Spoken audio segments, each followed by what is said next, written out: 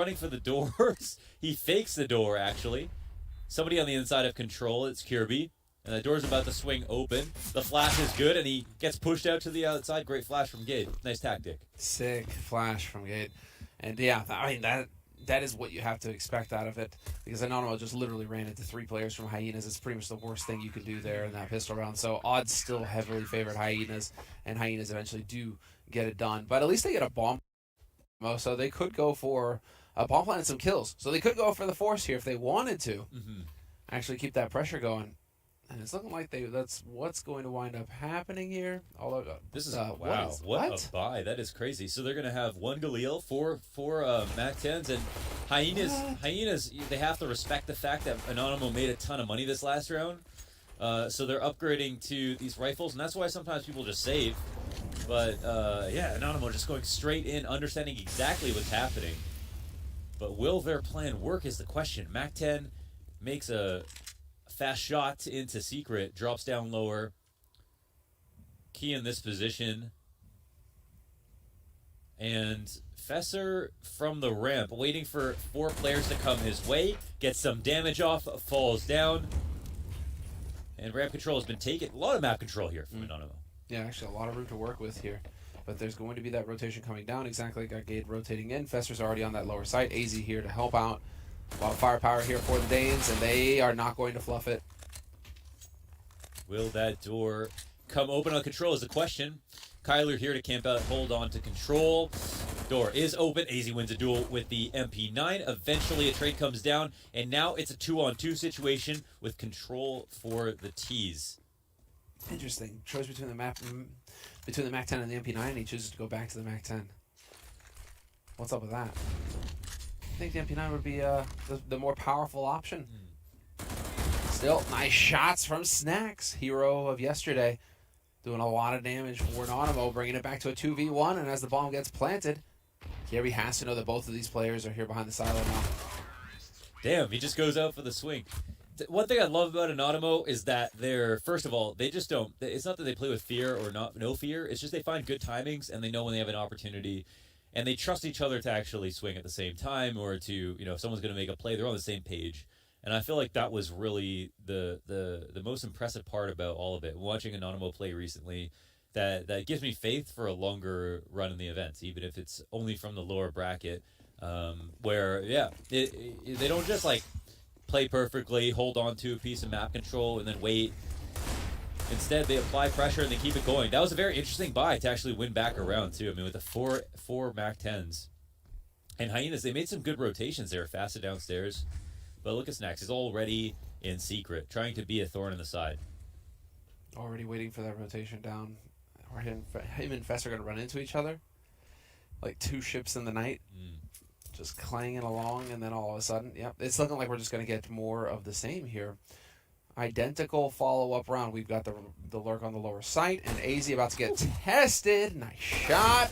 Thought he got the second one, too. That would have been ridiculous. Yeah, it looked like he almost did. Now we've got a similar game plan, like you mentioned, where they're trying to connect with their player who has already made it down secret. The way they got down is different, but ultimately they get the same amount of map control, and Snacks is here to make sure rotations can't stop the plant. Oh, do they actually check this? Yes, they do. Nice attempt there from Borup. This will be a big problem for Hyenas moving forward, and it's a totally reasonable thing to expect over and over again. Someone going to go fast secret, someone going to drop vent. It's always going to be an issue. And, well, I mean, this is where Hyenas are going to get put to the test, and not a whole lot of time to play together on this team. It's a question of whether or not they're going to be able to get to buff out the rough edges here live in the match, because we don't really quite know how much time they've had to scrim, or are they even scrimming as this roster. I mean, considering, you know, plays were made to just maintain the spot in this qualifier and this RMR event. You know, so it's like we don't know what the future holds for Hyenas. Yeah, well, Kirby's like the #1 FIFA player in Europe, right? So that's gonna be hard. You're gonna be, you know, playing that a certain amount as well. Then yeah, I've never played FIFA. I don't really play a lot of sports games, so I don't really know what it takes. Neither do I. I have no idea how any of those games work. Okay, yeah. I absolutely no idea. I've just heard they're very expensive. That's what I've heard. Yeah, they figured that out real quick. You know, come on, it's EA. You know, They figured out how to get those microtransactions going real quick. Golden model of CS. Right oh, buddy. You mean they can buy the box game and keep spending money? It's like every game developer ever now. DLC, the 3 magical letters. Let's go. Okay. Oh. More squeaky pressure, but is this to go upstairs, or are they just trying to hurt somebody? It looks like they are just trying to get some damage into the mini rotation, but that player's not there. There's 4 CTs that came up through heaven, it looks like, waiting upstairs on the stack, and Anonymo clearly just here to play in anti-eco. Just going for that snack, hoping to get lucky and run into him. Snack's more than aware of this. Nice off angle from him, just watching. And there's a lot of patience getting shown here from Anonymo. They seem to sense what's coming to them. And in a moment's time, there it is, first kill. And the instant hesitation for the rest of Hyenas. Guys, this is a hard eco. Go, I got you. Yeah, right, exactly. I'm right behind you, bud. I'm right behind you. We'll trade for sure, 100%. They have no one outside to, confirm information. They think that Anonymo are out there, but Gade makes this one weapon seem really powerful. He gets the kill for Mini. And we're at the 50-second mark, and it looks like Anonymo are making a good. They're at a reasonable tempo. They got some good information just now, and enough time to still pick either site. Yeah, there's even more of a spot there. Innocent left behind. I think has to be careful about getting overwhelmed and giving up this AK though. They're trying to. They accomplish 2 things here, of course, because they want to try to protect that gun if possible. That's inside of Squeaky. Eventually, they'll give it up. But in the process, they also can confirm if anybody does a vent rotation by leaving someone squeaky. And now AZ, he just wants to save if possible. Quite a nice AK like this. Yeah, that's the Empress skin is top notch. If I didn't have the cartel, I'd have probably got this one. Nice shot though. And now he's actually got a way out of this situation. Bomb is going to go boom in a few seconds. I don't think it's going to be enough time for Anonymo to close the gap on AZ, and so they've upgraded the FAMAS for an AK. Is there a chance he could die? He's not really above it. Yeah, okay. He's outside big garage. Oh, innocent. Yeah, that bomb. Definitely a little worried for a second there. I can't tell about that bomb radius sometimes. 3-1 here for Anonymo. Successful anti-eco. A couple of really good rounds, in my opinion, and this is all to follow only a strong pistol so far for Hyenas. So we'll see what Hyenas can do right now. They're not going to have an op on this round. Not that they need it. Could take the edge off. But, okay, let's see what the 5 rifle setup is versus 5 rifles from Anonymo. They've got the AUG, right? So I guess they've kind of got an op. It just spits a lot of bullets really fast. But, you get that scope. Minyo going to be able to put a little bit of pressure over here. And, again, curious to see the performance from Minyo. Had a hell of a map the other day. One thing I'll say right away is they're not putting any pressure on the outside cross. It's been a couple of rounds down. No bullets gone through, no nades. Mm-hmm. And although it can be hard to make sure you get that damage, if you never try, it's that, If you never try, when's it going to happen? Yeah, exactly. And it costs you nothing, really. Those bullets are free. Get them every round. Don't have to press period to buy them like you used to. A little bit of info gate here, though. Forcing the smoke out of AZ, and now that's going to buy a little bit more time. Minute on the clock now. And Anonymo with this smoke, it's kind of just a barrier now that they have to worry about. They know that somebody's lurking on the other side of it, and so this is going to bleed valuable time off the clock. AZ as it clears. Yep, going to take full advantage. Picks up, 1 kill. Oh, this is interesting. He kind of baits, too. There's another player right behind him in control, and we've got Key? Is it Kai? Yeah, this is what's going to win Hyenas rounds, though. Individual plays like this one, where you just get clever and you're kind of on your own. You don't have support from your team, but you hit the shot. That's there's plenty of firepower on Hyenas, and so Anonymo do need to be worried about this. They make the slate rotation upstairs and an off angle for Borup. He's guaranteed to get a kill there. Very nicely done. Good rifle work overall. And the rotation comes through, but, I feel like AZ just plays his position so damn well there. Delays just enough so that his rotation can come in. I love his use of the smoke as well, and then it made it hard to know if he crossed left or right after getting the kill, after he opened the door. But yeah, here he got out, and there's Fesser is right here to the left. Very, very hard to know that he might be there. It's just, you're seeing more and more pros now just watch smokes, because it's becoming so common for players to just stand in the smokes and take advantage of that split second. But again, it's like it's still you have to be able to snap onto him before he can kill you. And if you're aiming left and he's standing right, you're probably going to die, which I think is what happened there.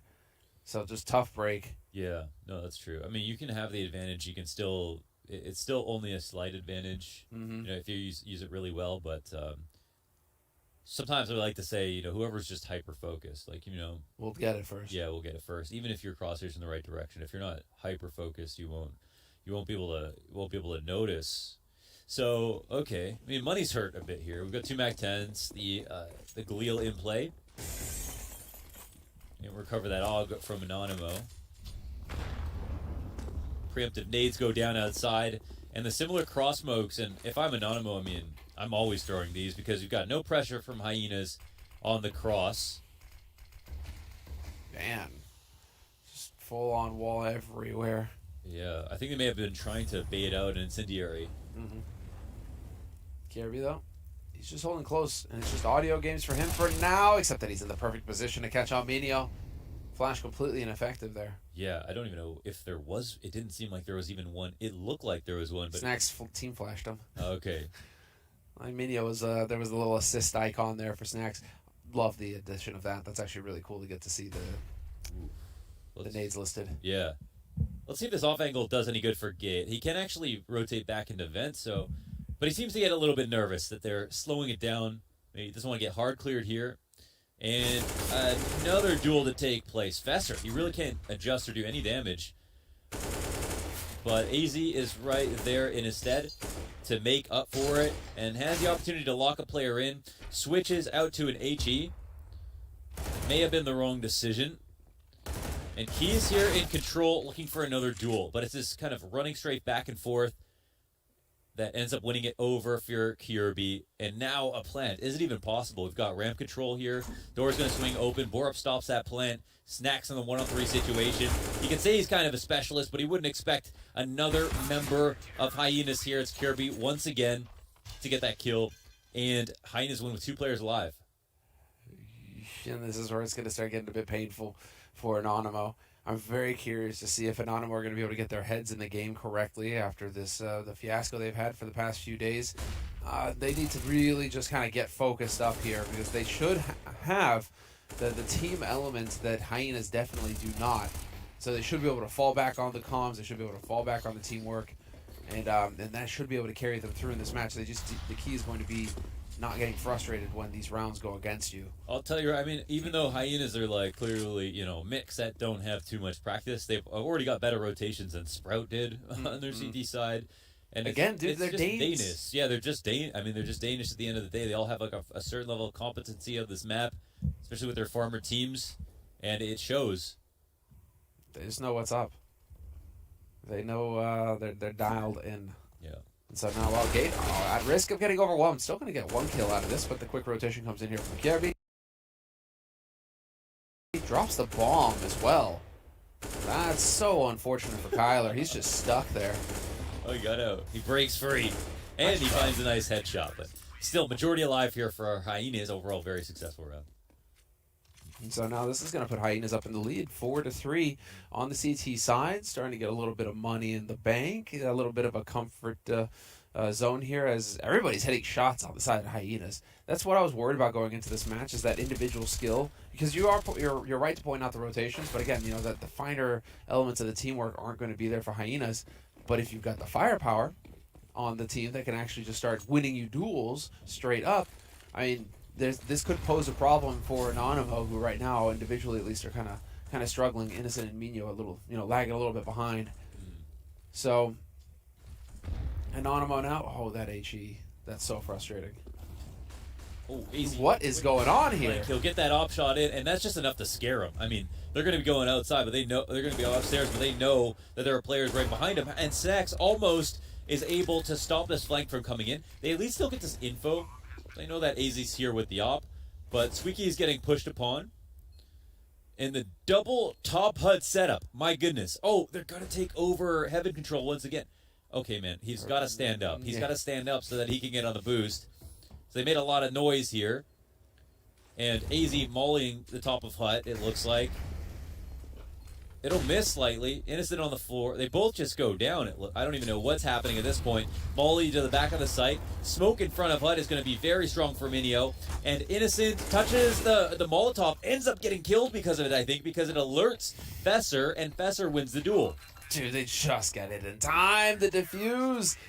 Such a close run thing, but what a great job of using all of the nades there from Hyenas, really putting maximum pressure on anonymo. It's actually rare, it feels like, to see, because you're worried about switching to nades close quarters like that. What if the guy peeks right as you swap to your HE or whatever? Guns out. Yeah, but this time around, it works out wonderfully.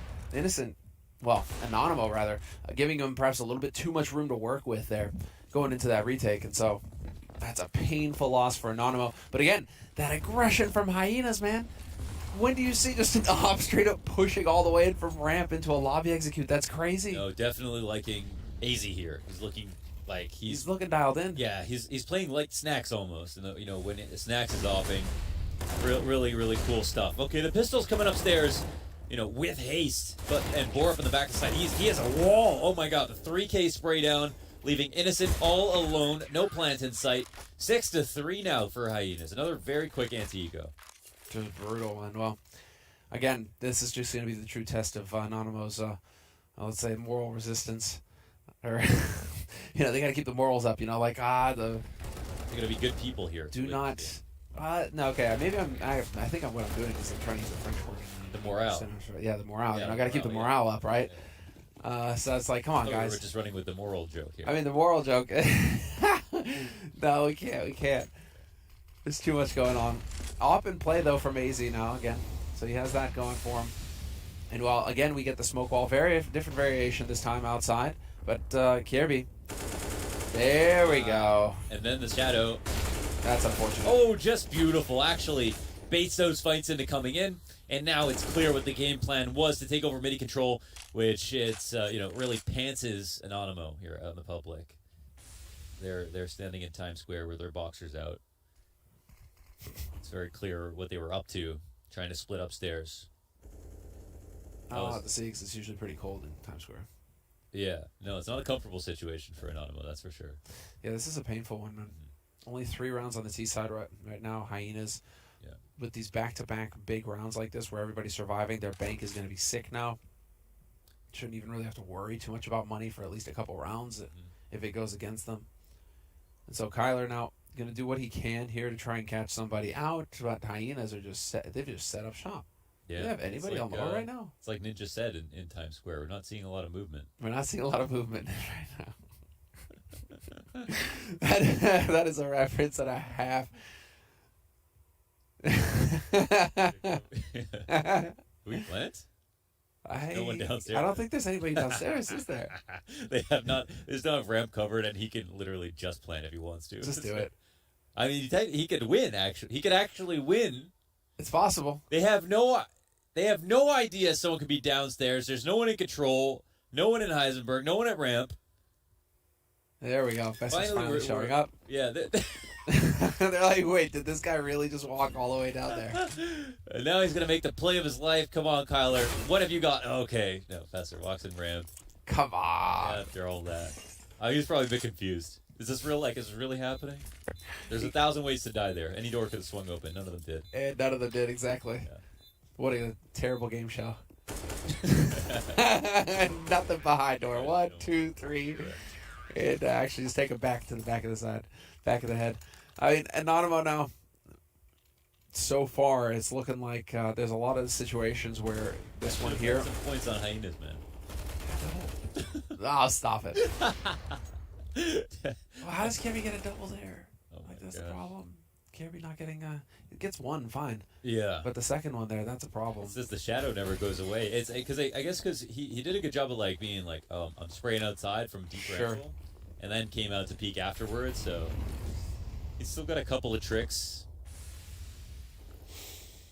But we get that smoke outside again. No wall this time, however, thrown in by anonymo. So Hyenas, lots of information to go off of. Kirby pushed up aggro as well. See how long he decides to hang around here. If he's going to get value or not. And in the meantime, anonymo just worried about pushes in main or in lobby. They're just kind of chilling out, watching these doorways. AZ can only mad lad so often, though. And it's looking like right now, at least, it's just going to be him chilling out towards ramp standard.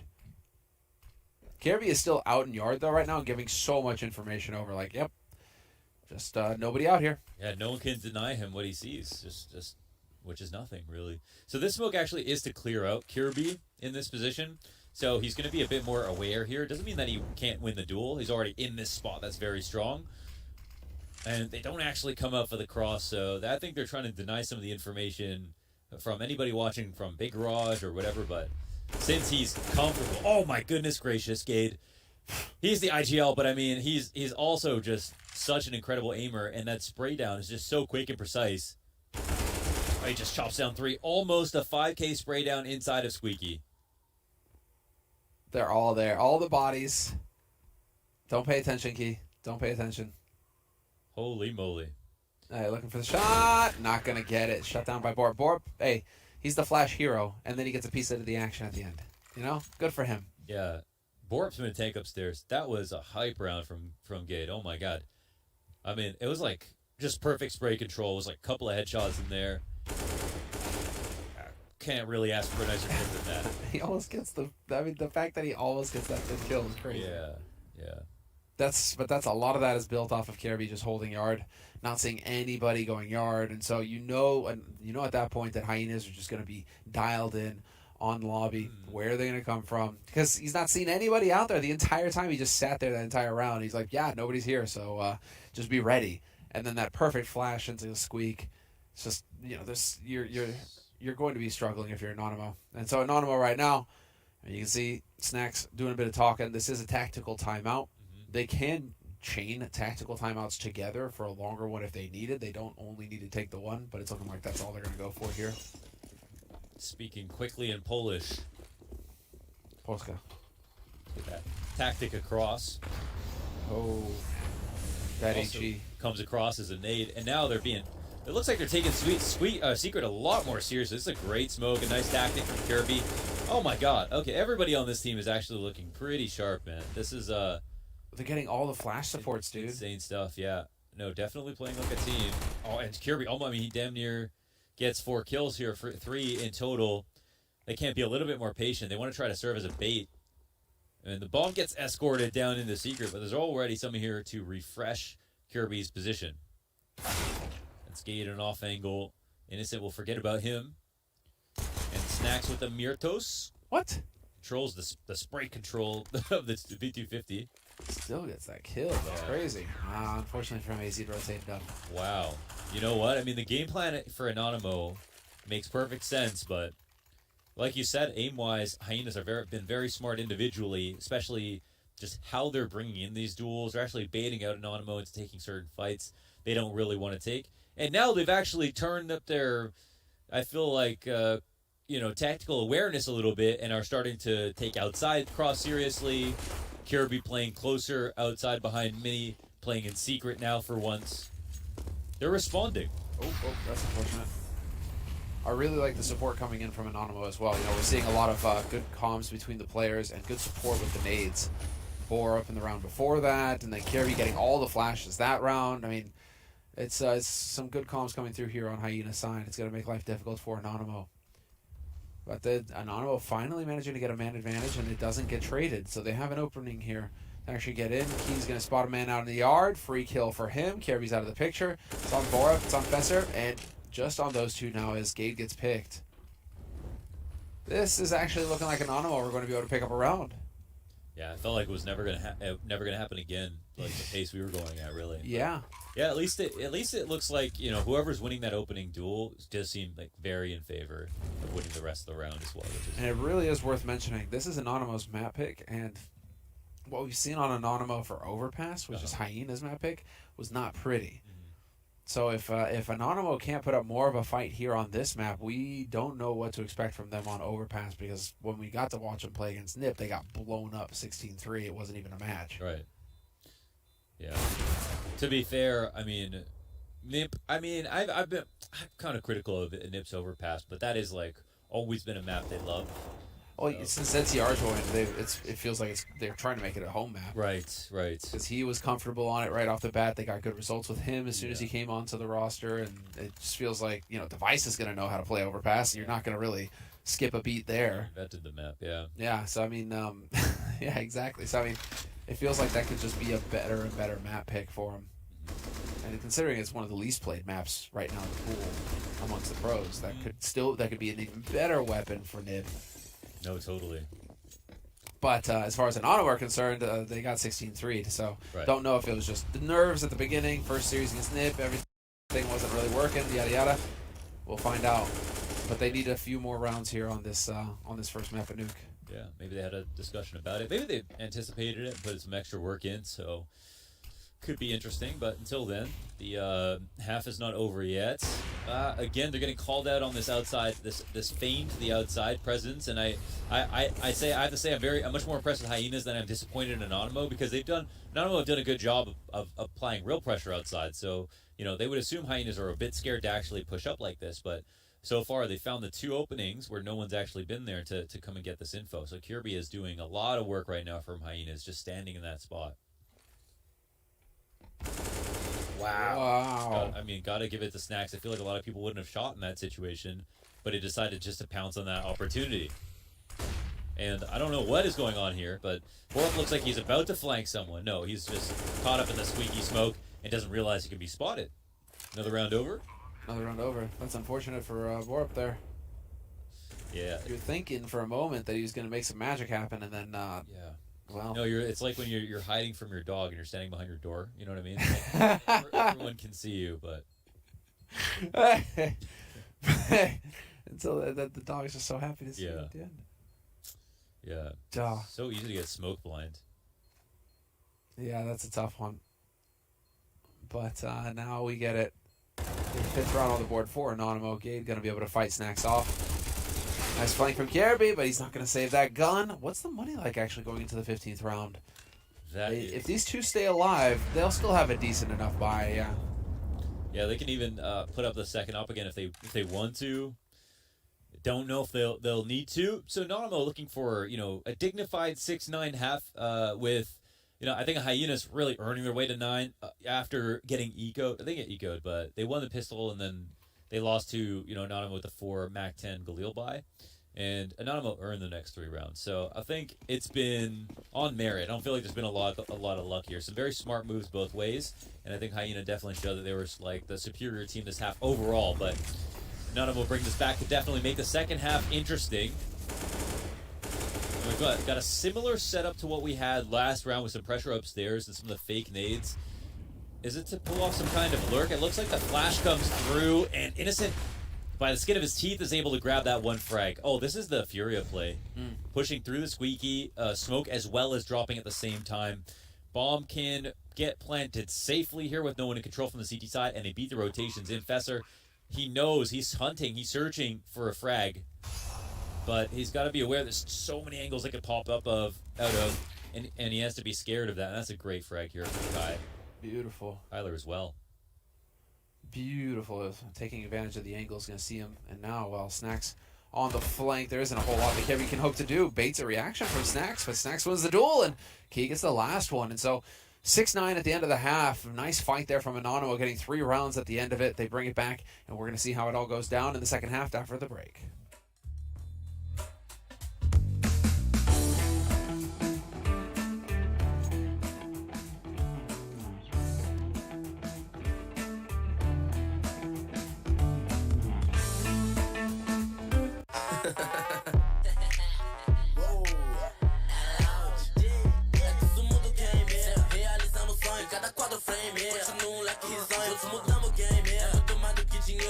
Ganância te levou aonde? Na loja eu pago pra ver. Lá de que tá o, isso é top 10. Dominando o game tipo fute, com a bola nos pés. Lá de que tá o, isso é top 10. Dominando o game tipo fute, com a bola nos pés.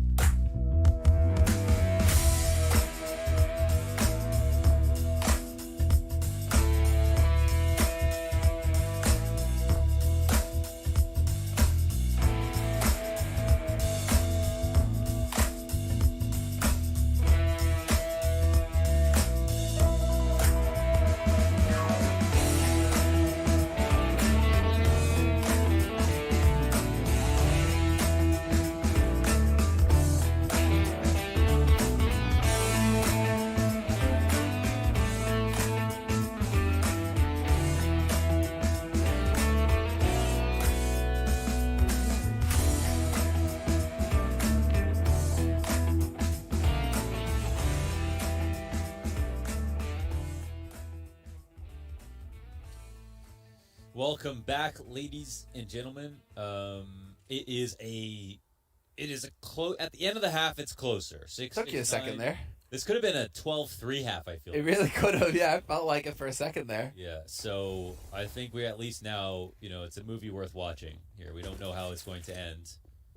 It's not an M. Night Shyamalan Ding Dong movie where there's a twist coming. Who knows what's going to happen this game? Upstairs, is the pop coming? Wow, we're very, very far away outside. It looks clear that there's going to be some kind of mini rap bust, but the Shyamalan movie would be like anonymo win this, and actually they beat Nip all along. That's like the twist. Oh, right, and we go back in time. This was all a fever dream. Oof, this is actually looking like a potent split. My goodness, he just whips that Glock up. That's crazy. What a shot from Fesser. And it's now the 3v3 retake, which you're going to give it to the T's, most of the time, but it is a pistol round. USPs are quite strong. And, of course, all it takes is one bullet on these magical rounds. So Fesser tries to get an off angle, and it looks like a pretty good one, actually. But Kai is so aware of his position, ends up winning that duel. Gains a lot of space off of this kill, and Gage tries to flick around. It's a 1v1 now with Kirby on the site. Back on the site, he swings out wide, and he ends up getting taken down. Just enough time to pull off the defuse. And it's all about Kai here on the flank. Yeah, fantastic. 3 kills, all of them crucial. All of them needed to happen, and he manages to make it work. So 7 rounds on the board. Is that Key or Kai? I call him Key. Key. Okay, I couldn't remember. I thought it was not the intuitive way of saying it. Sure. All right. I think it was Freya. I was asking Freya going into it, and Key seems to be Freya or Freya, Yeah, exactly. 2 rounds to go to tie it up for Anonymo. And another situation, with the T side get a plant, and the CTs know this, so still a very strong buy to have to get through. So brutal. Yeah. 3 rifles, a scout. Uh-oh. And, the hero of the last round gets taken out. AZ just picks him apart. The adrenaline's going through the arms. You get so dialed in, man. You think you're invincible at that point, and unfortunately for you, 2 shots will take you out. That is by far and away their strongest weapon. So they'll have to.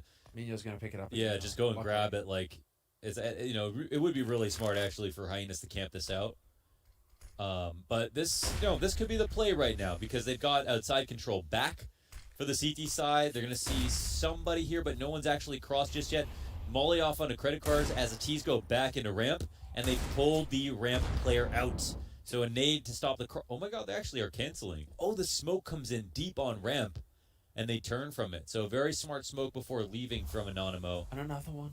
And now they come back after they see no one's crossed outside, and here's where Hyenas start to get a bit scared. Yeah. They had an opportunity to go ramp, but now they've used all their grenades. 43 seconds, less 40 seconds on the clock. 1 smoke, 1 flash here for Hyenas, and they've got to make a decision. Oh no, Snacks has got a molly. And Snacks, he's so aware in these situations. And now they're going to be very scared about trying to go through this, but they still only have to go through a scout if they want to. Damage in and some confirmation finally. There was someone here all along. Kirby, will he be able to win this duel? He's going to come and try to clear top hut.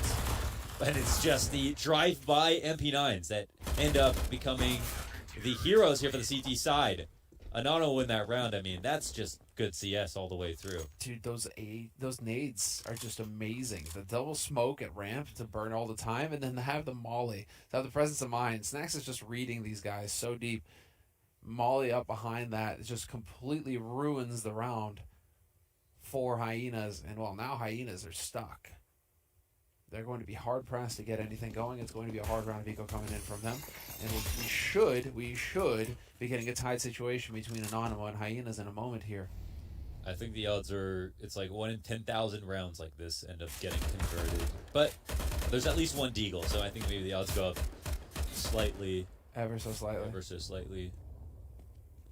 High second round of it here with the AUG. Will he get blasted behind Big Garage again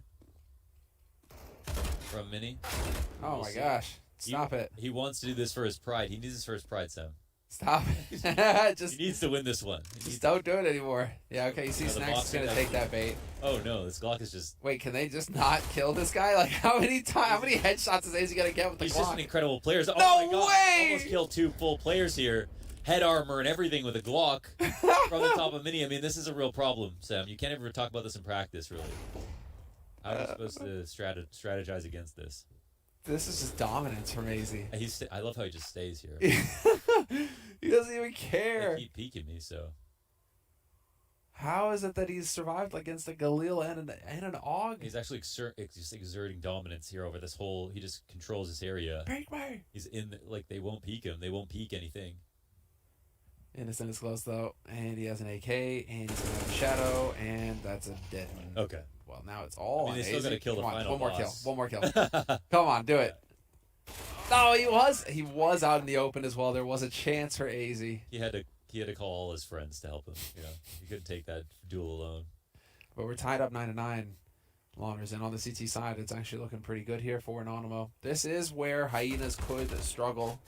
Have they had time to get to outline a strategy here for this T side? Do they have crisp, clean executes, or is it just going to be a whole lot of aiming? I tend to think it's going to be the latter. But, you know, these guys have already demonstrated that they're perfectly capable of hitting headshots and getting sprays. So that is dangerous for Anonymo. They cannot slack on this. Oof. Warning shot through the box outside. Orb down 40 damage. Unconfirmed, but still impactful.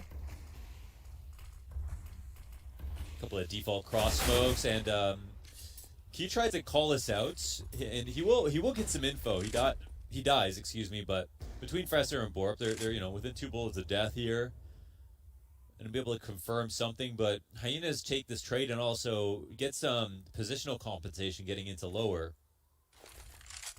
Fresser here to work it alone. Will he get that kill? Could have made a huge difference right there, but Minio was too sharp. Through the floor, right through the stairs. Yeah, that's so brutal. Wow, heavy rotation upstairs, and it is also looking like the correct one. Shot from Snacks, and he does not miss. They do bring it back, though. Innocent, this is tit for tat, back and forth. Innocent, though, holds his ground on the upper side, finds 2 kills. Now it's all AZ in a 1v2. Do we know about AZ is a question. Okay, now we know for sure. And Innocent has already tried to trade here for HUD control, and now he starts to get paranoid about, you know, the potential wraparound here from AZ, but AZ is out here taking his time. He'll scoop up the bomb, and look at Innocent. He's making the next gen play, moving all the way back, almost leaving lobby entirely, almost going outside where he's perfectly safe. And Anonymo will take a lead for the second time in this game since being up 3-1 to begin things. Just giving AZ all the rope to hang himself with at that point. You want to come and fight me? Want to come and fight me? I'm going to stand right here in this weird off angle, middle of nowhere. AZ definitely not expecting that, and it works wonderfully. So double digits now for Anonymo on this CT side. Yeah. And we're really starting to see them come into their own here. They're comfortable. They're making correct plays. They're looking dialed in, and I think this kind of gives you a little bit more hope, Lawners, because it was getting a little grim there for a second. You were a little worried. Let's admit. Yeah, I hear you. Yeah, when I think about this team, I think about Snacks and I think about Innocent. Yeah. Just as the 2 names that have been around the longest, that have, you know, just always seem like the most promising. Since the beginning of CSGO, essentially. Yeah, definitely. Yeah, so it's good to see them on a team that looks as strong as Anonymo do. And, yeah, Innocent of that last round, I think, really showing how sharp he actually is. Cyclists unite. Well, the Danes right now currently struggling to find anything. What is cyclists? What do you mean? Because that photo of like Innocent with his bike helmet that everybody has on Twitter. What? I didn't see that. Dude, I'm not on Twitter much. I just post when I'm casting, and that's it. Oh, then you must be very mentally healthy. It certainly has helped. Yes. Yes, it's a funny one. But I joined the cyclist the other day. He's been out there with Pasha grinding. Dude, Pasha the Greek god. Oh man, what does the Skybox AI prediction say about this round? 97% CT, I would assume. I would think so. I mean, always a chance here for AZ. Yeah, if you get the guy defusing. It's down to 50%, I think. Just get the guy defusing. They are not covering this. Okay. The bomb diffuser will also have to get the final kill. Because that's just how it goes sometimes. Wow, this is actually kind of a close defuse, my goodness. Wait, We're not in a situation where this would be a problem. Okay. Yeah, okay. Is it like someone gonna help me next time, or I'll do everything again? It's all good. Oh man, what is going on? Wow. AZ's like, did I win that? Wow, Anders is almost correct with the guideline for percentage. Hey, you know that's the thing though. Still that 1% or that 2%. Yeah. There it is though, 11-9, and that was a close one for Anonymo. Perhaps a little bit too close for comfort, but you know they got the job done. Now AZ has that AWP. Looking for the quick ramp peak. Does he find a target to work with though? Borup is getting tagged up with HEs outside in the meantime. But now Minyo, the hero of Mirage, going to be looking to get the lockdown on ramp. Fresh smoke goes down, and so AZ already thinking about how he's going to change up the point of attack here. It's so awkward, man. Yeah, you just don't want to stand anywhere in Squeak. It's just a bad news bears kind of place to be. What I really appreciate about Anonymo is they don't like. Wow, that's actually some sick damage. But they put the spam through. They're not shy. You know, they know. Okay, it's obvious we're gonna either be crossing outside or whatever. You know, it's important to spam these smokes on CT side, and they're not scared to do it. And they were rewarded already. Key's gonna find a timing. Wow, a key timing.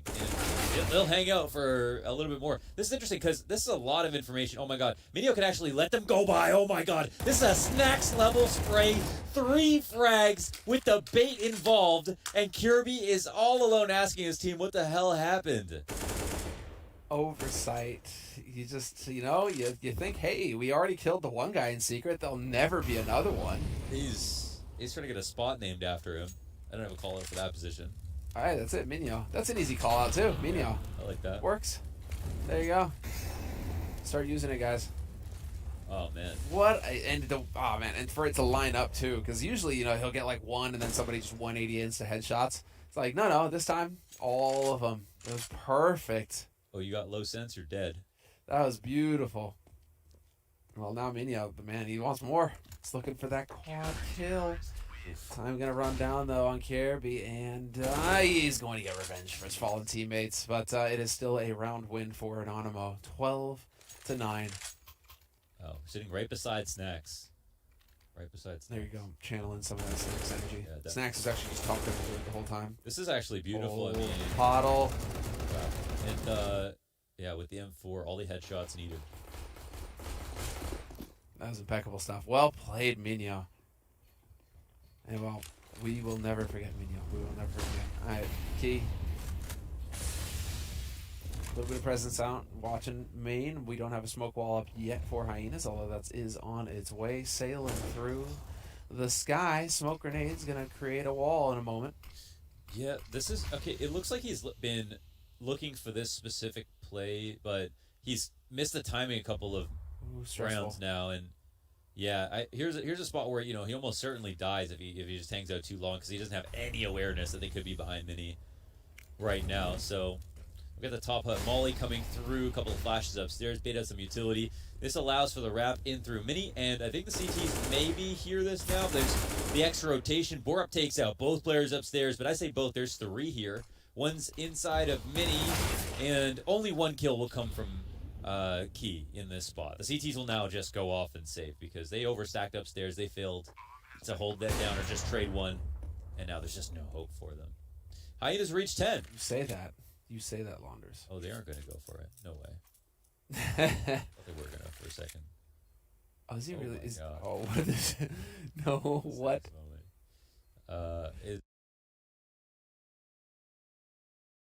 Is there some, you know, weird chance? Are they going to come in for the really late? Oh my God! Are they going to come with a super late rotation? This actually. Oh, come on! That would have been. No. Oh, come on! They actually thought about it. They thought about it. They definitely thought about it. You know, the funny part is, if they kept the smoke, it was a good. Could have been an interesting bait to make it seem like they were saving. Yep. But if they kept the smoke, oh, the bomb's actually front sight. That would have been a little bit harder. Okay, that would have been a bit harder. A bit harder. So in the end, you agree, backing off, saving, the wise move. Yeah, just as wise as they were to throw that bait smoke in the first place, they were wise enough to realize when they didn't actually have an opportunity that appeared to be there. And still, I mean, if they lose those guns, they're not getting much of a buy this round. Whereas now, they managed to save a couple guns, and so they can stretch their economy, and they'll have a dangerous buy going up against Hyenas, who have called a tactical timeout. 10 rounds on the board, though, for Hyenas. And to be fair, I mean, this is a great performance so far from the Danes. Don't know if I expected them to get to double digits here on Nuke against Anonymo. I was kind of looking more towards Overpass, the next map coming in this series, for them to put up a fight. But, I mean, they definitely made Anonymo sweat for this so far. This last round, I'm sure they're not going to let that happen again, and this is maybe why Anonymo want to call attack, because it was kind of a gimmicky play to have some two players sneak to the back of Mini, and of course Key has been out there looking for this push over and over again. Now he's going to be a bit more proactive about this right away, and he also catches them getting onto the top of Mini, and wow, it doesn't matter though. A shot gets missed by Snacks, and Gate ends up taking out 2. Can he get 3? He can. My God, he's so sharp with it. And this just brings around so far in the favor of Hyenas. I mean, how will they ever bring this back? Minio tries to sneak into a position in the ramp. Kyler has the opportunity to find 1 kill. No, AZ will take him out. Suddenly a 1v4. And this is kind of funny. I mean, this could be crazy. I'm not going to say anything will happen off of this. And it doesn't look like they're making any noise. So they might just walk by without him ever realizing they were here. But it's looking like that's exactly what's going to happen. Wow, just kind of wish he wasn't just saving up from us. Yeah. He actually does finally take a peek, but it is a few moments too late. They are very, very spread out. Bomb has not even been planted yet there. So Where is this guy? Yeah, they're just trying to find this guy. And to be fair, I mean, if you can kill him, they've really got nothing to work with in the next round. Anonymo. Such an easy round next round. Yeah, they only have 1 round of loss bonus so far. Borp will start to run his way back upstairs, and Minio will hear this, so he'll know they're potentially coming here. And wow, they're checking behind the box. Yeah, they're actually like the one place that we have not checked, and I think you're right that he was there at one point or another. Well, now donating an AK to Minio, actually not too shabby. Yeah. Minio hoping he can get out of here. I don't think that Gate's gonna let him though. Is he aware they could be up top there? 1v2 now. Well, okay then. Oh, wow, even going for the audio fakes. Yeah, is entertaining them. Hey, don't come look for me. I'm actually coming to you. But that will still be that. I mean, majority deaths here is a pretty big win for Anonymo, considering how much they got destroyed basically by Gate outside. Like, it couldn't have been harder for him, really. You know, he's been op outside. You have 3 different positions entirely, and those are what I would call 50-50 fights, or even a 40-60 fight versus the AWP, maybe less. And he's able to win all 3 duels. Pretty strong game for Gate overall. 20-15, almost a full-on ace and Tweaky in that first half, and here just another really monstrously impactful round on the rifle on T side. So good stuff here, and it's just getting closer and closer. Whoa. Hey, okay then. The hero op. Let's go. They're not going to expect this, are they? Oh my god, the collateral completely blind. Doesn't need to see a goddamn thing. Just don't shoot your teammate. The odds flip here in the round already after that kill, even though it's just pistols to support Snacks. These are pistols that are rotating in the reinforced ramp. Damage being done with this Eagle, and Snacks already on for the ace. 3 frags with some pawns to support. He's going to make another rotation. Try to be quite resourceful of the fact that they have some map control to work with. Minio pushing into the lobby, and he's going to see some nades being thrown here from Gade. And Fesser is here to flank Snacks, and he can line up 2 now if he's nice and sharp, and he does grab them both, but Minio does get the lobby player. Bomb is dropped here in vision. An upgrade comes in for Minio, and it could be a 50-50 duel here for Fesser. Is Fesser going to catch this? He does. Spot Minio. 1v1, hyper aware of where this next duel will come from, and he wins it. My God, a fantastic round from Fesser to bring that back from the grave. You're just holding your breath that entire time, especially with the collateral after Squeak. But Fesser, what a play from him to bring it back for the team. 1v1 clutch in the end, but this was it, the shot that kicked it all off. Snacks so mobile with that AWP as well. Just unfortunately, Fesser found the gap. He found the gap in the defense and just guts him. Gets those 2 kills on that upper site and just completely changes the situation. Wow, that was fantastic stuff. I mean, that's why, we did talk about Fesser. We're looking forward to, seeing what the next project he'll be a part of is. And, you know, a lot of people here are players who have been experienced or like were just previously on a really strong team. You know, like Borat, for example, are looking for another chance at a team like that level. Professor's just on his way up, you know, maybe happy to be here, looking forward to playing this and then seeing where he can go. Well, like, you know, they're going to be on the Hyenas, man. You know, Hyenas, even as a pack, they're dangerous. True. One alone. You know what? He's going to go alone as a Hyena? That's true. You got to be in Never a pack. works out for him, man. That's no, you don't want to be by yourself. Gotta have the team. But he is the most clutch hyena, it looks like. The clutch hyena. Clutch hyena. You can hear him cackling in the distance as he clutches it out. What does a hyena sound like? I'm not even going to try. Professor, the clutcher and the entry fragger apparently, but it'll come at a cost. And AZ doesn't even know there's a player back at the site. I don't know if the comms were there or not, but the audio certainly wasn't. Gade puts the bomb down back of the front of the site. Nate comes into the back, and Gade finds another key frag in the middle of a rifle round. And Key recognizes an opportunity. This is interesting. Someone crossing. Oh my god, Gade goes down. It's a 1v2 quickly from Key. The bomb will get defused, and Gade tries to get to a better post-plant position inside of the hut after planting the bomb front sight. But no moment of respite here for the Hyenas. Key is coming through and realizes if I let that smoke last, if I let that molly stay up, I mean, there's no chance I'm going to win this. If you let it settle, right? If you let this slow down and they can get into post-plant positions. Instead, he catches them in the open before they can make their way into the hut. Kirby, a little bit of frustration getting shown there. Definitely a winnable situation, and he knows it. And it happened in a blink of an eye, but this is a pretty critical round, right? I mean, this helps keep Anonymo's money afloat. Even in this position, they barely have enough. This could have been a free 14 for Hyenas. And it's a 1v2 one for Anonymo. But that being said, the money, the buy is still stronger, excuse me, for Hyenas, with all of their nades and off in hands for AKs. Certainly doesn't mean they'll win, though. I like kind of a lot of faith in Hyenas when they just have like weird guns. They're very good at closing the distance in tricky ways.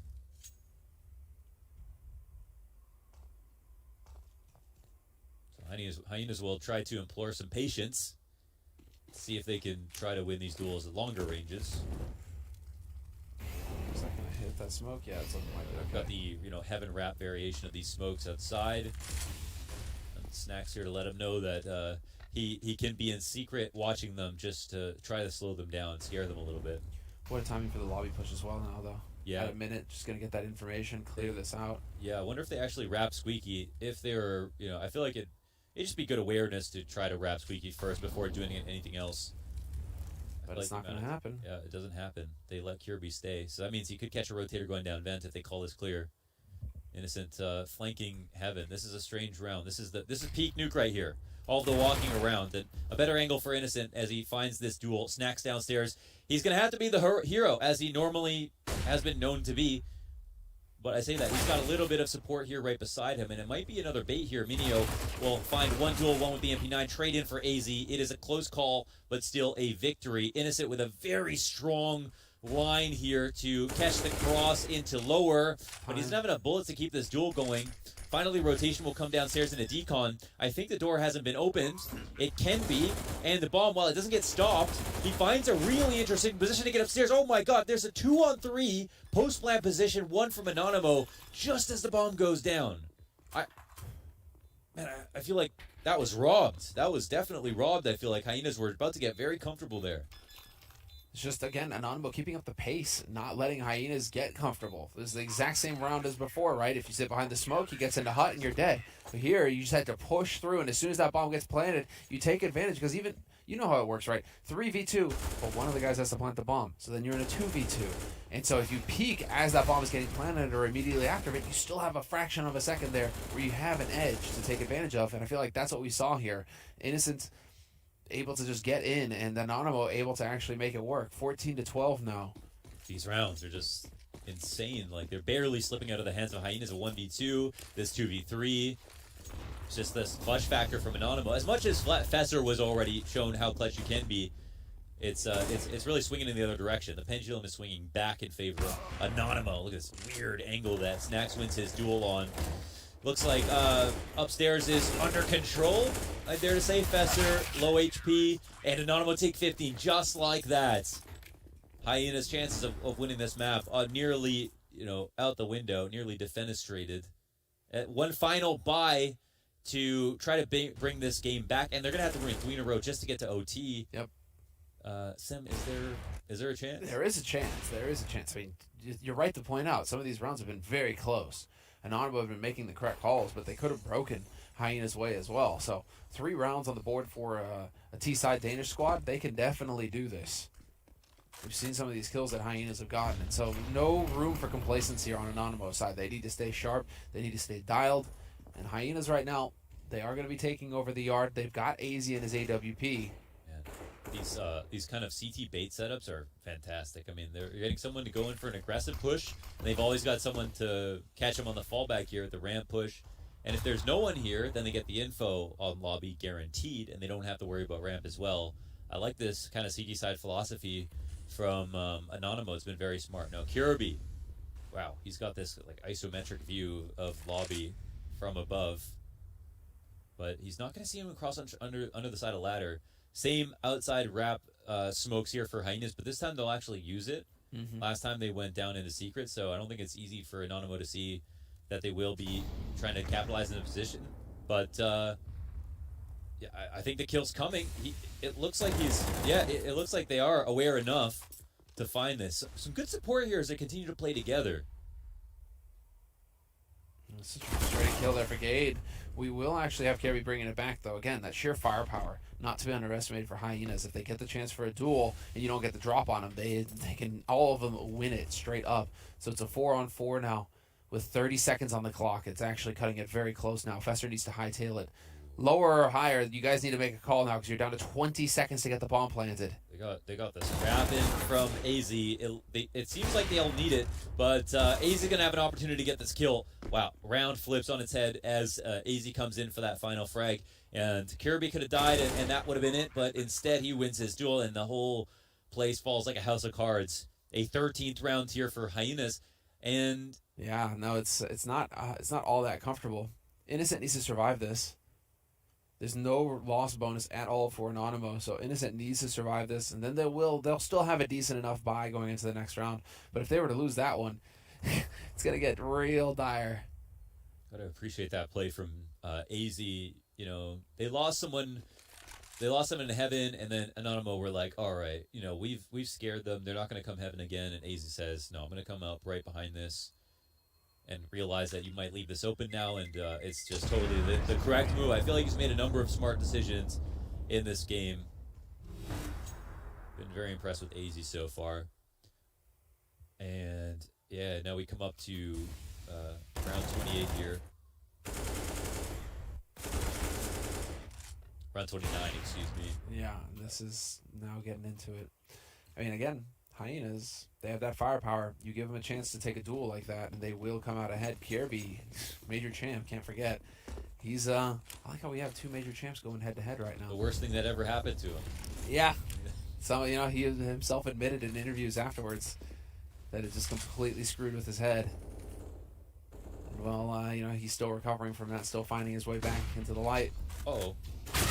That's unfortunate. Wow, okay. Minio has no idea that they're going to try to come through with the explosive ramp hit, and it ends up being the right call, and I love this from Hyenas. There's no bait here. If they catch this guy so early, this is just what you do, and now they can just put so much pressure on downstairs. And if he wins this duel, we can talk, but Fester's not going to let that happen, and it's definitely T-favored in all these positions because they know that the rotations are slow.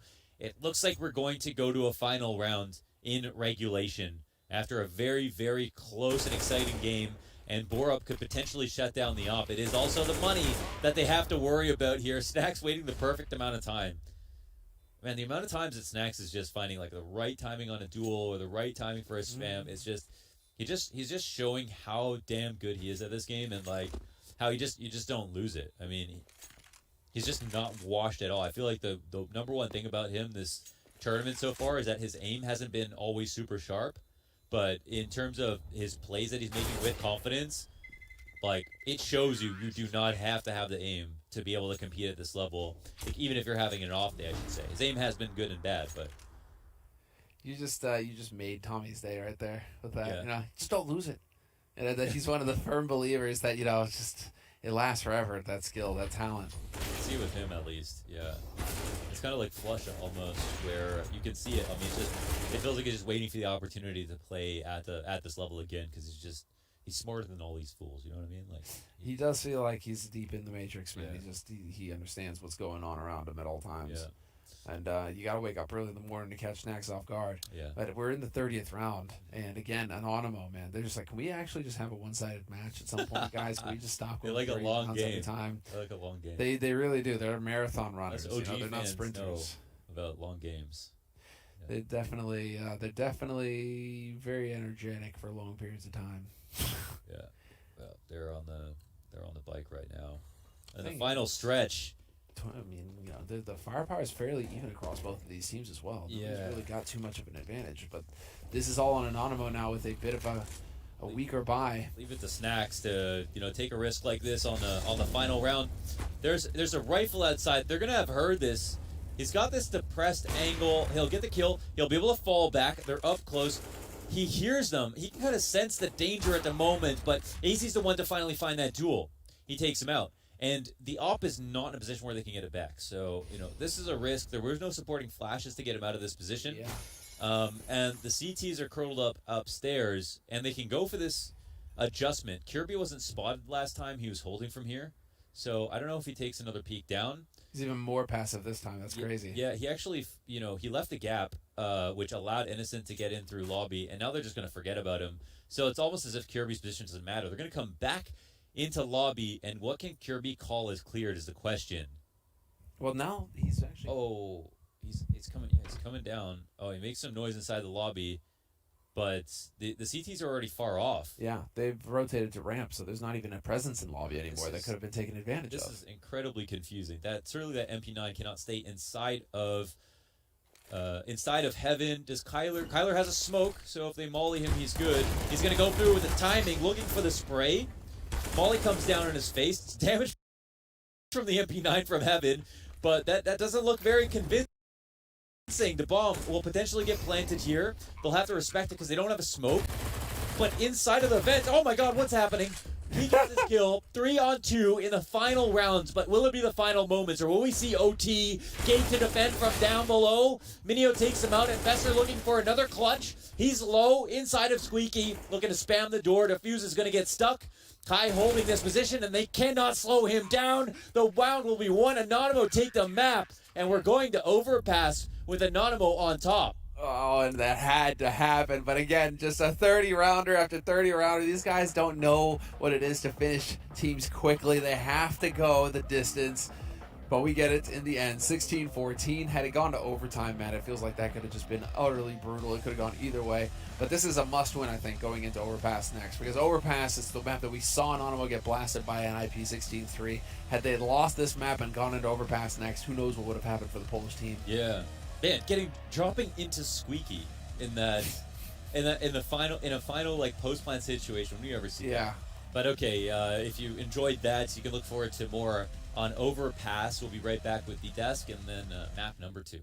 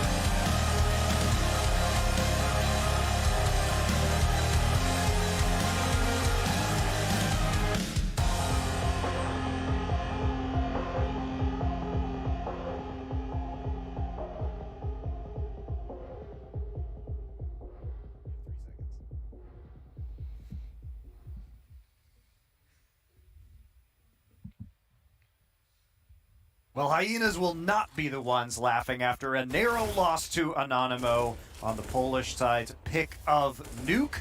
Maybe not as clean as we might have expected from Anonymo, but Hyenas actually making this a very compelling map nonetheless. Was there an uptick in Hyenas' performance compared to what we have seen from them previously versus Fun Plus Phoenix? I have to say yes. Hyenas look like they have righted the ship at least a little bit. I mean, they couldn't get it over the line here, but Hyenas look like a more composed team, especially in the mid-round situations. It looks like this is now 5 guys that are playing off of each other. Wow, what a statement to make for a major qualifier. they've now cleared the Maui Snakes minimum bar. Yeah. This is acceptable performance, according to Maui, and I can't agree more. Honestly, Hyenas at different times in this game looked like they had an opportunity to come back into it, take control, even push this to OT towards the end. Close 1v2 attempt from Fester doesn't quite pan out, but I mean, I can't really even say this, but Anonymo hasn't exactly shown us that they can have clean victories here at Flashpoint 3, and I think this is it's good that they're getting this first map win under their belts. Obviously overpasses what we're on the desk here worried about going to map 2. But you know what? I think this is a good performance out of Anonymo, but an interesting result from Hyenas considering just how different of a team they looked just a few days ago. Well, also, at least for Anonymo, their CT side looked significantly better, but one wonders why this was going to be their map selection if their T side was going to be a little bit shaky. Yeah, I feel like Hyenas just did a really good job in kind of understanding and scouting Anonymo, so much so that the T side of Anonymo is pretty good at getting people into fairly advanced positions, but then they kind of spread out. They play it kind of thin. You know, one person goes decon, one person goes control, and it felt like actually Hyenas knew that was coming. They actually were able to meet them right there, and they played some good off angles, and overall, I'd say the individual skill on the Hyenas players really showed in the first 8 or 9 rounds where they got a really nice head start. Yeah, they're fragging. Yeah, it looked a little bit confusing. We're going to take a look at round 9 to start things off here, which is a kind of an awkward boost up into Rafters that took quite some time to develop. You want to walk us through this one, Maui? Oh, Lex? I'll go ahead and take this. This is one that I really like. Just, you know, Anonymo kind of hitting the upper bomb site with a full execute. Nice little hold here from Borup at Silo. I think this is the round where they... Okay, maybe this isn't it. Might be the wrong round, but solid upper hold from Hyenas in that one. Sorry, that was actually my mistake, guys. I no worries. pulled the wrong round. Oh, It's okay. all right. But we do have another one to talk about, how Anonymo started to get some composure, at least in the first half of the map. So looking at round 15, was there something that you guys liked about that one? Yeah, so round number 15 here, it felt like Anonymo, I mean, you can see at the very top there that they only won 3 rounds, and now they're building a little momentum, 2 in a row recently, but this is a really cool exec from Anonymo where it's like they faked that they were going to do an upper hit, kind of went into what seems to be a re-exec, but it's actually a fake as they run lower. They send out the single player and Innocent, and you'll see that all 3 players from Anonymo just outmaneuver Hyenas by jumping down the vents, and then they're able to play a post plant with very strong positioning. Yeah, rotations get caught flat-footed, and it's late to lower a Fesser, and, you know, at this point, Anonymo have so much lower control. The rotation, even through vents, is just so dangerous for Hyenas. They know it, and it just buys enough time for Anonymo to really set up the crossfires at lower, and, you know, right there, Key just planting the seed in Fesser's head. Key was playing really well in those kinds of positions when he just has that one piece of cover or just a 1v1 duel. He was coming up ahead a lot in this game. Yeah, and on T-side for Anonymo, like, it seemed as though individually some of the players were a little bit quieter and having some rough performances to start, and he was the guy who was really opening things up. And he hasn't necessarily had the sickest tournament so far in the showings that we've seen out of him. So for him to show up on T-side coming into this first map, you know, bailing out maybe some of his teammates that were underperforming, that's huge for Anonymo. Yeah, we do have some look at Hyenas here, too, because they did pull it back and make it close, and one of your criticisms was that they were playing a little bit too loose, a little bit too puggy. So at round 22, they did have a nice execute that showed that they had more preparation than in their previous maps. Yeah, exactly. So Hyenas actually exercising some misdirection here. They throw an a exec, but it's actually a mini wrap that gets this whole play initiated as Borup finds 2 headshots, just surprising the anonymo players. Key's still on the bomb site. He's able to get 1, but it's a very quick return as Hyenas have full control over the site. And all in all, this was a much better look for Hyenas. They couldn't get the map victory, but at the same time, this was so much better than what we saw from them versus FPX. Yeah, they had a few strats they could fall back on, and it really looked like a complete team comparison. Yeah, and the real big story we're going to be looking at for our second map here of Overpass. First off, Anonymo, obviously, with the 16-3 loss versus NIP looking quite weak. But there's only so much information that you can get when one team gets bodied so hard, at least from the Hyenas anti-stratting perspective. But it looked like they came into Nuke with some idea of what they were going to do. And I think we can take from probably their own preparation that the emphasis should be on Hyenas strats that they're bringing into this match. They're probably going to want to try and play their own game given the limited amount of information they got from the Overpass map that Anonymo played. Like you said, there's only so much you can do in terms of taking the NIP blueprint and trying to apply that to your own team. I mean, AZ is never going to be device. Fesser is never really going to emulate any of the players on NIP. I don't know, ZTR or something like that. But at the same time, I think what we were talking about in the pregame with how Anonymo played Overpass last time, it involved this one really kind of tricky Molotov that just didn't pan out for them, and I don't know if they're going to be bringing that today. I mean, what do you think, Lex? I mean, it'll be interesting to see.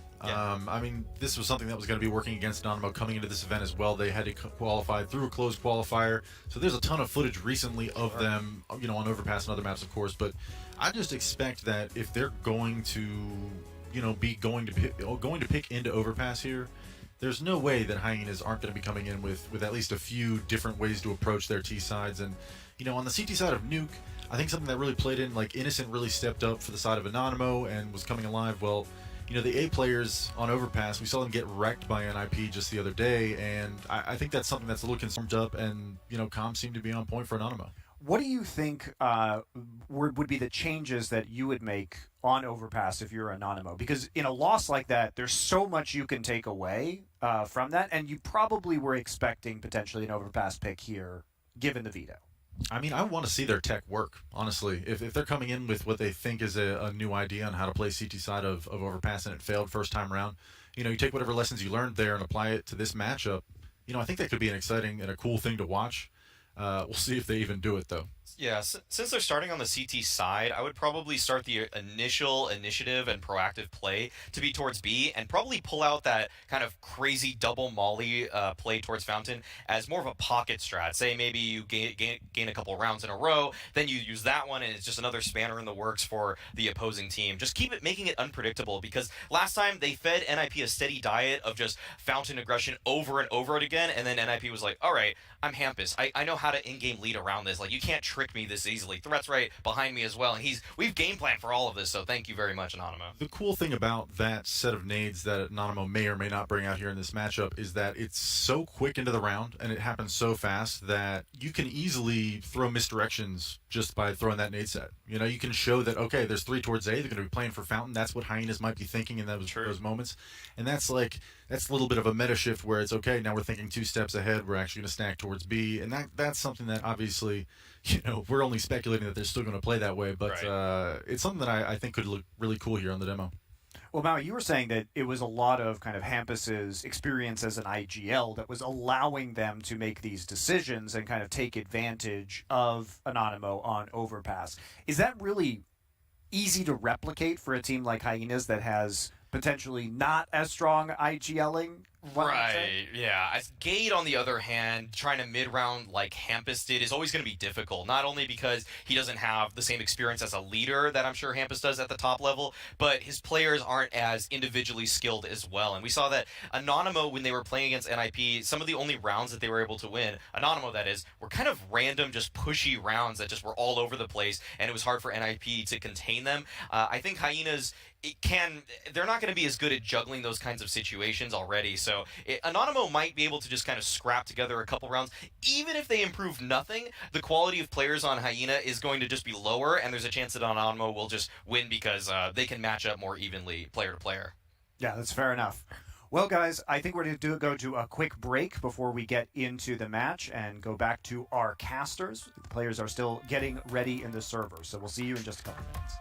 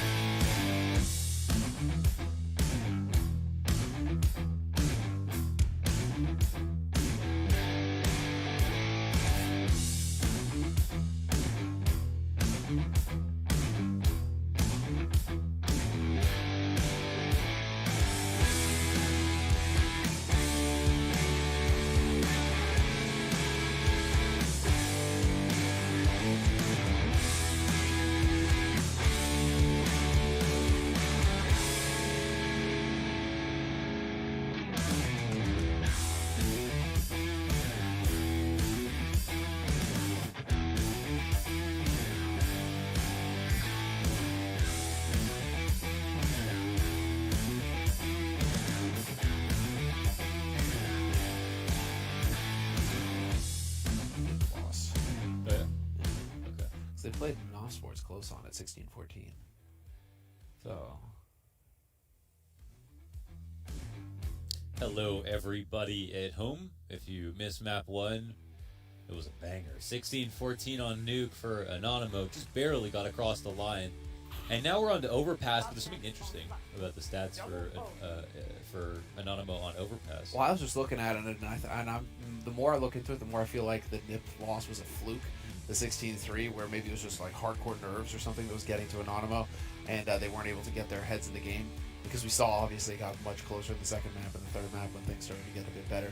But, I'm just looking through their map win-loss on this map. And, I mean, they're playing teams like mousesports close.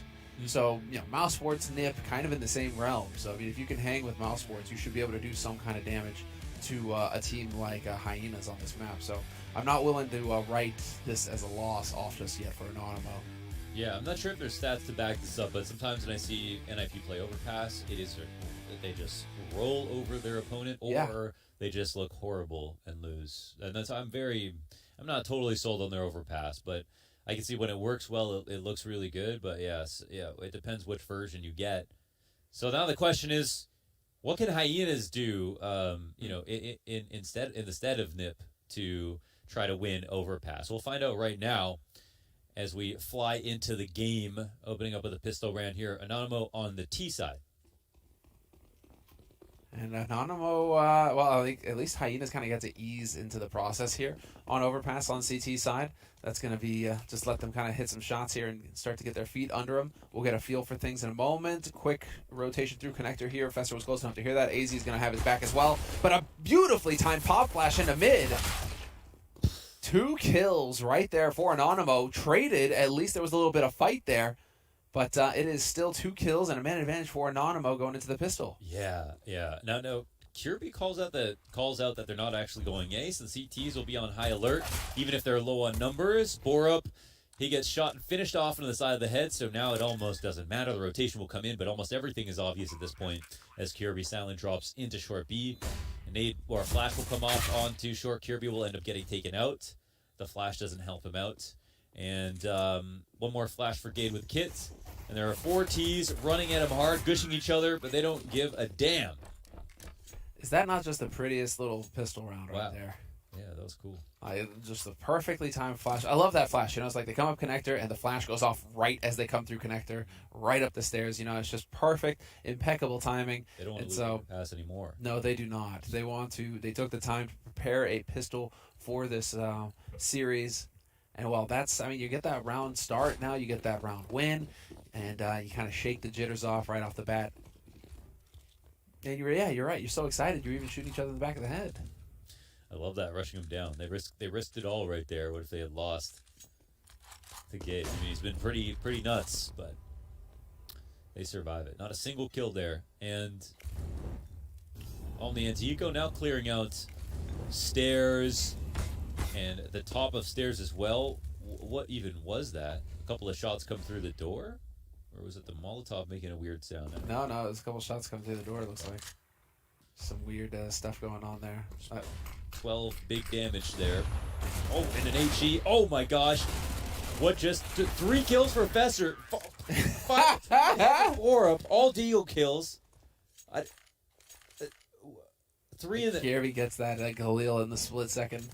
Oh my god, what happened, Fester? There was one in the back? I didn't even know there was 3. They stacked B. Yeah. And Anonymo just walked right into the blender.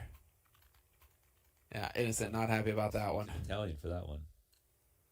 A lot of hand I'm talking. walking in. A lot of hand talking there. Think you're better than me? Then Hyena's like, yes. Yes, we do. Oh, man, that's such a painful loss for Anonymo. They walk right into the stack. They take maximum damage, and Hyenas, they don't have to wait long to get on the board. It's tied up 1-1. We've already got the duel going down in mid. Easy. It's just like, here, take this. I'm going to go get a pizza. And Gade is going to find a kill in connector as well. This is actually going to... I'm really liking just how aggressive Hyenas are playing on the CT side. This is going to set the tone. Yeah, no doubt. That was a tough way to lose a round, but it seems like, that could happen at any time, so they got to be scared of it. And maybe we'll find out, how anonymous or how it was so bad for Anonymo, I guess, the last time. Do we know off heart? Don't mean to put you on the spot, but did Anonymo play the T side out and lose really badly at first, or was it the CT that they had trouble with? And we go find. You know, the brilliant thing is that there's this wonderful thing called HLT.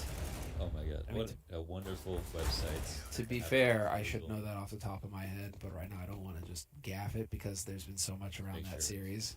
One of those 50-50s. That Yeah, it was Nip actually 12-3 on the T side, and so we didn't even get to We really didn't see a see. T side for Anonymo. Oh, so this might be a blessing in disguise for Anonymo to have, come onto this map. I guess another question I'm not sure if we have the answers to, but, does Anonymo get try side choice here? Because if they did, that would make sense. Getting to try out T side.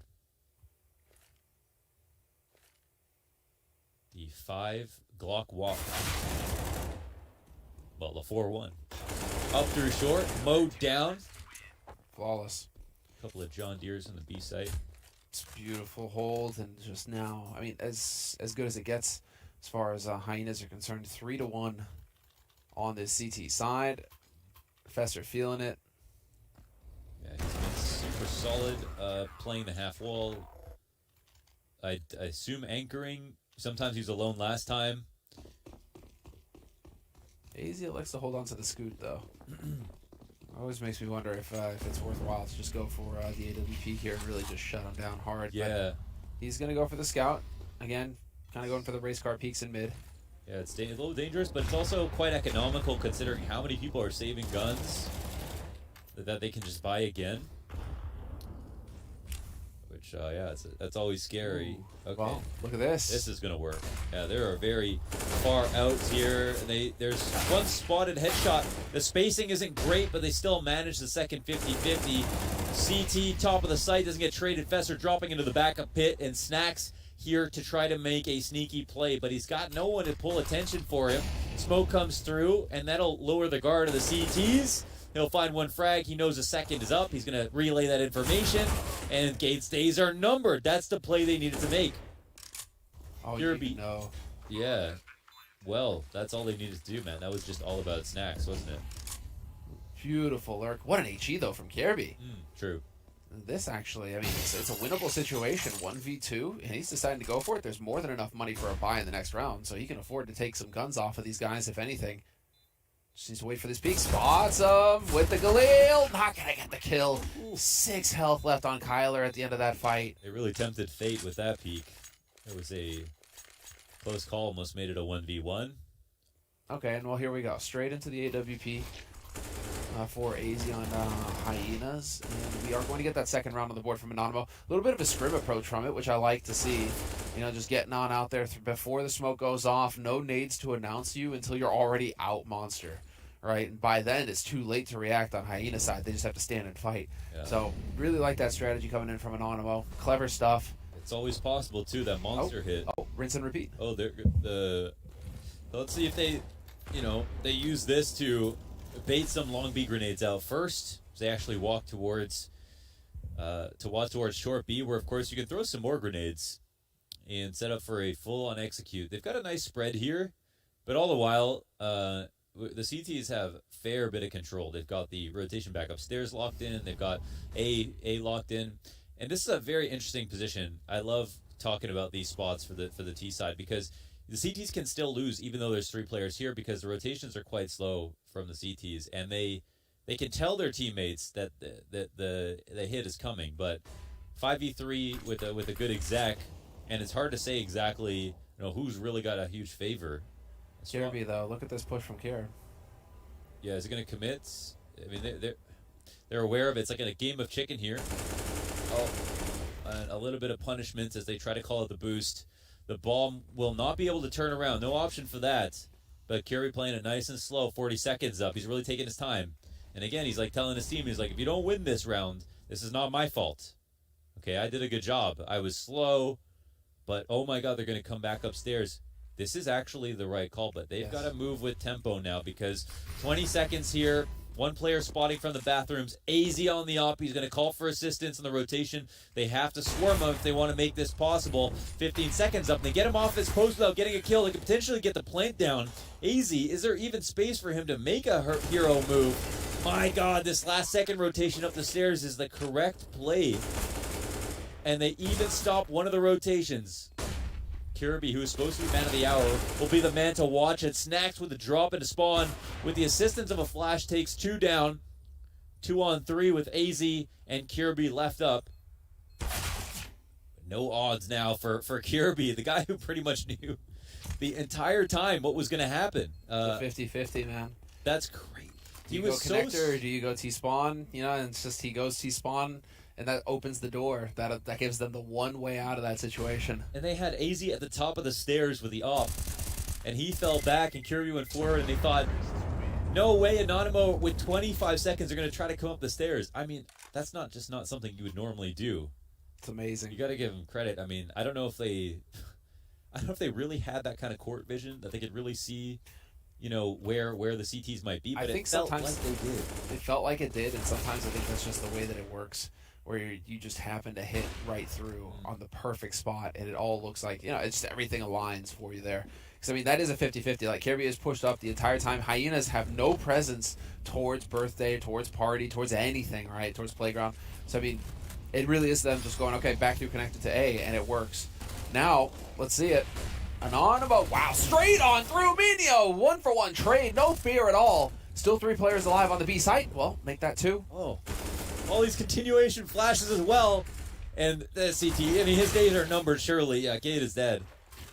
Wow, that was nuts. The ferocity with that. Anonymo are going to get 1 more round at least. Yeah. Going to get 4 rounds on this map of Overpass. They're like, hey, Nip, look at this T side, though. They could have shown that You guys the other missed day. out. Could have been a more fun game. That was actually just an eerie experience now looking back, because I mean towards the end of that first map we were just like, well, you know, Nip are certainly happy they got an Anonymo in the first round. You know, Astralis are over there with OG and everything, you know, just like what the hell. And then of course it shapes up into 2 extremely close second and third maps. Yeah. But this is, I mean, we're seeing some good stuff from Anonymo. I mean, I like how they're taking, they don't look one-dimensional at all. I've been liking their T-sides, the different tempo and stuff. I mean, there's a hint of Virtus Pro here with the monster attacks. I'm liking the layered attack as well with the continuation flashes. I mean, the guy in back pit was actually still blind by the time someone jumped into the back pit. And then after that, the headshot barrel player rotated in. He was blind as well. So they kept layering those flashes. And so I want to give full credit to whoever was back there, you know, in the mailroom doing the dirty work. In the mailroom doing the dirty work? Yeah. Just like constantly just winging flashes out the window? Here comes the CEO. You know? Okay, that's it. Just putting in the hard work. Right. Showing up. It's like Walmart CEO loading trucks at the beginning. There we go. Exactly. See, there you go. Yeah. The CEO Anything's of Walmart possible. on Anonymo. Don't know who it was, though. It's Minio. Minio. There you go. Just calling it right now. Oof. Nice shot to open it up, though. Minio, well, I cursed him. Minio is dead already. Unfortunate turn of events there for the future CEO. Hero to 0.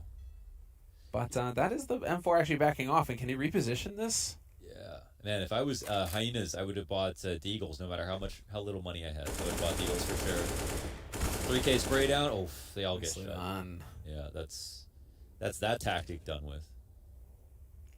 Options are now wide open. It was nice while it lasted. Mm-hmm. They were imagining For a themselves good being time. CEOs. Yeah. On a yacht. Kirby, I mean, it was a very nice first kill. Very nice first kill. Another 50-50 coming up. Oh, he just melts him. Like a cheese string in the microwave, as I like to say. Oh, man. Oh, nice, though, with the... What's that? A P2000? Yeah, Don't even 2000. recognize that sound anymore. The ivory. I was about to say the 5.7. But there you go. Yeah, it's not a very popular... Well, we know how good I am at recognizing the sounds of the different weapons in the game anyways. Totally didn't Hey, we got really roasted in the comments. Listen, dude. We got raked over the coals. We got raked over the coals, but I am going to say now, I'm just going to put it out there that you all misled me. You all made it sound like it was like really rare guns that were being played, like not the obvious ones at all. You know, like Maniac kept saying, "Oh, machine guns and stuff like that." I think and they were trying to gaslight you. Yes, Really because I was going in. I was like, okay, so it's not going to be any of the obvious guns. Like I'm Okay. totally going to be expecting some weird stuff here. And then of course it's like, oh no, that's the AK. I So make I'm sure- like, what? No, I make sure not to listen. I got gamed so hard. Not to listen to Maniac and Connor especially, because they're French. That's why. So, I never trust them. I take offense. Yeah. I take offense. I listen to you, but not them. No. Yeah. So yeah, you listen to the actual Frenchman. Mhm. I got it. Yeah, they got me good that one. But you know, shame on me, right? I should know the sounds better. I should have caught them in their trap. Nice. I mean, even I think I won, and I still felt stupid after I read the comments. Like, why was that so hard? I was like, wait, it was hard, wasn't it? It was hard though. It was. I didn't really feel the pressure, but it still felt difficult to. But anyways, don't need to relive that pain. That's a great opening kill. The did he Wait, kill that was inside the of quad heaven? boost, dude. Yeah, that was the fully. That was the sky tower there. We rarely get the Sky Tower to work, and actually, there we go. So, man advantage for Anonymo, 5-3 on the T side. Hyenas feeling the pressure now. They're at risk of losing their grip on this first half. I mean, if they can keep it together here, get us to 4 rounds, it can still be competitive. But if they were to lose this round, their money is in the dumpster, and they could just allow Anonymo to start running away with it here. And so Anonymo just grouping up, going for all the gimmicks. And I mean, it's stuff like that that shows that they actually put preparation into the map, even if they aren't winning a lot or whatever. Sure. That they're clearly looking for every little detail, which is great. I think it's stuff like that that also makes me really think that just more and more there was nerves or something that Anonymous just couldn't get their heads in the game with the first map of the tournament, right? Pressure is on, and it just made me think. Makes me think that we didn't get to see the full Anonymo. True. Wow. Hotshot AZ and Detective Kirby on the flank, as per with this Silence M4, very sneaky with it. And now it's just a conclave of CTs. Cade in an interesting position. I mean, no one is all too valuable here. There's so many layers of defense, and Kirby melts another one down. Look for that final kill. He's been doing a great job of just going incognito. Getting out on these flanks and really just catching them out. Yeah, how's he doing that? There's a lot of guys on this team. I mean, when it comes to like Kirby and AZ, I feel like there's these redemption stories here in play. Kirby in particular, obviously, given his history, major champion, etc. Yeah. But AZ, I feel like that's definitely a guy where there was a lot riding on him. There was a lot of interest in him, and he never really quite stepped up to it. So People even named themselves after him on Twitter. AZ, yes. Yeah. Oh, are we getting it again? Yes, we are. Oh my Whoa! God. Nearly. Dude, that would have been almost unprecedented. Two rounds in a row. Kirby, though, speak of the devil, he is just going hard right now. Minio taken out of the fight. Again, another kill for the Dane. Yeah. I can't believe they tried it back-to-back rounds. Dude, he's 14-1-3 right now. Holy hell. So Kirby is just having a game. Yeah, and most of his kills have just been straight-up GoldenEye frags. It's been pretty awesome to watch. This preemptive flash is nice, and it'll help them gain some ground. Kirby's all alone, but now he's in a position where even if he gets one more kill this early on A, this far up, he's fine. Even if he gets some damage, he's pretty good. And if they don't fight him, well, Info. that's a whole nother problem. Yep, Gade, Besser, Borup, all chilling out on that B site. AZ's going to be able to rotate down fairly quickly. Can get that AWP in position on Heaven. And a fresh smoke going down at 46 seconds. That's definitely not something you want to see. Yeah, Molly and hand here for Fesser as well when he wants to try to pull this off, and just too many layers to the defense between him and Borup. Both doing a great job, and Kirby finally coming in for that lure kill once again, but he actually doesn't get it. And the bomb is not recoverable, and there isn't that much time left over. Otherwise, I would have entertained the idea that Snacks could maybe pull this off. For now, I'll pretend. Well, I mean, you know what? I mean, 15 seconds, he's coming in. The two CTs have already left. Maybe I don't want to call it too soon. 10 seconds? I mean, if he got this crazy one tap, he'd actually get a plant here. Oh my God, what on earth is happening? Is he really gonna save? So he's gonna save the site. Borup, he hears Borup stepping right around the corner too. Oh my Snacks, you God. mad lad. He actually peeks. Actual nuts on this man. Dude, he actually peeks that as well. He doesn't peeks just hold too. the angle. That's great. He just saved inside the site. Well, there's only $2,000 across the board on Anonymo now, so Wow. this actually puts them in a bit of a. Oh, what the hell? He was on. Yeah, it looked like there was some kind of movement inaccuracy, but he wasn't moving. I'm gonna give that to him, even though the game that's didn't. A shame. That's a shame. Yeah. NT. Snacks They has got the assembled AK. quick though. They're very fast on that boost. What can we do with this AK though? Because everybody else is hard eco. This is a hard eco for Anonymo. Yeah. Do we have any nades? No, just the HE. Snacks was able to make it through quick enough and dodge that HE damage. Fortunately, he's the one with the Kevlar. You want him taking fights. It's gonna take ingenuity.com. Google how to win round with Russian AK. Kleshnikov. Well, everybody needs to just run behind Snacks. I'm pretty sure that's how this works. Yeah. Press Z and follow me, says Snacks. Yeah. Kyle, whoa. That was. I love how that's the one time Kirby gets caught off guard in this game. At the top of a bathroom, Skate holding down mouse 1. Mice 1. And Snacks. It's actually last up. Gate takes him out. Clean execution. 6-5 here versus Anonymo. On the CT side, another close map. Focus full and in. Yes, it is. I mean, it actually feels like we're just going to get that between both of these teams, to be fair. It's just going to go the 30 rounds each time. Can't tell if it's just Anonymo or if it's every team versus Anonymous so far, but their matches have been really fun to watch. Yeah. Exciting. Yeah. Nobody really getting one over the other. And they're very unpredictable, actually. I mean, they really are Rush. super late, slow walking executes or just full on bursts, or they have a lot of depth to the playbook, even if it's not super clean all the time. They're quite versatile, I would say.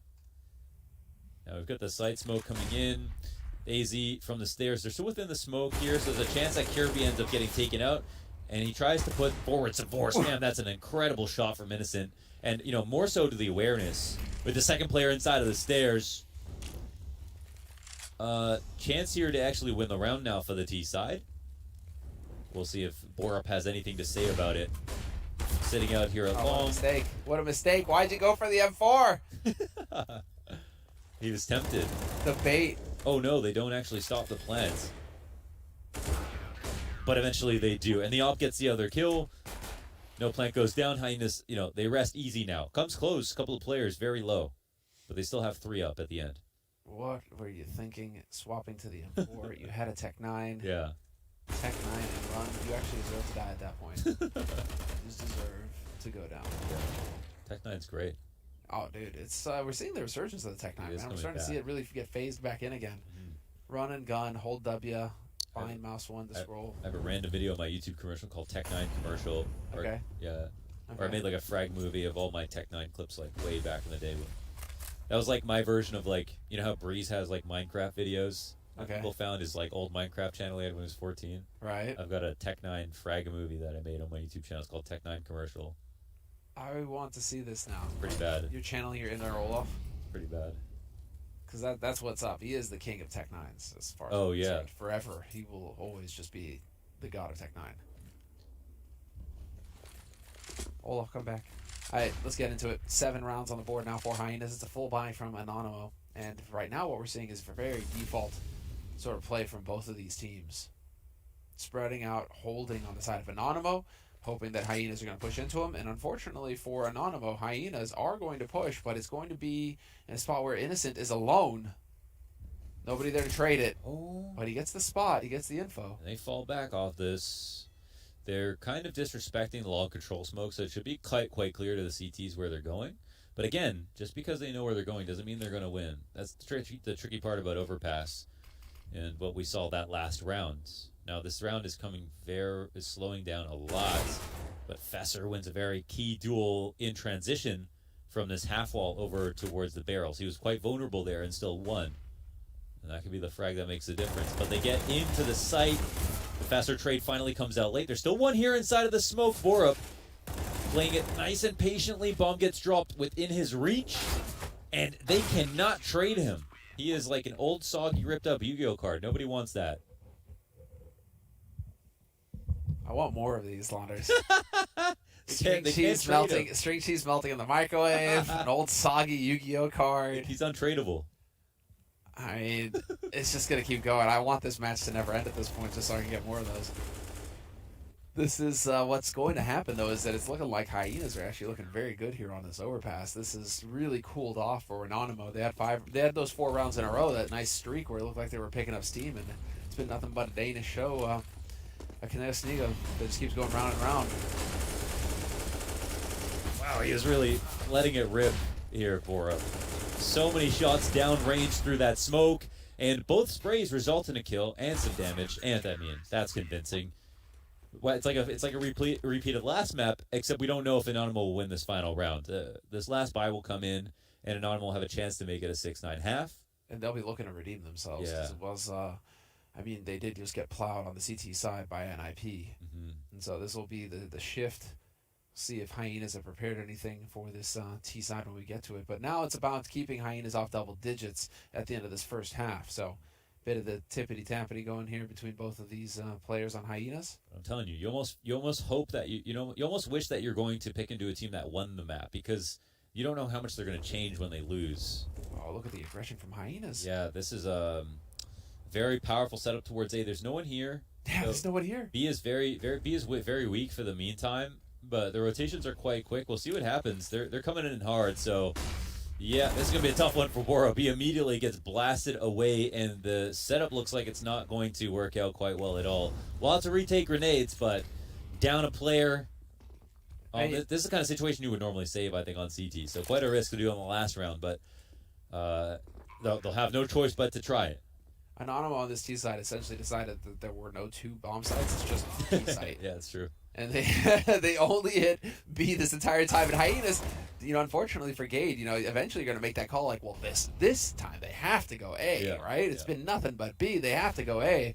No. And no, unfortunately, that's not the case. So it's a 2-on-4 retake now for Hyenas. AZ and Gade trying to work together. And while they're finding some kills, this would be insane. It can't be possible. Snack's going to catch AZ out in the open, and it's all on Gade now. 1v3. No time, no hope. It's over. We are going to get a 6th round on the board for Hyenas, or yes, for Anonymo rather, at the very end. Hyenas going to have to be happy with 6.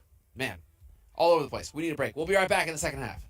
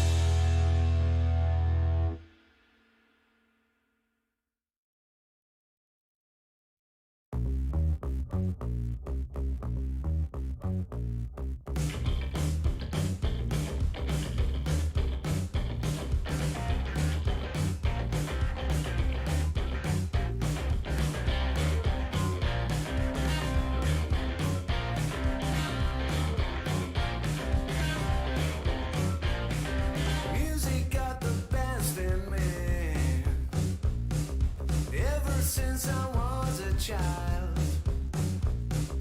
Now it's showing its ugly face. 69. Giggity giggity. All right. Okay. Let's.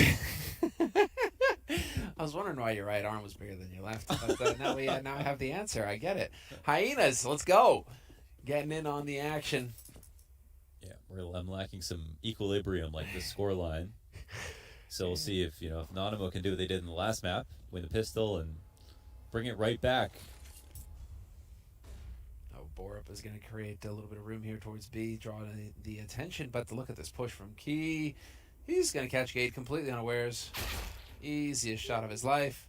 And in the meantime, Minio's going to get help here from Key in a moment. They are pushing up. Oh, wow, he overcommits, though. This is going to put pressure on, but he's still able to hit one. I love that he just sticks around. He says, fuck it. Let's take that duel. Wait, hold on. We lost Borup in the meantime. Oh, wow. I thought that would be a 3-on-3, but now it's actually a man advantage for Anonymo still. Another fallen comrade. They've got the...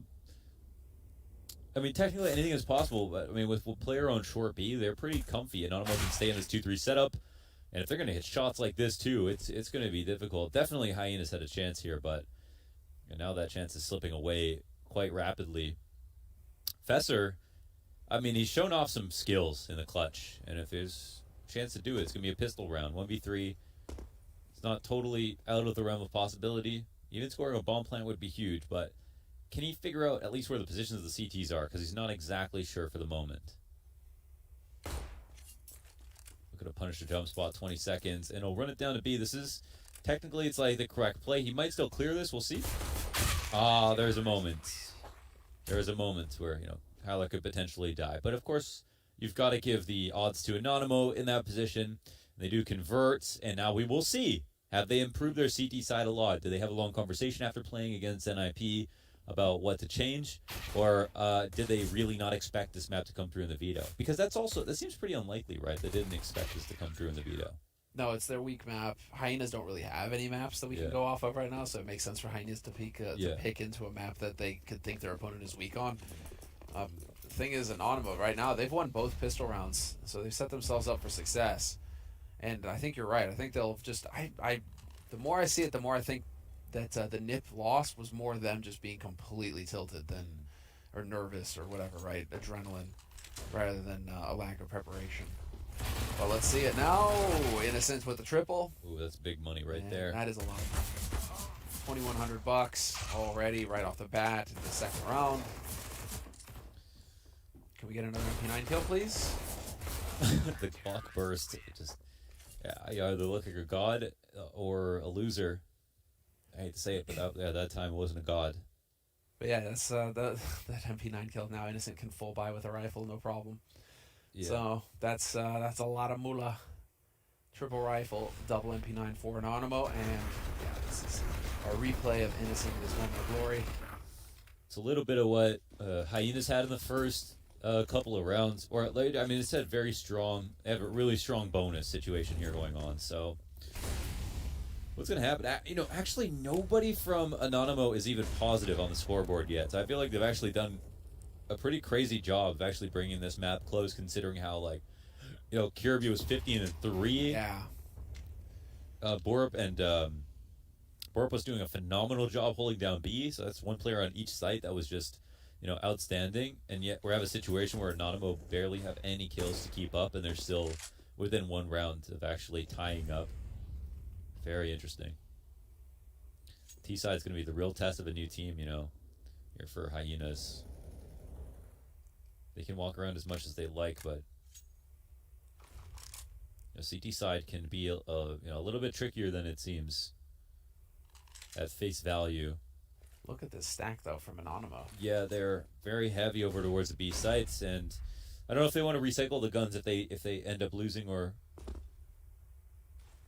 what the deal is, but A is the tastier place to go, and usually you need a bomb though if you're gonna do that. Yeah, it's wow. The clay pigeon Kyler gets shot out of the sky on the jump spot, and just like that, this is not I don't think this is a retake situation, if you ask me. They could come in slowly, but I think you kind of probably want to chill, maybe punish some exits, but Hyenas nowhere close to thinking about going back to B. Yeah, I know. And Hyenas themselves are just they should just be holding. They don't need to go and hunt. They don't need to risk these AKs. It's an interesting idea. The other option they had was, of course, to do something like what Hyenas did in that second to last round of the first half, where they pushed for the last round, I guess, the first half, where they played 4 pushed up towards A, or like took over fountain control like Fur used to do, or something very aggressive towards A. But either way, I think a gamble made sense. Getting into a default with 2 SMGs and very low grenades didn't.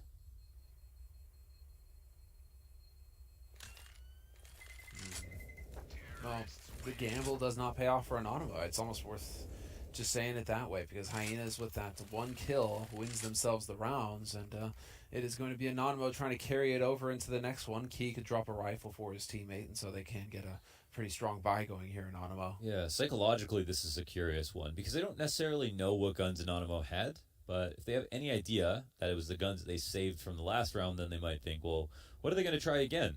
Because I think if I'm Hyenas, I do bring it towards A and try to default that way rather than attempt to B hit. And if that seems like the obvious move, well, do Anonymo want to stack B? Or what do they do with the exact same guns they had last round? I actually think this is quite a difficult decision to make. Nemo. The op comes into play. This is actually just the only thing that can make a real difference here. Just like finding snacks. Oh, on the cam?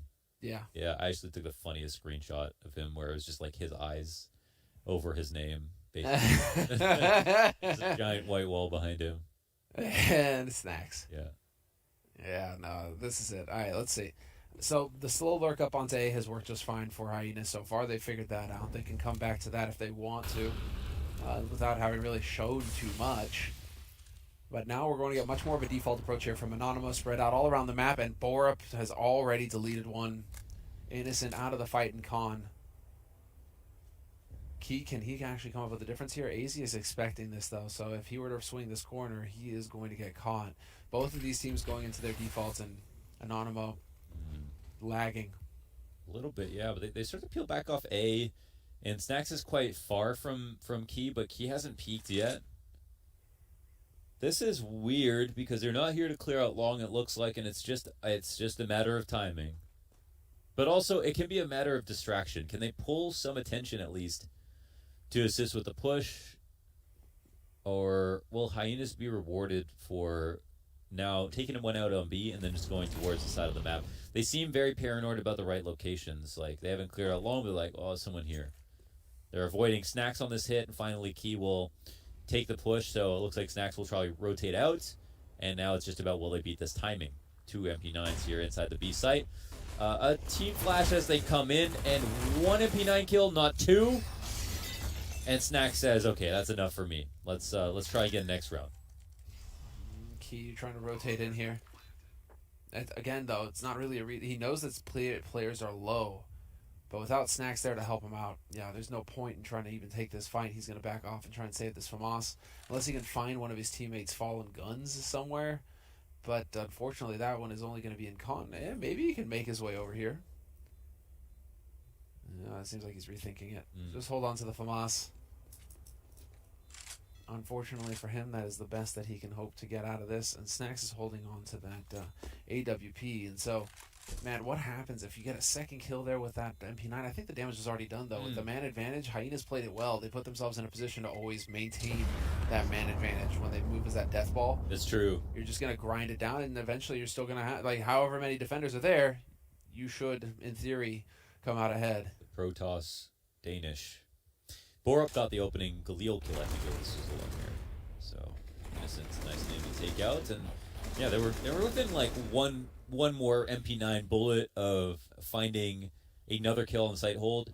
But like you're saying, I mean, even then, it's still not one round. It might be easier or possible on the retake, but not one. And now Fast B is coming. Mac-10 up in front. Snacks running through the Molotov on short. CT's getting pushed back into the site. Snacks can catch a late rotation, and that's the bomb dropped in his vision. Wow, they are so slow with that. Deagle, can it do anything more? Not just yet. Now, this is really crazy. This boost is, you Oh! actually work, but there's actually a chance maybe he gets shot down. AZ spotting it out. Bomb dropped inside of the tunnel. Man, in vision. They'd have to go all the way around through spawn. They have him locked off here. They can go all the way around through A, and that's the only way to compromise Snacks' spot, but alright, this smoke is going to help out quite a lot. Will Snacks take a timing shot is the question. He is just straight up watching this to see if anyone maybe goes through, finally takes that warning shot over the bow, and Fesser can molly them off of short. Nice attempt there, but it's not enough for Key. Snacks and Innocent now have to do the majority of the damage. Oh, the Moss, man, he is that desperate. Really going to go for it. Innocent, however, with the M4, just catches them both looking the wrong way. They're not clearing it properly. There's a chance for both parties, actually. Snacks, Kirby low. Snacks, one bullet to win. Looking for the push. Kirby going to eat this flash fully and still lock down the spray. Man, Snacks had the right tactic there. Had him full blind. Wow, that was close. Oh, 9 to 11 there. Kirby feeling it. Got to be counting your lucky stars. Dude, full blind, and he gets the kill. Yeah. Gets the clutch. That is a monster round for Hyenas. And that would have been a tremendous round for Anonymo to win. Imagine that if they were just holding on to the saved AWP, and that wins you that round. That would have been huge. Anonymo, that was a round of eco, so they are still going to get a full buy going up now. Unfortunately, AZ fluffs the quad boost, so that is going to hurt, as Key is still posted up out here towards Fountain and mid, so he knows nobody is here yet. They were up to some shenanigans. This is a lesser used setup. It's a little bit, volatile with that position. They do a good job of jiggling. Wow, Snacks with the save, though. That absolutely had to happen. Oh, without that, kiss the round goodbye. But Anonymo, man, I think we're starting to approach the point of no return. Definitely. It's starting to get a little bit more become a bit more of a pressure situation here. Hyenas have so much money. They won that clutch. They won the last rounds with a lot alive. Kirby is 22-9, having clearly a really strong game. Wow, a timing here. Snacks tries to go for that, and AZ wins the duel straight up. Hard to say it was a misplay. It was very close timing. Actually had him looking to the side for a second. But it's a honeypot, man. Snacks pushes. There's 3 CTs here. And the M4 spray is not amazing. There's one in the back of the site. Chance to trade here for Kyler. Can he get 2 frags is the question. He's waiting. He does mow him down. And, yeah, they don't expect Minio here as well. So maybe we have recessed from the event horizon. They're pulling out of the gravity here of Anonymo. However, I say that, and now it's a one-on-one, and it's Kirby. He won the last one. Can he win another one? Back-to-back to bring Hyenas to 13 and potentially force Anonymo into another save. He has no idea that this CT is here. I mean, this is too easy, actually. NT. That's just not going to happen for you. Unfortunately, you just get a bad read sometimes. Seems like perhaps one of his teammates was telling him that he rotated long. Yeah. And that's just how it goes sometimes. They do be like that sometimes. But Kirby, man, he is definitely showing that he has still got the firepower here. 23 kills for him, 23, 3, and 10. So, I mean, really popping. And the rest of... it's just very even across the board for Anonymo, but nobody really standing out in terms of just trying to take over the game. And so we'll see if anybody steps up to the plate, as this is going to be a buy for both sides. Fesser with the double. That is crazy spray control from Fesser. I mean, I want to say when they needed it the most, but they continuously do this. Strong individual displays.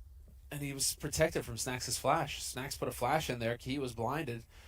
And Fesser is just a merc. And now, well, what are you going to do here, Snacks? Is this a flank? Well, it's actually a kill. It's actually a kill for the CT side, which, okay. I mean, again, we're looking. It's all about timings here. And the shot is missed from AZ. Well, Minio looked like he wanted to swing that door open. It's all over the place. With all of his force. But yeah, it's 3v3, and we're very close now. So this is just a full-on retake server. And Gage just wins that duel with Kyler. Op is still up here for Snacks. He's going to rotate down. But will they even attempt it? It looks like they're thinking, oh, wow, 2 ops. That's kind of tasty. So you saved the double op? Really? Okay. I mean, you have not used the strategy yet on the CT side. Could be something that could potentially catch Hyenas off guard. Yeah, it's gift and a curse here because they're like, okay, we have the second op, we can't turn that down, but do we want it? Will this benefit us or not? It's hard to say. Hyenas, if they could see this, then there might be a fast B hit on the horizon, but where would you put that second op then? Because Snacks has been going mid restrooms with his, and he's been pushing long with it, right? Thing is, I guess you could put the other one towards Monster. Yeah. Then if it is a Monster rush, then you're only going to get the one unless they line up. Yeah. So we'll see where Minio's spawn is actually, to see if there's anything special that he can do, or he's just dead center right now. He's leaning towards B, but is there an investment behind this? Oh my God, there isn't even. Money is in a tight spot here. Just play off the ops. They're going to do all the work. Done. Yeah. And I mean, now that they save this, they have a real chance even without investing anything. One player going downstairs. Where is Minio at? Over on short, pushing off, and they are getting a lot of control, but at the same time, Hyenas are doing a great job of avoiding the problem entirely. I cannot believe they're actually going long considering they know the op presence is still up. But Snacks is not here to fight them.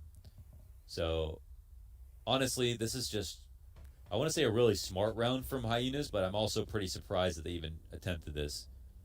However, they seem to be a bit hesitant about actually turning this corner. Maybe they are afraid of the op. And now the CTs are starting to rotate back over. So is this genius or madness? I think every second that comes off the clock, the ops get more and more powerful. Snacks, I mean, they're gonna. Nobody is gonna be there to greet him. Minio's over on B as well. The ops are completely out of the picture. And there it is. Quick turn of speed. Nice openers again, Fesser. Fantastic. Finally, a duel being won by the CT side, but it is just looking like a consolation prize. They will hightail it out of there. All the way back to T-spawn. Yeah. Just go to T-spawn, Snacks. Yeah, maybe you should go save inside their site again. Go save inside B. That's. Now, Minio is still hanging around exactly in graffiti right now, so see if he can find anything. Or if it's just going to be him chilling out. I think it is just going to be him chilling out. Hyena's not going to bother hunting. There's not like, I mean, they have money, but if you can just play it clean and not hand over any AKs or anything like that, that's fine. It's going to be 14-9. I mean, already a better showing from Anonymo, for sure. They didn't get blown up this round. But I feel like that was a nice mind game from Hyenas where I feel like the number one place you wouldn't want to go, anti-eco or anywhere, there's there's one op is long, but they end up going there when there's literally two ops. And they might only know about one. And they hesitated a bit to allow for rotation, but then they continued forward fast. And Hyenas, Anonymo, I can get why they didn't want to be so obvious with that op presence, but it ended up potentially costing them. Minio takes some damage. Snacks hit the shots. He hits easy, but he just kneecaps him. He's still limping along. Yeah, he's still alive. Minio and Key, however, still here. And there's Key chiming in. Finally, Fesser, the beast, laid low. It's a 4-on-4. Damage dealt on both sides. Engaged with the wallbang shot. No. Ooh, just going to take Innocent out of the picture. Kirby there as well. Two-man advantage, and Minio and Key, there isn't a whole lot they can hope to achieve here. They're stuck. Wrong side of the smoke. Wow, individually, Hyena's just a bit too strong. Majority of their duels are being won. And now we're in a position where literally the only person from Anonymo that's positive is Snacks 14 and 13. And it's just because he's been forced to kind of save the op a number of times. Hyenas have done a good job of avoiding him. Minio dies 15-9 for Hyenas, and it feels like map 3 is coming fast. And it's going to be Mirage for it's a third map as well. So, again, we're going to get... Hyenas have played, Anonymo have played 2 best-of-3s and Mirage 3 times. Yep. Mirage is going to be it's going to show up a lot. They're going to have a lot of experience on it. But then again, Kirby and the lads are going to have a lot of tape to go off of as well. So they're looking dialed in. And for a team that wants to play a bit more aim-centric style, I mean, Mirage is perfect as far as Hyenas are concerned. Anonymo will be hard pressed. Well, it is going to be the 4th spot coming in from Anonymo with that AWP on Snacks. 4 players down on the B side again. Anonymo really counting on Hyenas hitting this site. Key alone in mid, just here to provide the info. The Hyenas are taking their time with this clock. You know, I was very impressed with Anonymo on Mirage both times. I think on the one hand, I was very, very impressed. I think that's what they were at their best. Okay. Watch them play. So, but after this map, credit to Hyenas. I'm kind of very impressed individually by their plays, and I think they actually organized quite well here on T side, like quite balanced in terms of CT and T side. And I don't want to characterize this as a lost map already, but it feels like we're coming close to that. Now, we've got the right idea for Anonymo, but will this position get hard cleared? It looks like yes. It's a bit of a faulty setup with flash cover, and Snacks is forced to turn his attention back towards long. And here's where the smoke come in to stop the rotations. The plant can come down, and there's no one even at stairs. Surely no chance here for Anonymo, surely.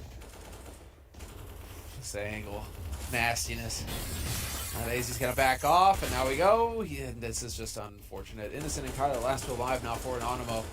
5 players here for Hyenas. There's no saving the guns this time. They got to try and get in here with this fight, and it's just not meant to be. 16-9 the score at the end of the map. We are going the distance. A 3rd map in this best of 3. Mirage is coming up next, and dude, Hyenas, they're looking fierce. Show after Anonymo managed to pick up the 1st map in this series on Nuke.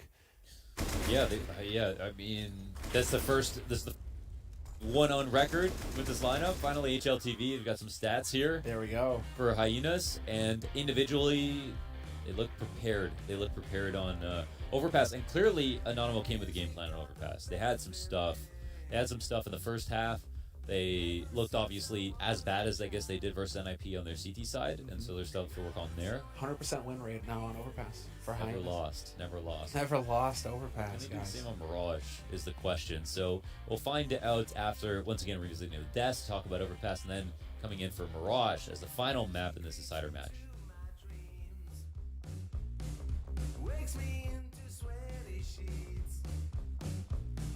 Abandons me when nights die out. What can I do? What can I do?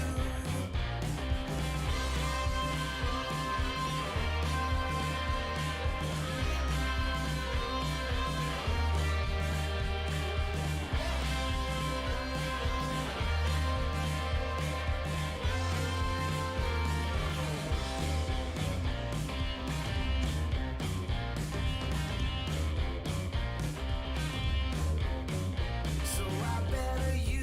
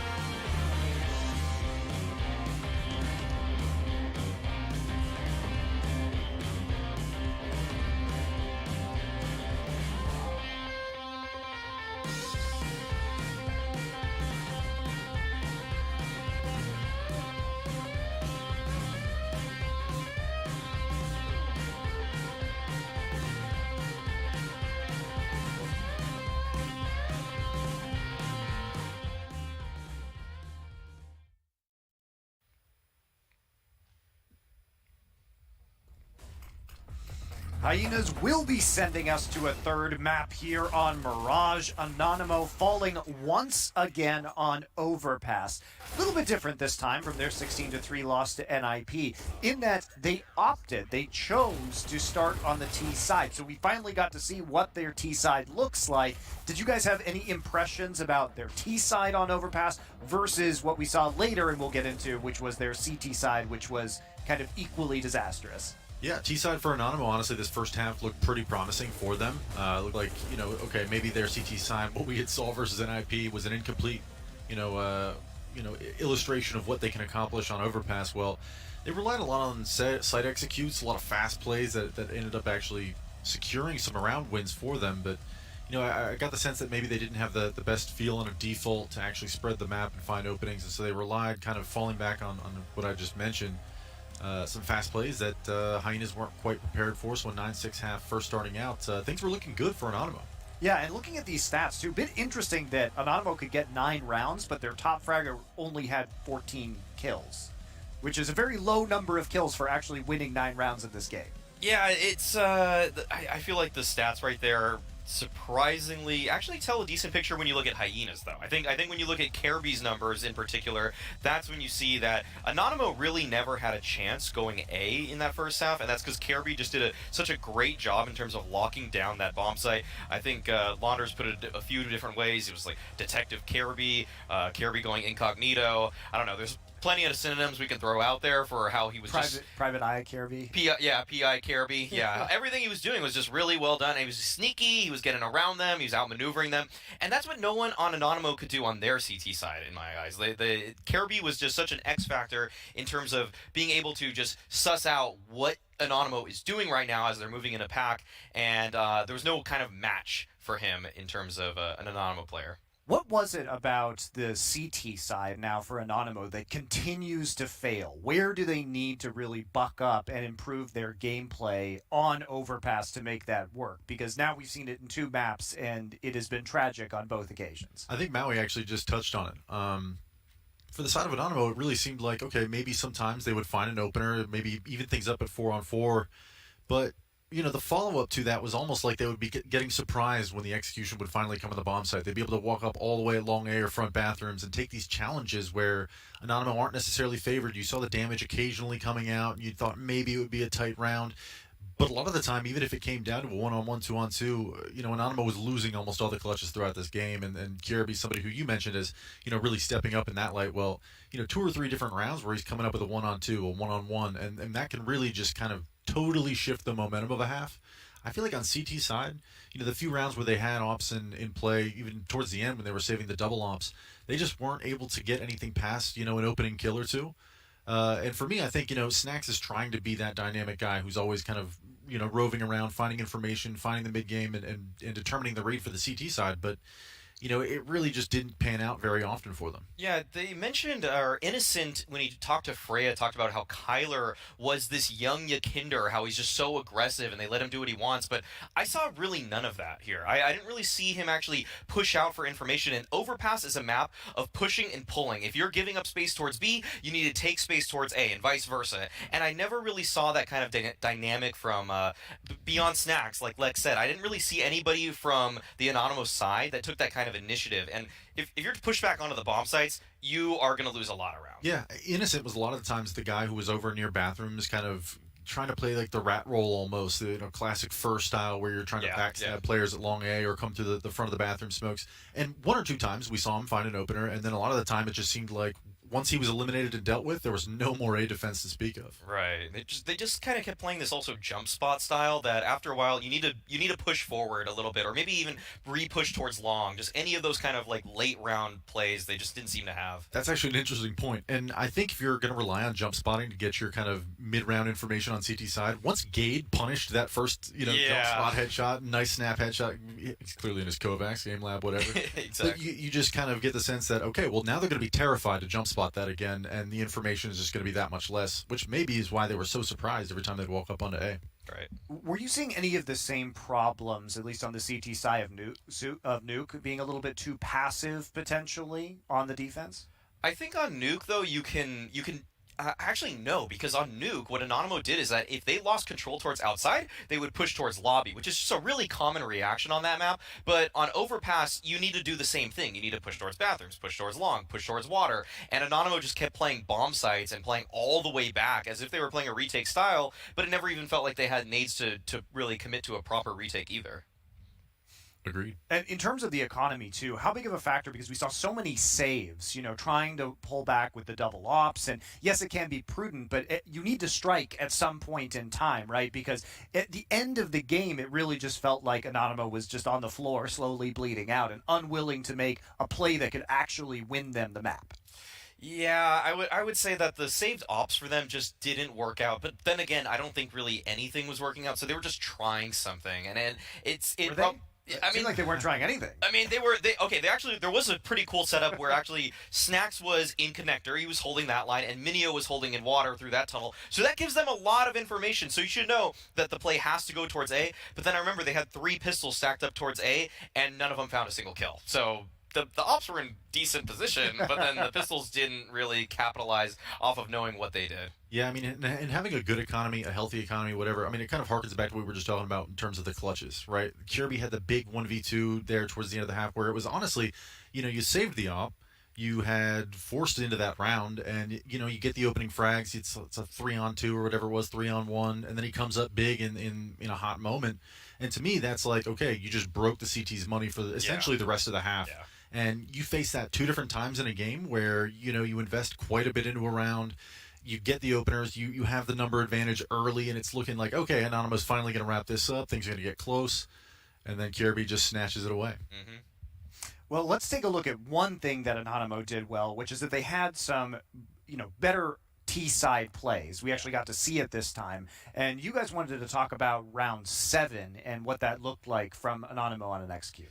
Yeah, because the first time around we watched Anonymo, we didn't really have a lot to talk about. So kind of when this was unfolding, we thought, okay, maybe Anonymo have some strats here. This is just a nice set piece out of spawn in terms of the flashes are flying over. You see that Minio jumps all the way into the opposing team's water. And even after that, there's more flashes as Anonymo got choked up there at some point. And then they still had flashes, as you could see, or Snacks assisting Key there with the couple of kills as he was getting into the bomb site. And all in all, you see that, like, Minio literally went over the top of that site, completely had full vision. All 3 players in pit are full blind. That is just perfect timing out of Anonymo. Okay, so let's change it up now and look towards the future, towards Mirage, right? This is a map that I was a little bit surprised to see. I thought there might be some sort of handshake on Vertigo as the final map, but Hyenas did end up vetoing that one out, knowing that Anonymo was strong on it, even though they did pick it in their previous matchup. So what does Mirage mean for these 2 teams right now? And are you guys still thinking that Anonymo is going to be able to squeak out with this match win?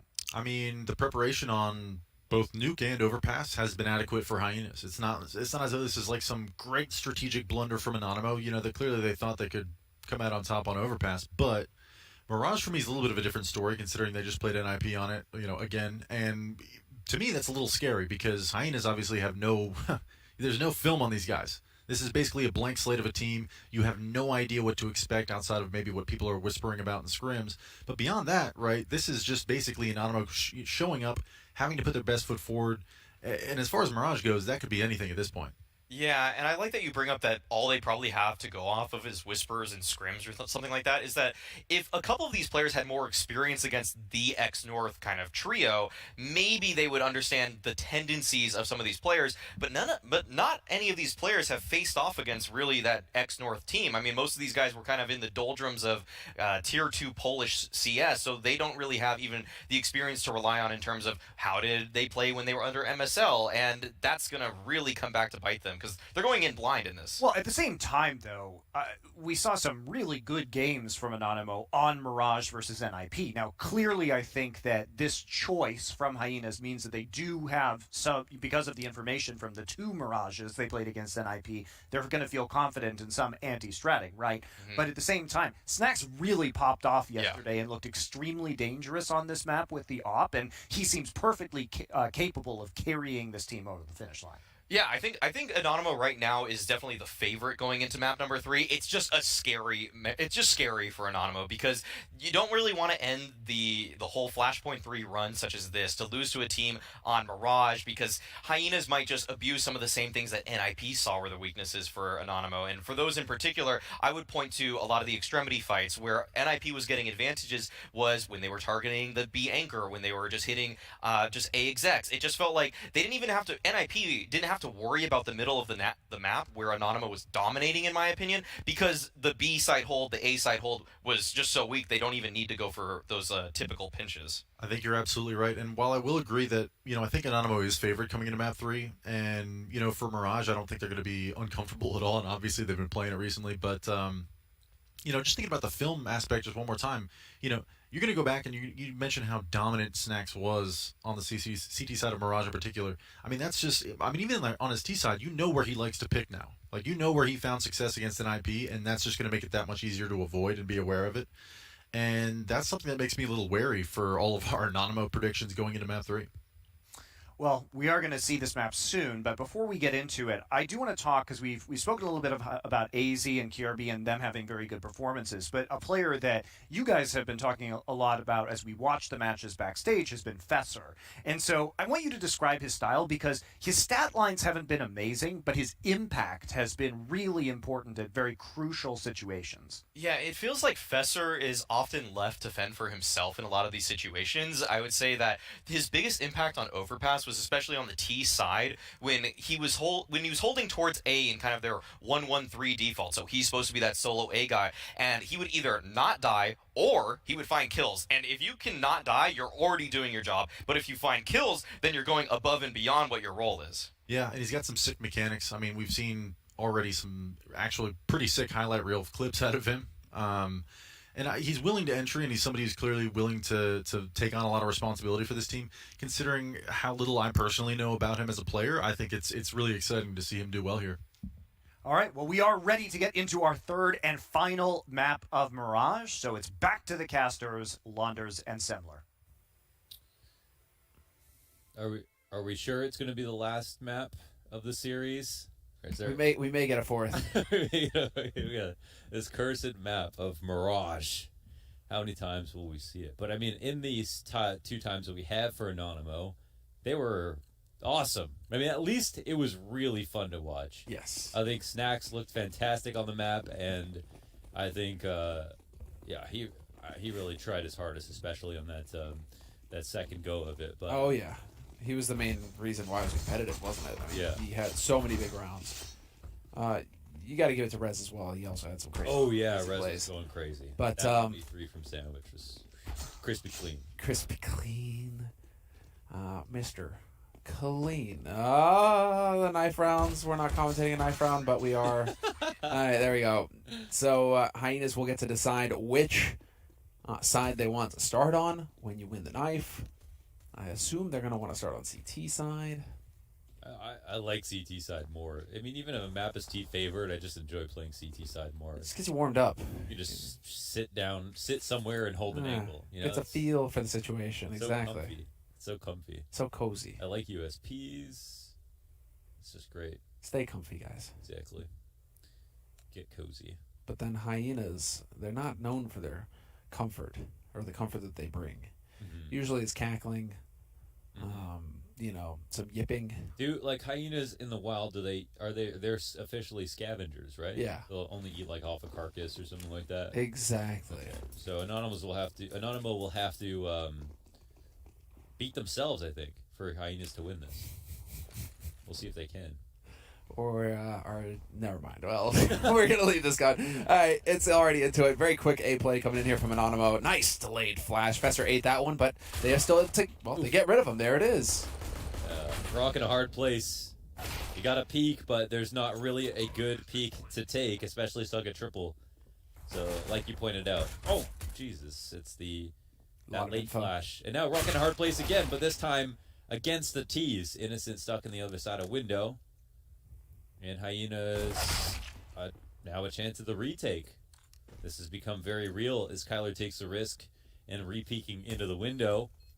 Gate has a smoke. They've got really good post-plant positions, but yeah, as you mentioned, the smoke to obscure vision, and Snacks doesn't even bother shooting. Excuse me.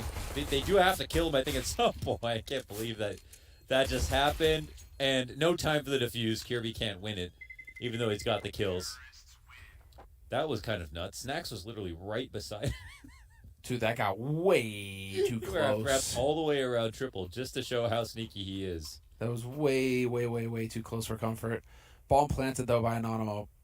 And the plant defended, obviously, but that was way too close from Snacks. That was like half a second left on that defuse. Yeah, he needed help, though, as well from the A-ramp, his A-ramp player, too. I mean, that was crazy stuff. He was really, I think, thinking one step ahead, as he usually does, with where's the next player who might be trying to cover this. But, yeah, he could have easily just got the kill and left. But, I mean, you know, Snacks is the guy with the major win in storied history. Not me. Very nicely done there from Borup, picking up 2, or at least the 1 kill with 2 shots. And so it's a 4-on-4 scenario now. Anonymo looking better and better. And I mean, they're going to have, so many reps on this map now over the past couple of days. And so yeah, they're going to be able to. Light work. Exactly. They're going to be able to go and have quite a few strategies to build on. Jumping clear it late. And that's you gotta put the dignity away and just jumping clear it with the MP9. Yeah. Take a page out of Rush's book. Yeah, I mean, literally just gets stronger. The more you jump, you might as well do it. The Book of Rush. You're not gonna. Thou shalt yeet yourself out windows onto B-site Mirage.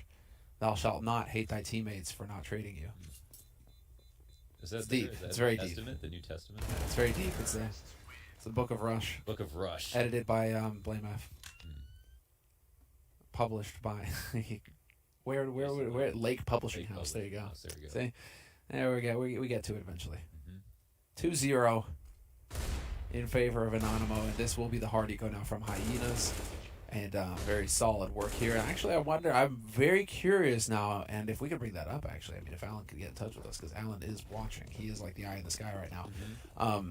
But he tweeted a stat a few days ago where it was like a 40% conversion rate for second rounds after pistols in this tournament as a whole. For who? Oh, for as everybody, right? Like, we're just getting 40% of the rounds, the second rounds converted after pistols. And so I'd be curious to know if we're seeing that trend.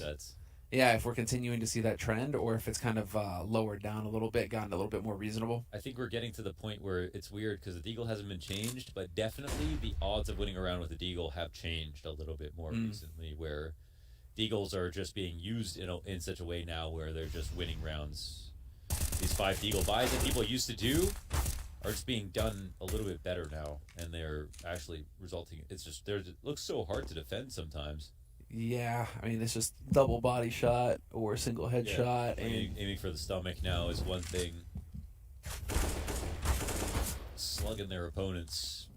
And abusing the jiggle, too. That's a big one. There's not much you can do if they jiggle tag you. And it's like, why bother using the R8 when you can do it better with the Deag? Yeah. It's almost what the R8 was designed for, right? To time that jiggle peak with. But, I mean... You can just jiggle. You can just jiggle with the Deag. So. The whole time. You can always jiggle. So why bother? You're dead. He gets that Viking funeral, though. Takes one with him. Wow. I tried to almost make fun of him, but... He will be welcome in the halls of Odin. And Borup, 1v3. He's got the Deag. Let's see. He can get a shot. Top, mid, long range. Spots him. Yeah. I remember Sponge said once, every kill Borup gets looks like a headshot because of how sharp he is. No way! There it is. Wow.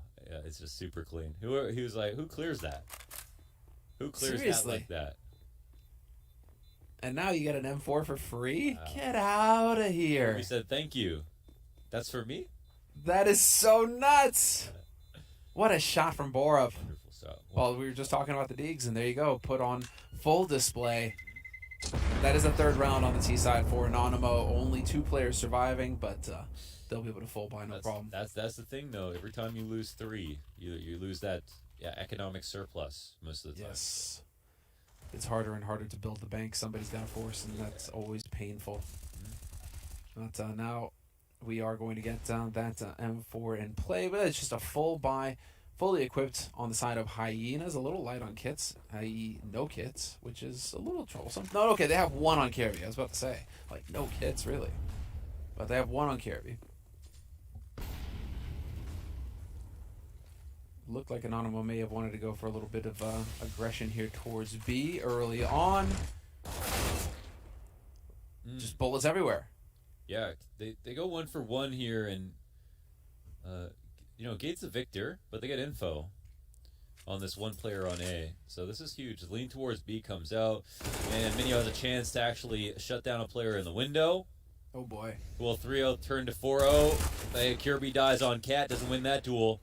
Minio back turn to the A site with a smoke top con. They've got all their bases covered. Oh my. They're in there. They've got that bomb planted. Borup and Gage just not going to want to fight at all here. Wow. Back off, save the AWP, save the AK. That's a lot of room in mid that was taken advantage of there from Anonymo. Getting Minio up in ladder like that is crazy. They're good at Mirage, man. They're very good. Well, you keep running drills, man. You keep running drills over and over again, and eventually it clicks. Yeah. This op is pretty nice, isn't it? What do you mean, like the skin? This one, yeah. It's what the snake, right? Yeah. But I don't know. It's pretty cool, but it's too much blue in it. I've got the Force D-Pack gloves. I can't be using that kind of. It's like too blue turquoisey. Is it blue? One of us is colorblind. What? I don't see. Is this the dress? Are we just gonna start arguing whether or not it's blue or green? Is it blue? It's got blue in it. Oh yeah. Like the green isn't dark green. It's like kind of lighter green, right? Some kind of water snake, yeah. Yeah, exactly. Okay. Which is it's a sick skin. It's just not gonna go on my gloves. You're not gonna. Okay. It's not gonna work. Blue on there. You're just too. You just can't look away from the snake. Yeah.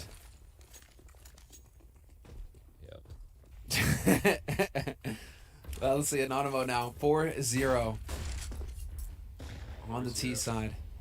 4-0 looking for 5-0. Lots of grenades. The op. The CTs, on the other hand, have an op in response. And AZ was really good with the op on Nuke, especially.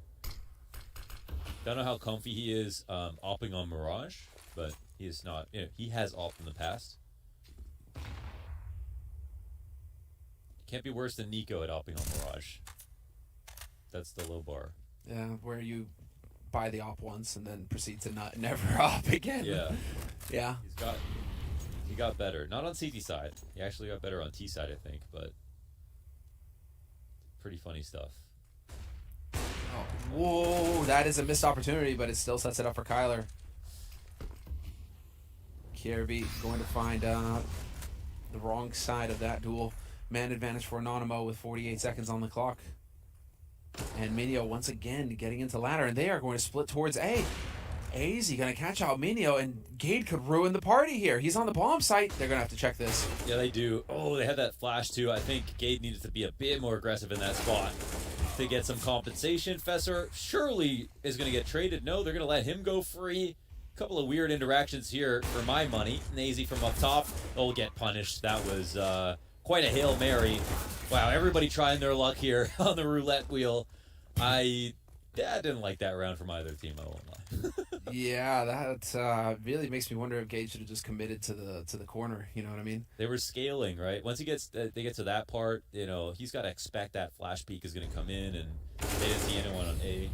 He was feeling a bit too lucky, and then I'm surprised this trade didn't come out right away. And then Fessa repeat, and then AZ shoots again, and then goes up. It's yeah. It's a bit desperate. I was trying to make some kind of play happen. It's 5-0 right now, and Anonymo are just looking more and more comfortable. But it is Snacks, however, is struggling to hit some shots that I feel, But he's kind of like he shoots a lot though.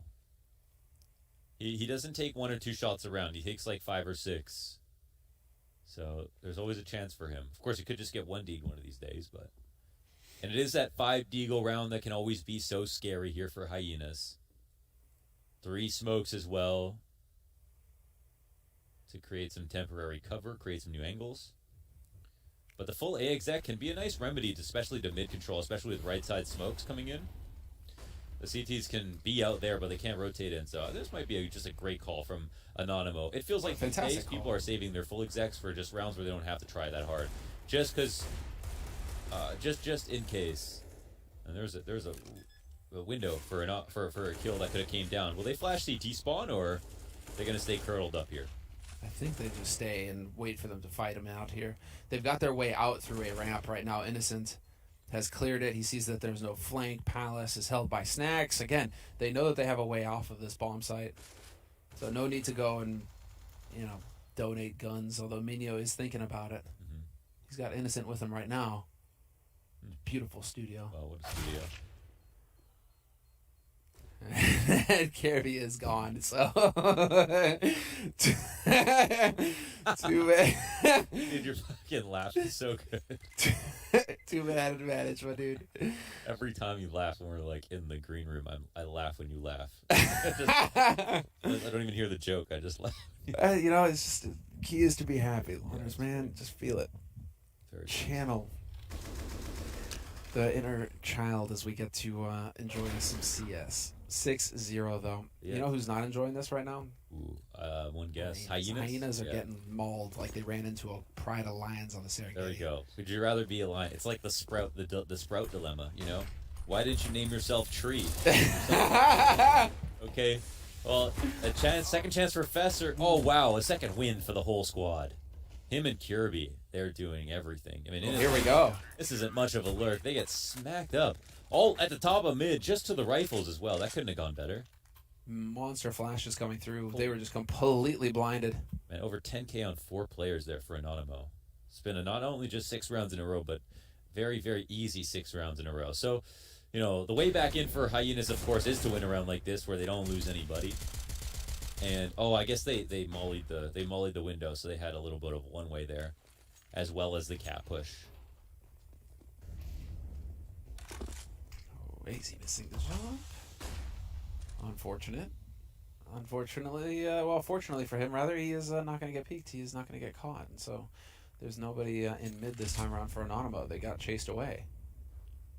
So that's going to be the underpass lurk coming in from Kyler and Innocent. This is super passive from Anonymo. Do you reckon they feel like Hyenas are going to try and make desperation moves, and that's why they're just kind of holding everywhere?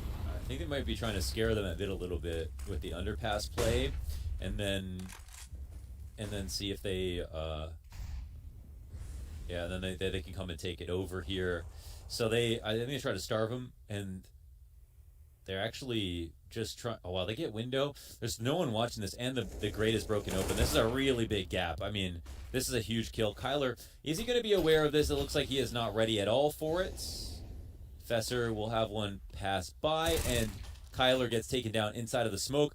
2 coming up a ramp, Gate in the same position under the window. No support for him as the flash comes in late, and oh my god, Snacks over top of the bricks with an up of all guns gets that frag. Could have very easily died there. That was pretty beautiful by Snacks.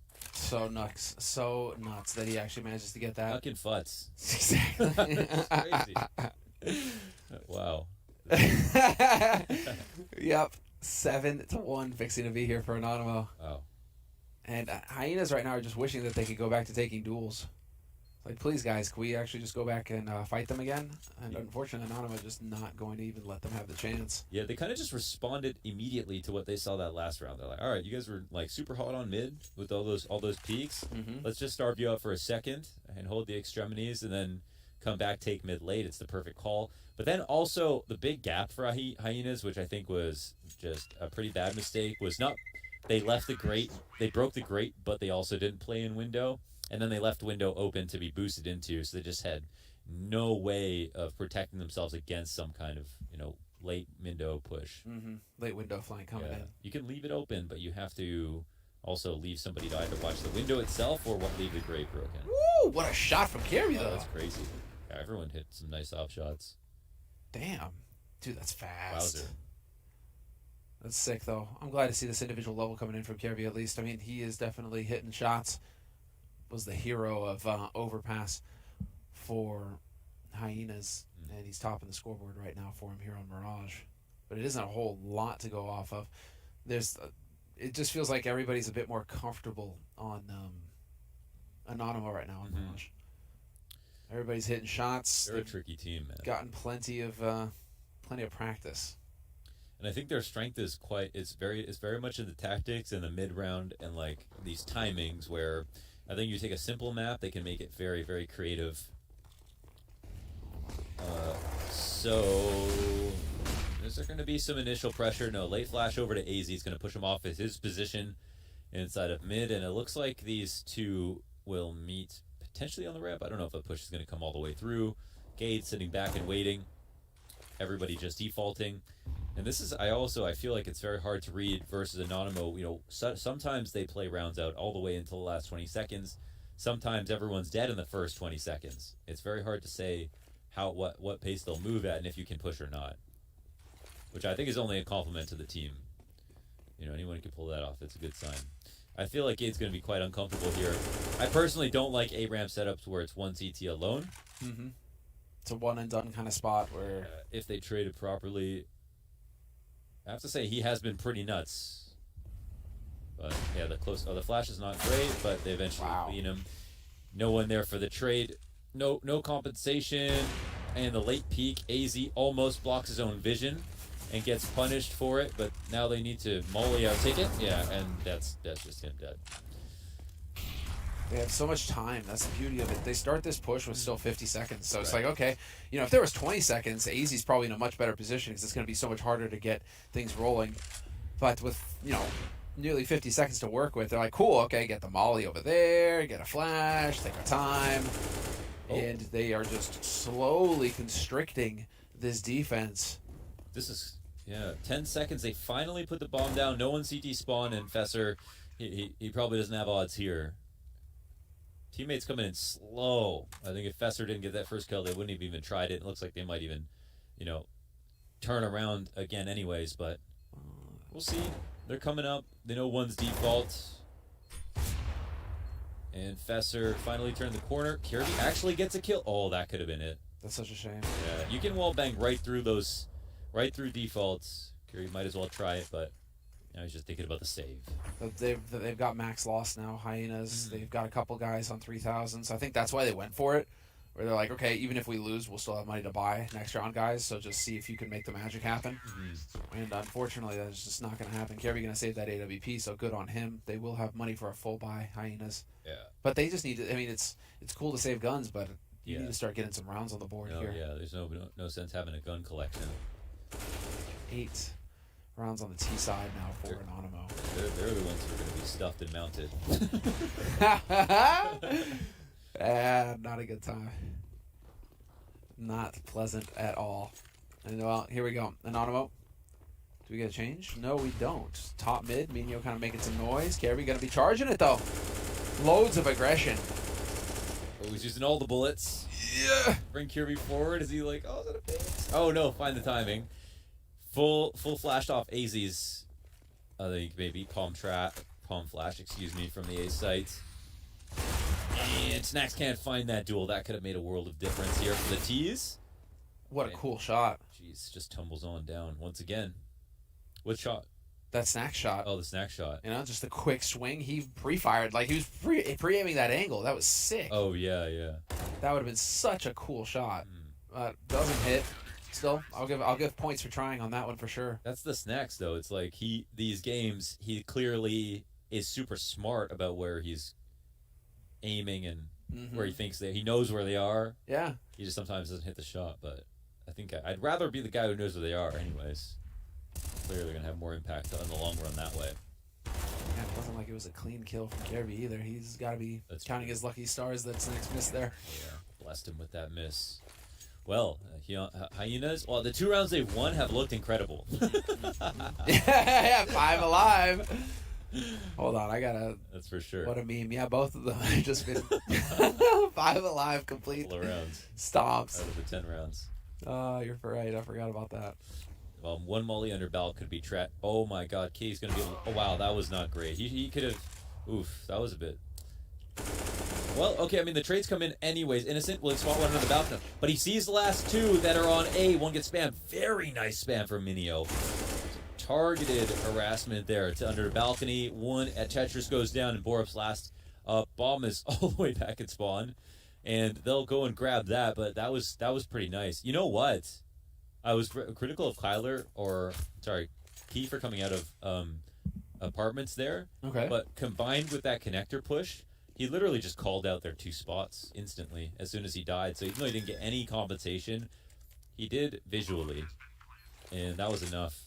Because at that point, they're actually so close. The information is extremely valuable. Since they come up to the stairs, they can, there's no way to move from under Balk. If that player A ramp gets spotted, so yeah, that's actually a really good push. Really like that. I take it all back. Listen, I like that. You know, you can recognize, you get credit where credit's due. Fickle analyst. Yeah, sometimes the thing is, it's just information is more valuable. Yeah. That's just the way it is. If you can get that info to your teammates, These can't move from there. They can't leave. They actually have to fight a losing battle from that point on. And Anonymo win again. The first time in the 3 maps where they've had a winning first half, especially by this margin. The strongest start they had was 3-1. That turned into a 9-6 in favor for Hyenas. Map 2 is 9-6. And that didn't get any better, but this is all Anonymo all day. So now we're into it. We do have double AWP on the CT side now for Hyenas. This is how they've elected to change things up. KRB sporting 1. Short push on mid from him, just holding that angle again if anybody's going to be up there. Minio. Instead it's going to be, the save! What a shot from AZ. Still doesn't save Gabe, but at least it's a 1-for-1. Oh, they missed the molly.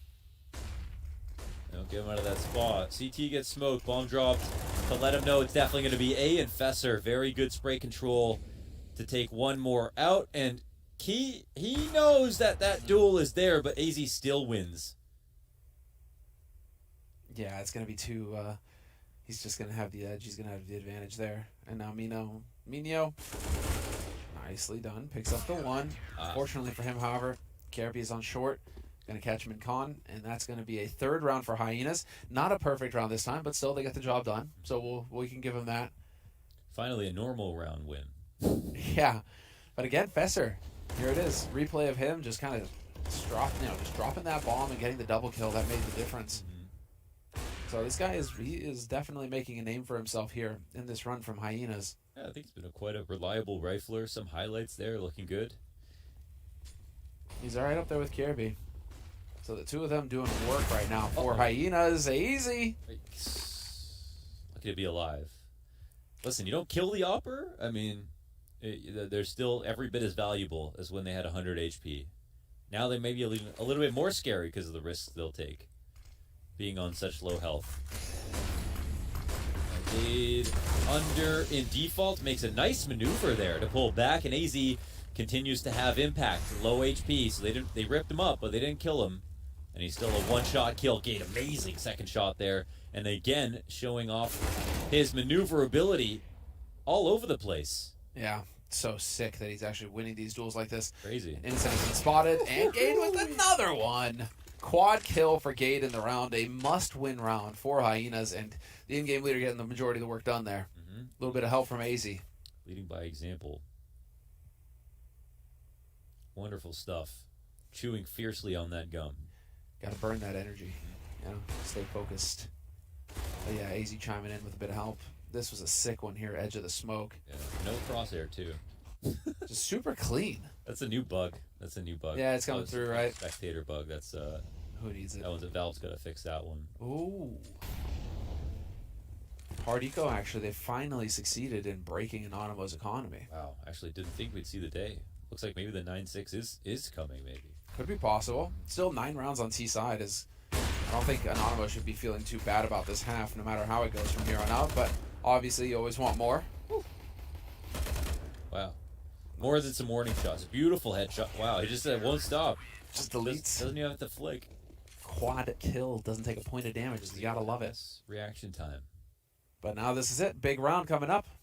The final round of this first half. Anonymo. No way we get 3 9-6 halves in a row. Somewhere. Ha! You're right. What are the odds of that? Is it possible? Can it happen? I don't know. I don't believe it. They're so evenly matched, these two teams, actually. It's really entertaining. Yeah. But Anonymo, I mean, I would think that they're going to be able to come out ahead here just because of all these recent experience that they've gotten. 10-5 might be the final nil. Maybe it will, maybe it won't. Oh! That's so unfortunate. Wow, I can't believe he's still spotting, actually, after taking a tag on that Molly. But his shoulder peaks are very good. He takes a bit of damage, but not very much. The fact that Molly spreads onto him, there's that audio cue. It's just... That's it. Heart rate spikes to 1,000 in an instant. Yeah, because you know they could swing on you at that point and you would be in a world of trouble. Gade, however, survives to fight another day. Mid-control getting set up here for Anonymo. It's looking like they're going to manage it just fine as well. And so now we could see what is a very popular... Sir, no way does he survive this. Okay, there we go. There's the trade. Yeah, it's like you said. I mean, they'd have to get very unlucky. You know, the Molly on the cat, but this duel is actually more important. Now, Kyler trades it back, and AZ comes in front of the Molly. Borup actually finds his way out here, too. How is that even possible? I don't even remember how that came up, and it looks like we might be coming up that 6th round. It is. Hyenas recover the half. And I think more importantly, just show that they're still in this game. 4 in a row to close out the first 15, come back after the break for the second half.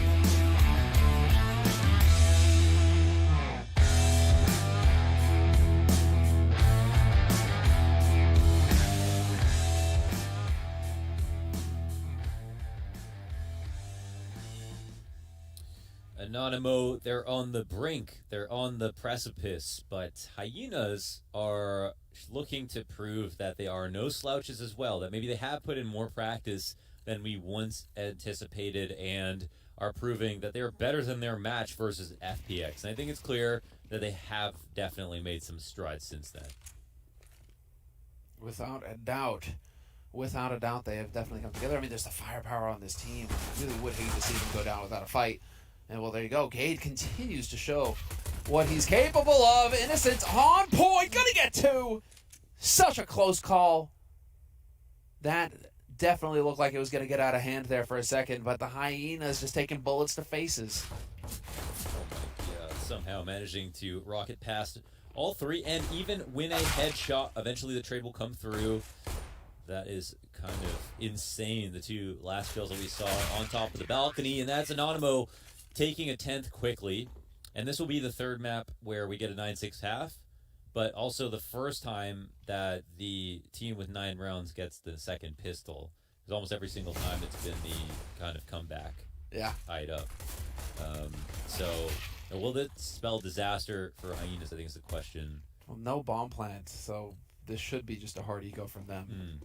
And it's looking like that's what we're going to get. 1 Deagle picked up on Borup. So again, are we going to get those spicy Deagle headshots? Entirely possible. They've set a trap at top mid in case Anonymo wanted to try and play super aggressive. It's not going to be the case. Instead, Hyenas are just going to group up, and Anonymo are chilling. Key would love to see Key get into position here in connector still with that MP9. He'll get the lurk on AZ, but then all of the rifles getting the kills from there. It's too good. It's too good. Big little snacks there in the corner, right corner of the window. Big snacks, little snacks. Big snacks, little snacks, yeah. Little Oreo. Just a snack. 11-6. Little gummy bear. What is it? I mean, I guess you could hold on to the MP9s and play aggro close. Yeah, there's a number of options. They could take over palace control. They could even push underpass with the MP9 and just hold it without actually going all the way through. They can double push upper B or play close upper B. Listen, I know Mirage gets a lot of hate, but it's a really good map. It's very versatile, and there's tons of CT options, and it's actually there's not one wrong thing that they can potentially do with these guns. So it's going to be hard for Hyenas to read. They might know that there are these SMGs up, but how to play against them is a different question. I think once upon a time it was all about that palace push, but I think these days people have changed it up quite a lot. Even playing close A ramp with an MP9 can sometimes be even scarier than using a full-on rifle. That high fire rate. Yeah, exactly. You can just spray someone down in an instant. Yeah. And yeah, we will see a little bit of a presence at mid, at least from Key. Yeah. Watching Snacks is back. Love to do these bait setups, and it looks like Hyenas might be quietly avoiding the problem here, grouping up for the B site hits. Innocent preemptively throws a smoke down. They reroute into underpass. If they go connect to this, is brutal. Yeah, no pressure. Yeah, definitely. This is the triangle of death here from the CT side in connector, and Snacks to lead it with the very powerful AUG in hand. And they're hyper aware of the idea that someone could be doubled up in underpass, so aren't ready to peek that quite yet. Smoke comes down inside of the window, and now Anonymo might be worried about window room being taken over, but I assume they haven't broken the grate here. And the CTs find some more trades, but it goes back for Fesser with 2. This is all over the place. This is nuts, actually, but B-site is open. Yes, and they managed to make their way right onto it. Borup is going to get that bomb planted so quickly. Kyler's been patiently waiting by Palace this entire time. Late mid Kirby, it looks like he will not be cleared here. Gutted. And yeah, this is still. I don't know. He doesn't have any nades is a thing. Collecting some now, and it's looking like he's deciding that rather than go for the retake with only a few seconds left, he's just going to back off and try and save this AK. Yes, save this AK. And fair enough. The setup was there, but I wonder if that firepower, if not upgrading the MP9s, is what cost him, not having the additional firepower in those trades. But they keep it to 3 deaths, and they also... Yeah, it was like Fesser got those 2 key kills in mid. I mean, yeah, Fesser doesn't have the most kills, but I remember a Fesser round this game. A Fesser round or 2. Well, we got a quick tech timeout here. Should get sorted out fairly quickly. But this was the must-win duel there from Snacks to start it off. It's just that Fesser and AZ again just going to town. Dude, Fesser, if you picked him for multi-kills on your fantasy, yeah, like you'd be really happy right now. You'd be rich. You'd be really happy. Dude always seems to get kills in pairs. But so the thing is, I think they meet their quota though. Although Hyenas, win with a bomb plant and make some money, it's still anonymo get the 3 kills, and they got an even better buy now. So they still have their foot on the neck of Hyenas. I think it's if they win this round, if they even win 3 kills on this round, they're just always, as long as they keep getting 3 kills or get close to winning, then the Hyenas are always going to be on the brink of a double save. Having to come back, giving up the loss bonus over and over again. So Tech timeout called. Anonymo just sitting there, man, here we go again. But not so this time, in case they were getting a little worried. We're in on it. Anonymo back into the mix, and Hyenas ready to go. So this is going to be the round of kind of a weird buy. AZ's got a Glock? What's going on here? I don't know, but AZ also is dead. He was I guess they're actually quite low on money. I'm not even sure what happened, but now they've lost mid control. What the hell is going on? Did he he had $17.50 in the bank. Did he just forget to buy? Yeah, I don't know. I mean, I actually have no idea what happens there, but at least he dies to the op, so he saved some money. whatever else he was going to buy, but I'm not exactly sure what was going on. You're that silver lining kind of guy, At guess. least he died to the op. It's only $100. No, I mean, at least he died to the op, meaning he would have died no matter what gun he had in his hand, right? Yeah, fair enough. It's looking like it's going to be another B hit, though, in a second, and they have got short access. 2 players on the B side, however. Kyler and Innocent ready and waiting. Oh, that is actually very painful. Other one softened up, but not dead. Borup's still alive. He wants some more, and he misses an opportunity. Wow, he just kind of slinks out of that. Kyler, woo, clean shots. Crazy kill, and he keeps Borup's attention long enough for Kai to come out and find that duel. Yeah, on the bright side for AZ, he's got like the same amount of money as everyone else now as well. I'm not sure what happened there. And without answers. Answerless. Left wondering what could have been. I'm in the void. We are. I don't think we're going to get an answer to that, so it may just be one of life's mysteries, and we just have to accept it. It's between AZ, God, and the admins. Yeah, exactly. We just have to move on. Not dwell. But it's going to be a quick mid here coming in from Hyenas as Naxa catches out AZ with the ramp lurk. Garby, though. Nice bait. Nice jiggle. Doesn't get it, though. But that was very nicely done. Very clean work on his part. So, fairly textbook anti-eco coming in here, and then nothing too crazy. Mm-hmm. And this should be a fairly clean-cut round here in a moment. If they keep... Okay, there we go. They start walking. So Minio isn't going to have an audio cue. Snacks is going to have to watch ramp on his own, of his own volition. Yep, and spots the second man. Oh, he always knows. And he's dead. Wow, the warden in the watchtower sniped out of his post. Okay, he gets refragged. 13-7 for Anonymo. And they're probably getting looser and more comfortable as the rounds pass. Now they upped the challenge with the better guns, and then they one-handedly. They denied mid control. They did lots of damage on the bonus. They are building up a bank for themselves. And Hyenas, they aren't out of it by any means, but this will be one of their last chances to put a stand together. At least it'll be one of their last chances to definitely have an op, even if they do win or even if they do win at this point. So we'll see if AZ can hit us with a flash of brilliance and find an opening. I mean, he could have been forward thinking. I'm still hung up on that Glock round and thinking only way I'm going to buy an op. That would be just the next level. Yeah. Omega brain. Yeah. Kind of play. I don't know though. I don't know if we can go that deep, dude. I don't know if we can go that deep into the Matrix. We're trying pretty hard these days. Just call up Anders. Yeah. What happens next, Anders? 13-7 though. And Hyenas now. This is it. HE to the top. Gonna try and do some damage. Easily dodged there by Hyenas. They saw that coming. Looked like it could be a quick split though. There's 2 to ramp right now for Hyenas chilling.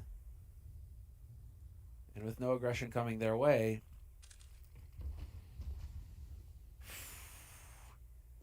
nice shot from AZ. Oh, really hanging out there inside of connector over top of the smoke.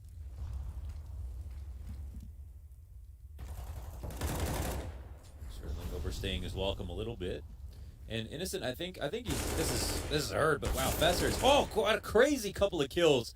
Unbelievable. Jackknife frags over top of default. And they've got one to answer back with a mid-side smoke. This is actually a pretty good smoke. I think it allows Kyler to gain some control back.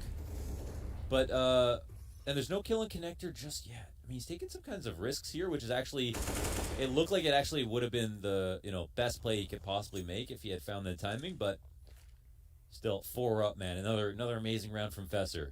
Again, dude, the guy just gets kills in pairs. It's crazy. Yeah.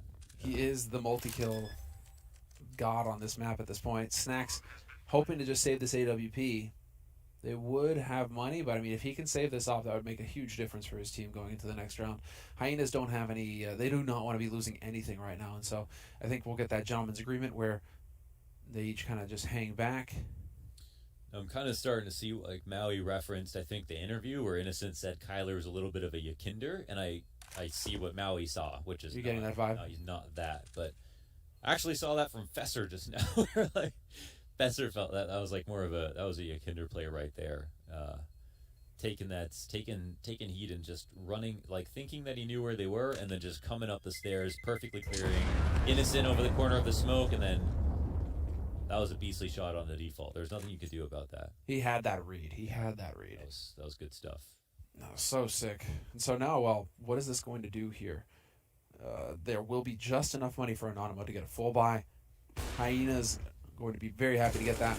I'm sure Key's going to be kicking himself for hanging around long enough for the smoke to clear and for him to get picked off like that in connector. And so we'll see if he continues to show that kind of presence in con early.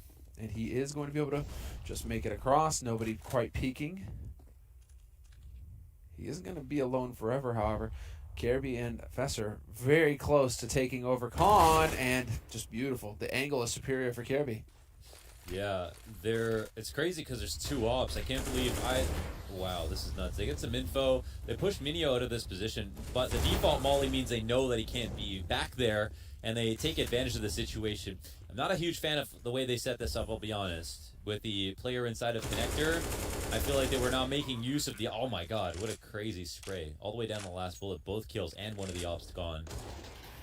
But I'm not a huge fan of the way they set up there in connector. No chance for the refrag, not using that long line with the op onto connector. I think this would be a spot where playing ticket and taking over a ramp control, taking over pallets, I feel like would have made more sense. Okay. And then using the other op however you want, either in B, cap, whatever it is. But I feel like they really weren't taking advantage of that with no mid presence whatsoever.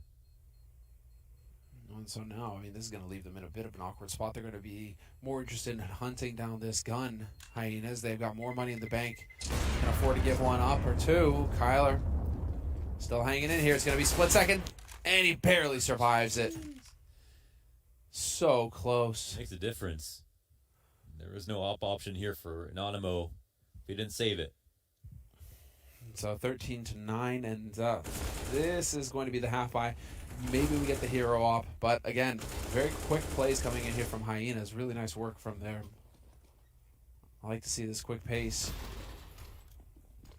And again, more mid presence from Hyenas this time around. They're dodging these flashes. They figured out the pattern. Kyler going to get boosted to ladder, so he's going to be coming around through short with that AWP. Oh, looks like it could be a decently effective play. Are they over top of the box watching this? No, not quite. There is a way in for the op. The nice thing for Hyenas is that they know the op was saved, so they can play around that information. Yeah, that's a good point. They're trying to hunt this down.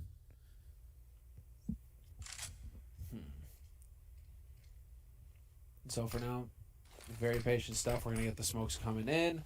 A little bit of a tricky smoke here in connector, though. Gade definitely aware of the possibilities. HE onto him. No, dodges the damage. And Minio just kind of crossing his fingers, hoping he survives this hail of bullets.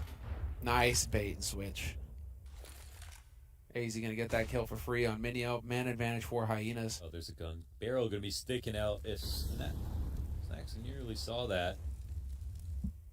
And the op, there it is. They finally found it. But what can they do with this info? Are they still going to commit to A? 35 seconds left. Oh, Snack sees a little bit of butt sticking out of connector, and he's hungry. He wants some. He's here to eat that ass.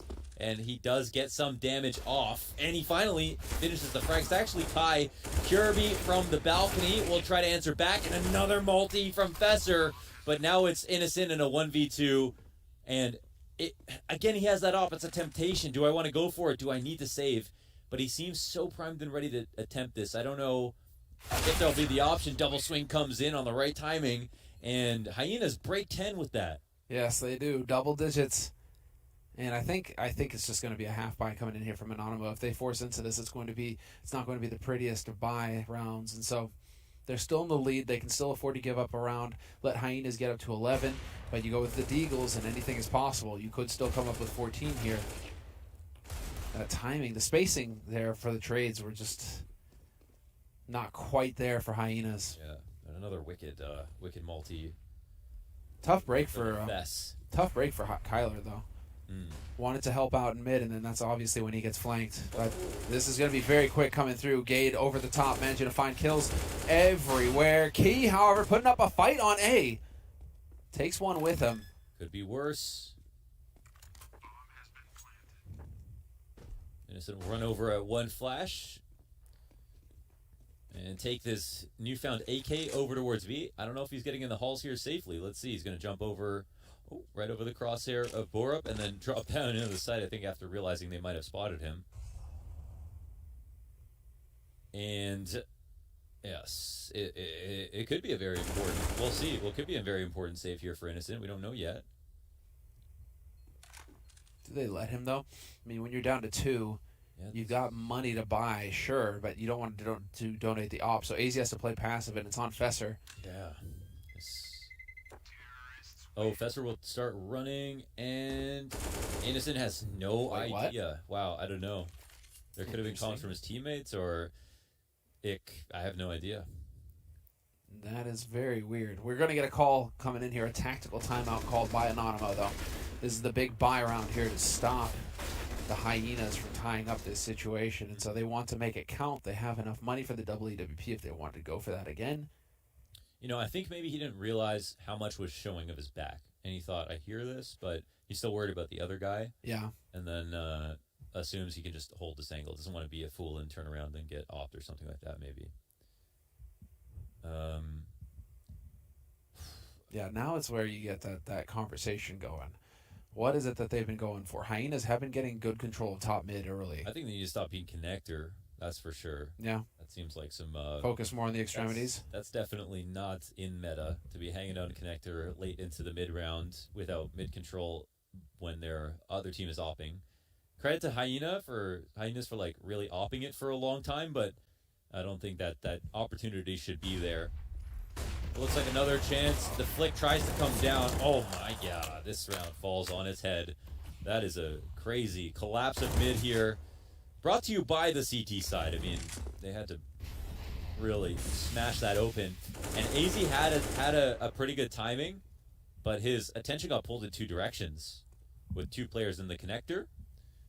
And Kirby gonna suffer to this late peek at mid with the bomb dropped in vision, last known on the A ramp. Wow. Talk about calling for a bold move, right? Yeah. When you're just having trouble mid and you feel like you keep getting picked off when you're still playing it, you could play the extremities, or I guess you could just decide to wrecking ball it and go, okay, full flash and full fight and just get in there fast. Take the fight to them, and they get 5 players. They keep 5 players alive, Anonymo, in that crucial round. Wow. What a call. What a call. Yeah, that's bold. That's what's going to win you series. And I guess for them, it's just nightmare fuel if you get into another 15-15 sort of scenario going into overtime on Mirage. Look at this. The flash assist just perfect from Minio and from Innocent. 3 flash assists between the 2 of them. This is actually really good from Anonymo, right? Because it's just it's like a fight, right? Just end it. If you let it go to the judges, anything can happen, right? Wow. So whoa. We got something interesting going on here. There's a split on the A ramp and B, but there's the bombs upper B as well. And I don't know if they're going to fake upper B and run this bomb underpass, But with the 3 players here, they're trying to sell some kind of hard fake somewhere. But the setup looks like it'll get called out. The op will be able to fall back. It does get underneath the balcony, and Snacks has the audacity to go for another peek. They pull the goalie on the B site, and this means that it's open. Hyenas, will they be able to capitalize on this opportunity? They found a little bit of space, even though they don't have the player advantage. But this smoke allows them to come inside. This Molotov will cost Borup a ton of HP to make this retake potentially even easier, and the CTs are going to respect how much space the T's have taken. But Borup, I mean, surely he gets cleared in this position. That's what you would assume. Let's see if he's been sneaky enough. They start to work out. My God, with such low health, he still gets a kill. 2-on-3 in this position. AZ finds one, but Snacks finds that trade. Last alive is Kirby. 1v2 situation. Defending against match point. They don't know where he is. He finds the first kill. They tap the bomb. They get off it. He hides, and then he finds it after. Peeks out the left side of bench. Headshot onto Kyler. Defends against 15. What an unlikely 1v2. I thought it was over from there. Saves the op as well, icing on the cake. But yes, that is the fact that they managed to maintain it, but it's just too slow. It takes too long each time around. They win the duel, but there's just seconds being bled off the clock, and when the bomb is already ticking, I mean, that's what can happen. You just run out of time. Kirby, of course, is going to play that perfectly. Wow. He's got the stones. Yeah, he does that. How do you roll out of bed this morning with stones that big? Awkwardly. Oh my God. This is crazy because there's palace control with the op above. Headshot in through the wall. There's one spamming while they push out. What a good bait play, but still, the trades are in favor of Hyenas, and they punish Innocent, trying to lurk in through the smoke to sneak out to triple. They'll not get caught off guard today. Hyenas live another day, and anonymo still have another scary save situation. They need to stay alive, and they lose one of their 2 players. This is it, though. That's all their money. Yeah. They have tapped their bank, anonymo. Holy hell. That is kind of crazy. I actually, running out of Palace, they had the guy in the back spamming while one ran out. That was... I mean, again, though, but that was the thing. Anonymo with the bold call. This time it doesn't work. But they decide to rush Palace and try and really take the fight on the extremity this time instead of taking the fight in mid. Unfortunately for them, Hyenas just had different, just come right through on the other side. Yeah. But this is a disaster for Anonymo. Their money is wrecked. They have to hard eco and go into us. If they hard eco now, they'll just have it. Yeah, they'll have a buy in the next one. So some Deagle Kevlar looking like they're actually going to go ahead and get some Deagle Kevlar at least. 6 of the last 7 rounds here have been won for Hyenas. This is so crazy. It's such an even match as well in terms of kills. Like, these 2 teams are so evenly matched. It's just, I mean, Anonymo right now, it's just nightmare fuel. You're going the distance again on Mirage. It's 30 rounds on Nuke. Overpass was fairly one-sided in favor of Anonymo, but now this is just going to get completely out of hand. AZ boosted up, looking for targets, not quite going to find one. Some patient play coming in here from Anonymo. Hyenas now, it's all just a matter of keeping their focus, keeping their cool. We're peeking off this. It looks like we are. Oh, oof. Kyler went back in for that swing. Assumed maybe you'd have an extra second of AZ being blind. That was maybe kind of ambitious. Oh, man. That rifle almost gets punished. Snacks barely gets away with it and eventually get hunted down. They'll at least see that someone is up here in the halls. And that kill comes out. Borup shuts down the push through upper B. And this opens up Cat, I think. Yes, for the attack on the T side.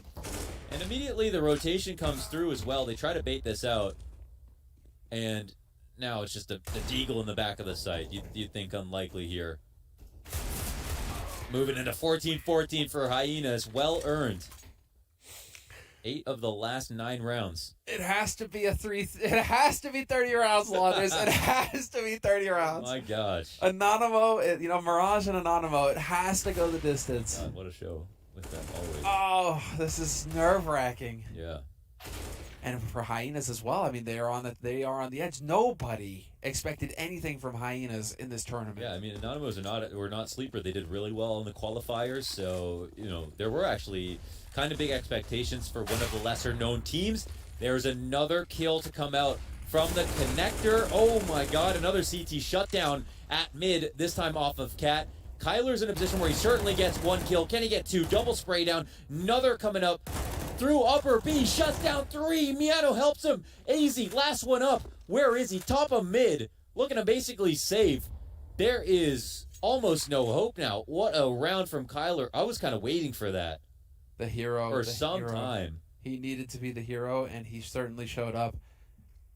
So I was just thinking, Anonymo right now, what's flashing through their heads is that they could be in an elimination situation after everything that they've gone through here. And then Kyler steps up and gets a triple kill and saves his team's hopes and dreams here. Wow. That's unbelievable. Literally 3v5 there for a flash of a second. And AZ, surely his time is limited. They keep spotting him. Surely just waiting for a shot from either way just so they can peek. I mean, he's just dead as soon as they decide to kind of go for the swings, and that's it. They get to 15. 2 of the last 9 rounds, but this is one of them. And now Anonymo, they have odds. I think right now, if we were to see some kind of odds meter, okay, the odds would say that OT is coming because there's enough money for Hyenas to buy. They win the vast majority of rounds, and even in this round, it was a 5v3 if not for this play from Kyler. Indeed. This is just that 1 in 100 where, yep. Kirby's face says it all. Kirby's face says it all. You have to think that in Hyenas' minds, this is it. They've got the 2-man advantage. They're going to go on to B. They're going to murk them, and they're going to get that match point. And instead, now it's Anonymo on match point. Yeah. Mid control once again, and look how audacious they're being. Still standing out here at mid. The smoke is going to come up soon, and Key finds a way to push through, get the kill. Smoke comes up. A chance for him to die, and he is feeling brave. Still sticking around. They could get punished from the Hall's push, but there's a trap set here from Sandwich to peek after Kirby takes a shot. They just expect Kirby to be lurking in Palace now. They've made adjustments. Oh my god. That is unfortunate. That could have made a world of difference. Snacks ends up killing the lurker out of Hall's 5v3 similar. This could be the last round of the game. I can hear the others shouting right now watching this. It certainly feels like it. Anonymo are actually going to bring this home. But Hyenas, again, they've been fierce on the T side. They've made a huge comeback. They've won most of these rounds, and they bring one back. Fesser, key mid-round kill here with his rifle. Borup, he's been super solid on the 50-50s. Bomb in hand, though. This could be everything if he finds this. And Kyler, he's putting that aggression up.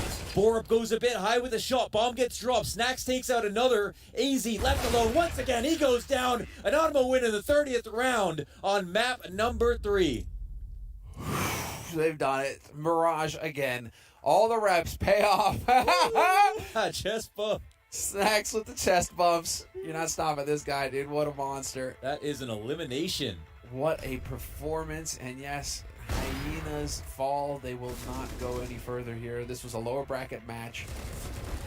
And Anonymo, man, that's unreal. They stayed strong. They stayed strong. It was a messy end and a hard-fought battle for Hyenas. And I have to say, I had given them no respect after that first series. But after this one, they looked a whole lot better and brought it close. But yeah, certainly you got to say Anonymo earned that one. It's a painful one, man. It really is. It's such an even match. It's not like any of them underperformed on this last map either. Everybody was hitting shots. Fester, again, with the multi-kills. I mean, Kirby had his moments. Everybody had their moments on Hyena. And again, it's worth putting the emphasis on that the expectations were low when it came to Hyenas coming into this tournament. Everybody's like, oh, well, they kept the 3 players. They got the spot. They didn't have to go through the qualifiers, right? Yada, yada.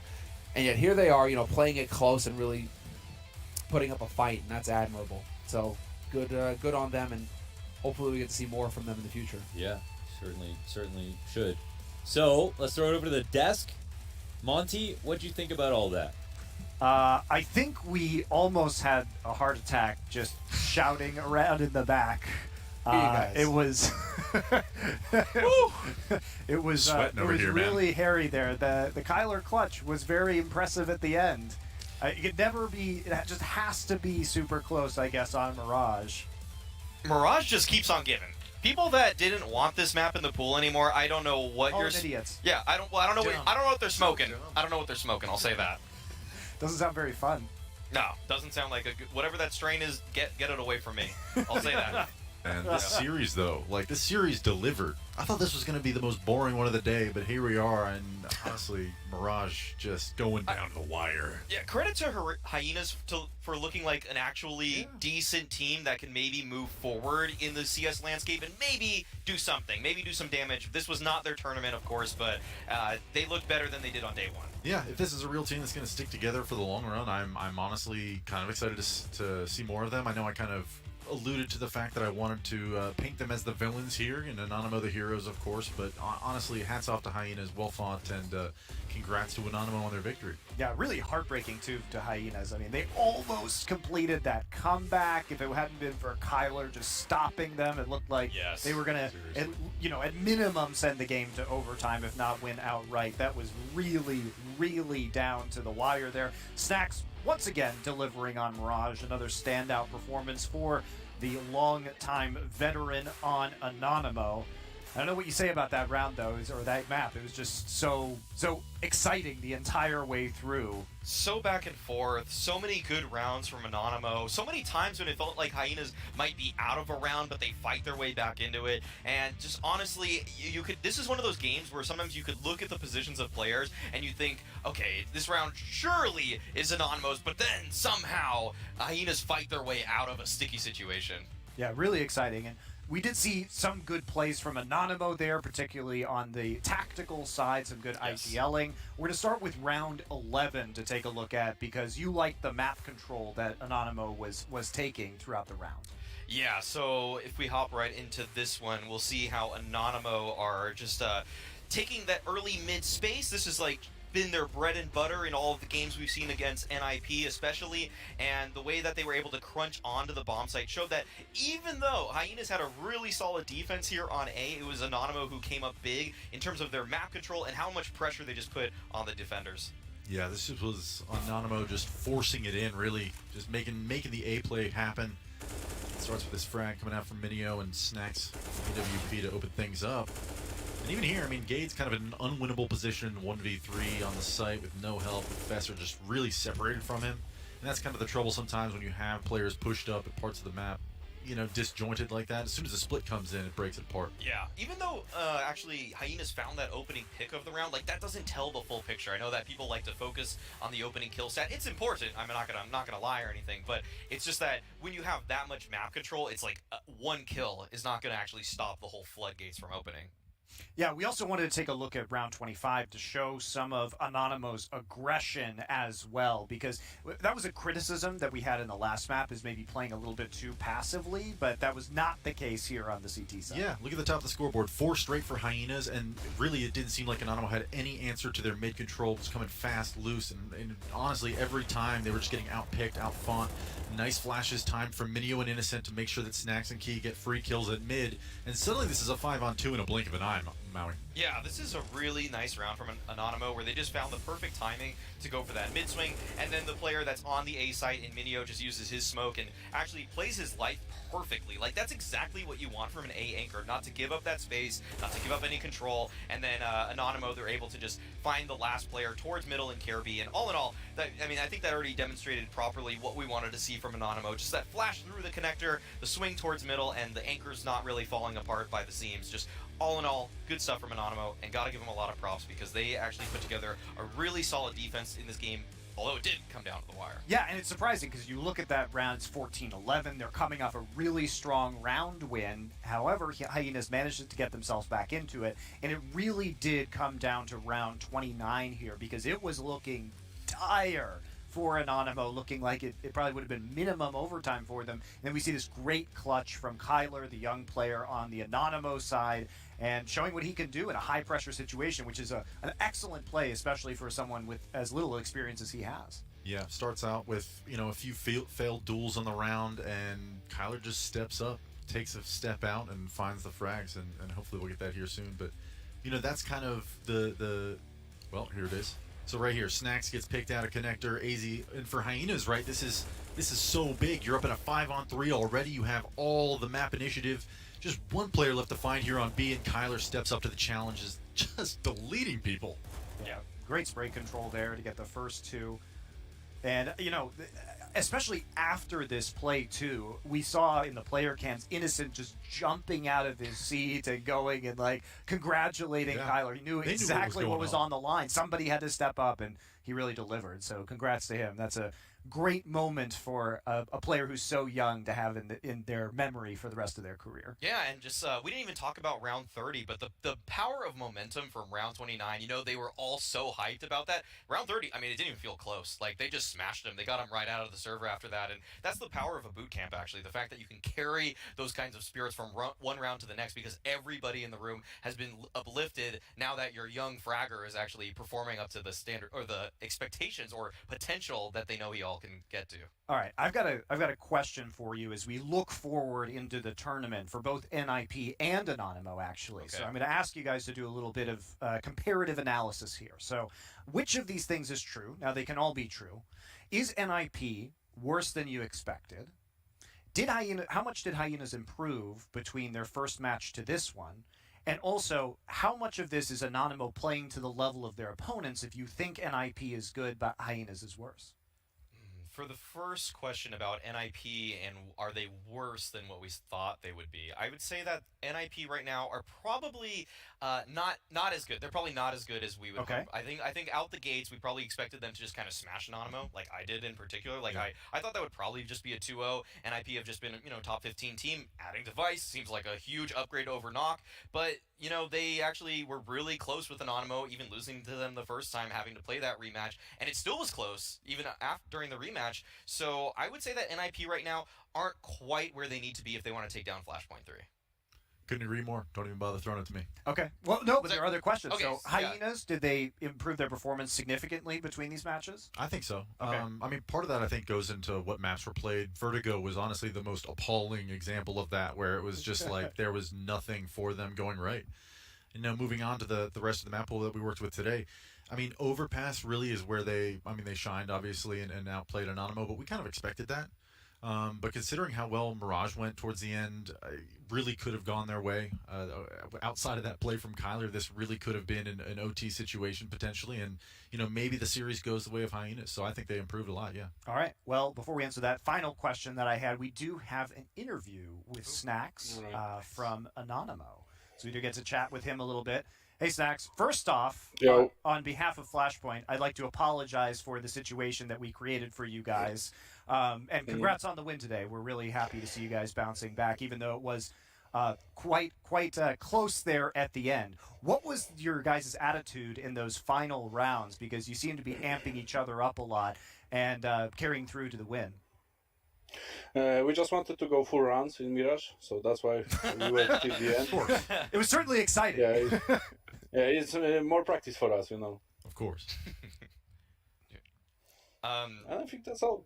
Okay, Snacks, I had a question about your guys' Overpass. So Innocent kind of in this interview with Freya said that you guys got this one map where you guys have this cool nade technique. Is that the run boost? Is that the run boost where you guys throw those double mollies deep? Mm-hmm.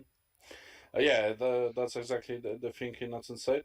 And about the Overpass, I only can tell, I said to guys already that our Overpass is cursed because I lost in Atlanta versus Astralis in 2017, so we shouldn't play it. I don't know how to play this map. I'm like lost everywhere, and always when I'm trying to pick somewhere, I feel like they are on the other side of the map, so... Let's just play keep away from you. That's how every team seems to play. Yeah, I said let's go Dust 2. Yeah. All right.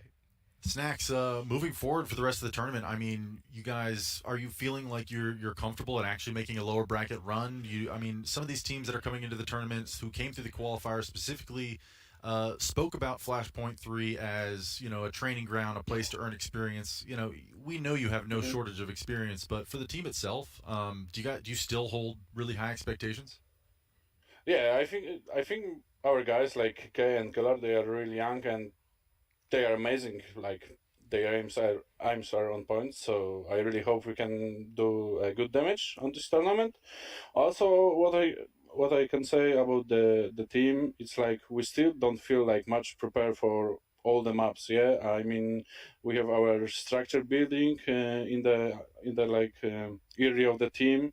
times. So it's still not the best we can do. I think we are lack of some special moves on maps or tactics or even like feeling each other, because it's a not long time. I probably know only Innocent before we made that team. So yeah, we're still trying to do our best. I think if we get the flow like Virtus Plow had in the past, we can do a lot of good on the map, on the server.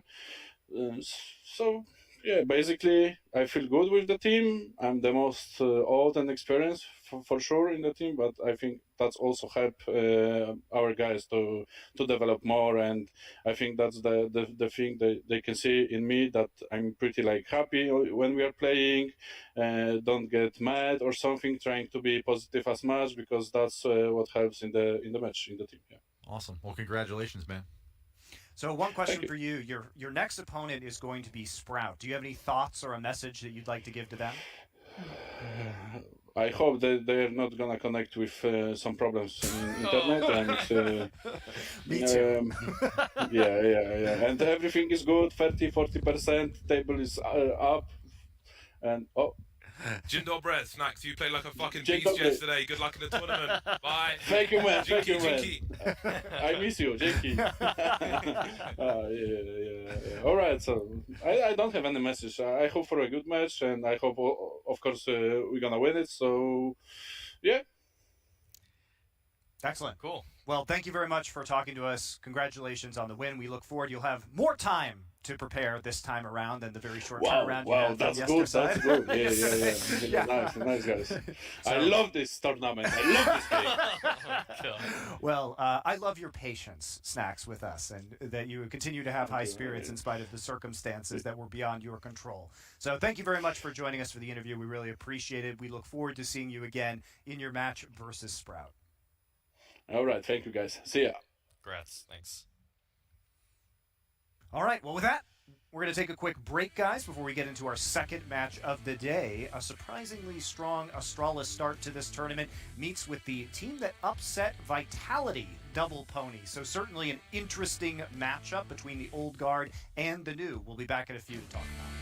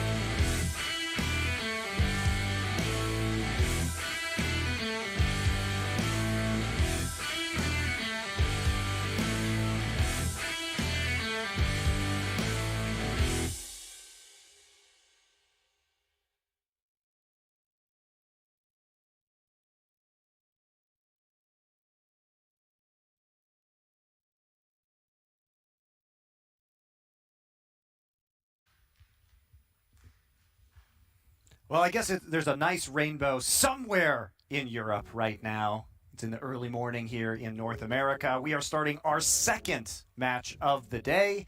And it's very exciting because we have the reigning major champions in Astralis, and they will be facing off against the young French Colts from Double Pony. Yeah. Colts plural. Colts? Yeah, that's right. Two Two ponies. ponies, but 5 men. Two. How does that work? I don't know. Can Yeah. 5 men ride 2 ponies? Can they Sounds fit? difficult. Can they fit? Will one fall off? That's the question. The questions that we have about Double Pony. Fantastic name, fantastic videos. You can check them out on their Twitter. Have yourself a nice laugh. And speaking of Twitter, you can check us out. You can check me out on Twitter. I'm at Monte Cristo. But you can also check Flashpoint out on Twitter at Flashpoint. And if you want us to see all your angry complaints about the tournament, be sure to use the hashtag Flashpoint or Flashpoint CSGO. Thank you very much, all you Twitter eggs that have been quite angry. We also accept nice things. I'm gonna slide into the DMs. What are you going to do there? I got nothing actually. I got nothing. Snacks took it in stride. He was great. What a good sport. What an amazing He had interview. nice things to say. Yeah. Like us. They hear that? Yeah, he likes us. Wasn't facetious at all. Anyway, what was your take on that last map, Londers? Because it was like really tight there at the end. Very exciting. Yeah. Did you enjoy casting it? Did it live up to your expectations? Any takeaways from the anonymo victory? It did, yeah. Snacks is the I thought Snacks was gonna be washed. Okay, because I didn't watch them coming into the tournament, and every time we have They a did well in the close qualifier. Yeah, that's the thing. I just saw the results, and from the results, be like, oh wow, they're actually pretty good. But I didn't realize how good Snacks was. He still got it, man. He still very much got it in like a way that I haven't seen from some of the older players who have been settling in the tier 2, tier 3 to just pop back up in the way he did. So I was blown away. I won't lie. Yeah, his game sense seemed really on point. That's the thing. He missed some shots, but it always felt like he was very aware and very like sure of himself, which was very impressive. I always think like Snacks is somebody whose movement is always insane in combat, and I think you could appreciate that. Launders, the movement god. Yeah, he maneuvered. He's a maneuver. He did some pit maneuvers. Yeah, in the smokes. Well, I mean, very good to see him at least taking a strong leadership position with the younger players as well. I think, no doubt, his attitude in the server really helped when you're in those scary elimination moments and you really need some clutch play from some of your rookies. Well, having the good attitude there can really deliver it. So, enough about Anonymo. We will be seeing them in their next match versus Sprout, but that'll be in a few days' time. What we're interested in is the here and now. And the here and now are defending major champions Astralis, deviceless now. Their last major championship was a couple years ago, but still going quite strong. And to talk about their first win over OG, we'll be back to that in a second. But we're also going to talk about Double Pony, which is, I think, one of the biggest shocks of the tournament, coming in, of course, from the qualifiers, and then immediately taking out Vitality.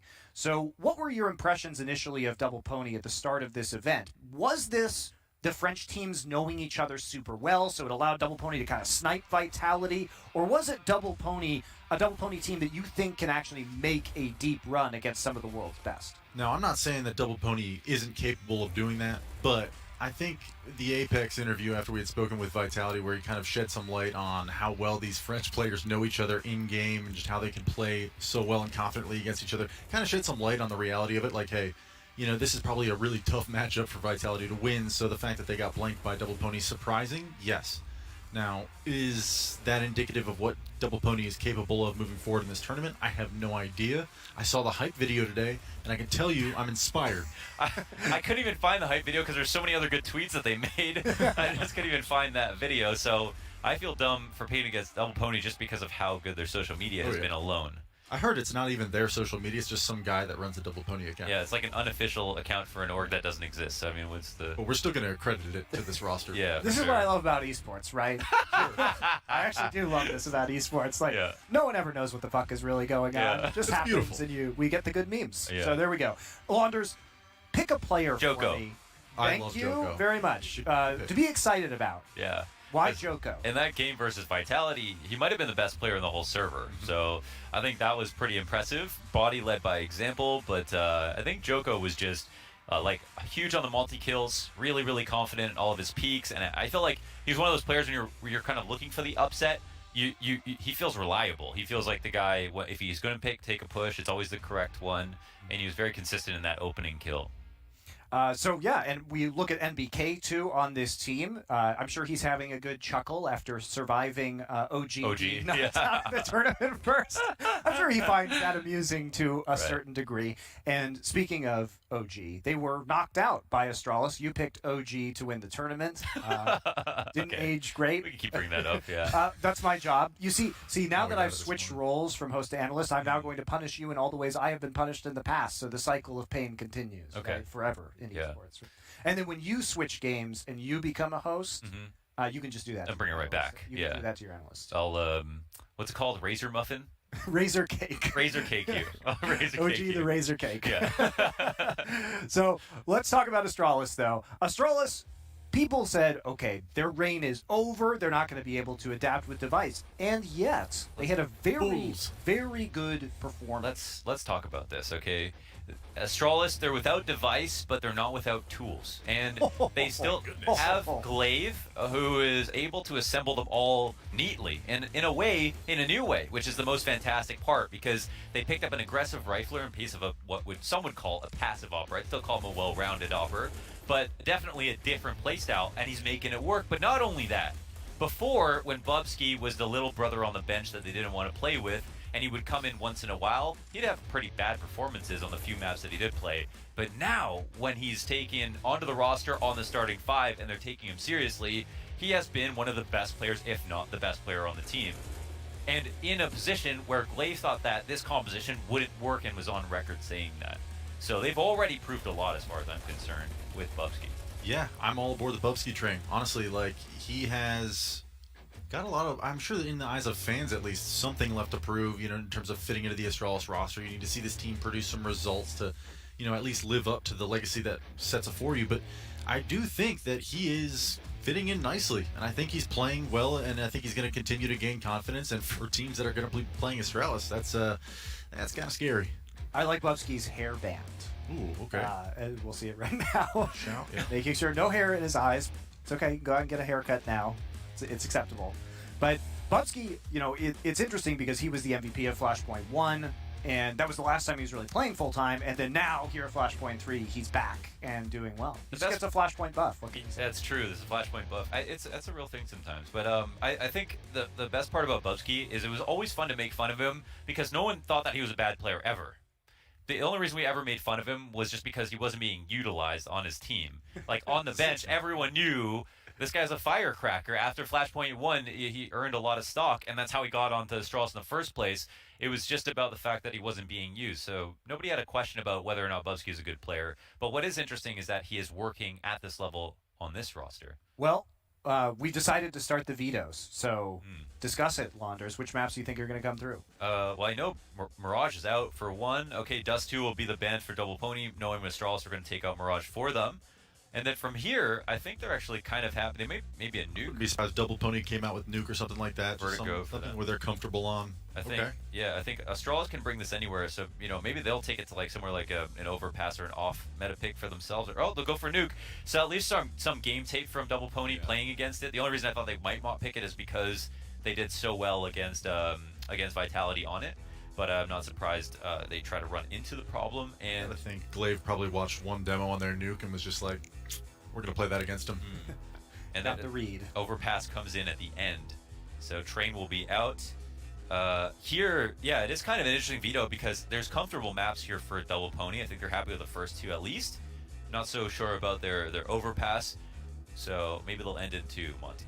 Well, I mean, that would be very exciting. Yeah. That's the question. If they are going to feel good on these maps, have the seeds for a 2-0 upset been sown already by Astralis? Yeah, that's the question. Possible. Like, obviously, Astralis, I'm going to take them as a favorite on both maps. And particularly because Vitality were definitely not playing well on Nuke. I think that's the most important part. As much as it was an upset and Double Pony were playing well, and Joko is someone I'm looking forward to watching in this match, Vitality were not playing at 100%, and I expect Astralis to play much better. Yeah. Yeah. I think Vitality's, performance in and of themselves was very helpful. I am not impressed by their performance. Yeah, exactly. It was not very, pretty helpful to Double Pony's victory there, but we'll see if they can step up versus another strong opponent. Certainly would be fabulous resume to take out Vitality and Astralis back to back. If you're double pony, that's some serious shit right there. All right, guys, let's take a look at our odds for this match, provided to you by Unicorn 125 to 325. Seems pretty fair. Given the match. And remember, if you do want to play along, if you go to unicorn.com, you can use 20 euros, get a 4x bonus to start with 100 euros if you use the code Flashpoint, so be sure to head over there. Now, for our predictions, we are starting again with 1,000 points for our last 2 matches. So we are going to hear from our casters. Sumler's back for round 2, hasn't had enough ponies. And Bardolph, who loves predicting double pony. Will you do it again? You know what? I think the next 2 matches are somewhat difficult to pick. I think this one is a little easier, though. I did go the way of Astralis. I find it hard to pick against Astralis. I find it hard to pick against Zipex, and this is another occasion. I put 400 on Astralis, and I put 600 on the next game. So I'm playing the odds a little bit as well. I went even deeper on that one. I put 250 on Astralis only. Oh, I'm going big on the next one. We're gonna have some fun on that. That's bold. But man. I am not going big on the next one. You're already in the leaderboard dumpster, so he's got to do something to get out. He's got to do something to escape. We gotta take some risks, boys. We gotta take some risks. Make some plays. am I still destroying everyone on the leaderboard? I assume I am. I assume you are. I assume nothing has marvelous. changed. I think I went 500 on Astralis, but I actually don't remember. I went 500 on Astralis as well. Don't remember your own unicorn. Yeah. I did. I think 650 on this game. I'm playing it Really? safe. I'm playing it Astralis? safe. Yeah, for Astralis, yes. Oh, come on, ponies. Let's go, ponies. I tend to play it very conservative, right? That's because the goal is to not lose. Did we spoil what you picked for the next game, or? No, I did pick big though. Okay. Oh, we You do went now. with big. Lex, I think I went 500 Astralis, 500. Oh, I won't share my prediction for the later game, but it's 500. I swear. yeah. Okay. We have 1,000 points, so I can tell you what it is. You don't have to remember. Never do you math don't have on to air, they remember say. it. Look at you go. All right, guys, let's get into game. Astralis double pony will be James Bardolph and Sevler. Thank you very much, Monty. I'm very interested in this series. We have some technical maps, Vertigo, Nuke, and Overpass. It is going to be, I think Double Pony are going to have to go deep here if they want to beat Astralis, like deep in the strat book, deep in the reserves and individual skill. They're going to need a lot, I think, to overcome just the depth of Astralis and how long the longevity of Astralis.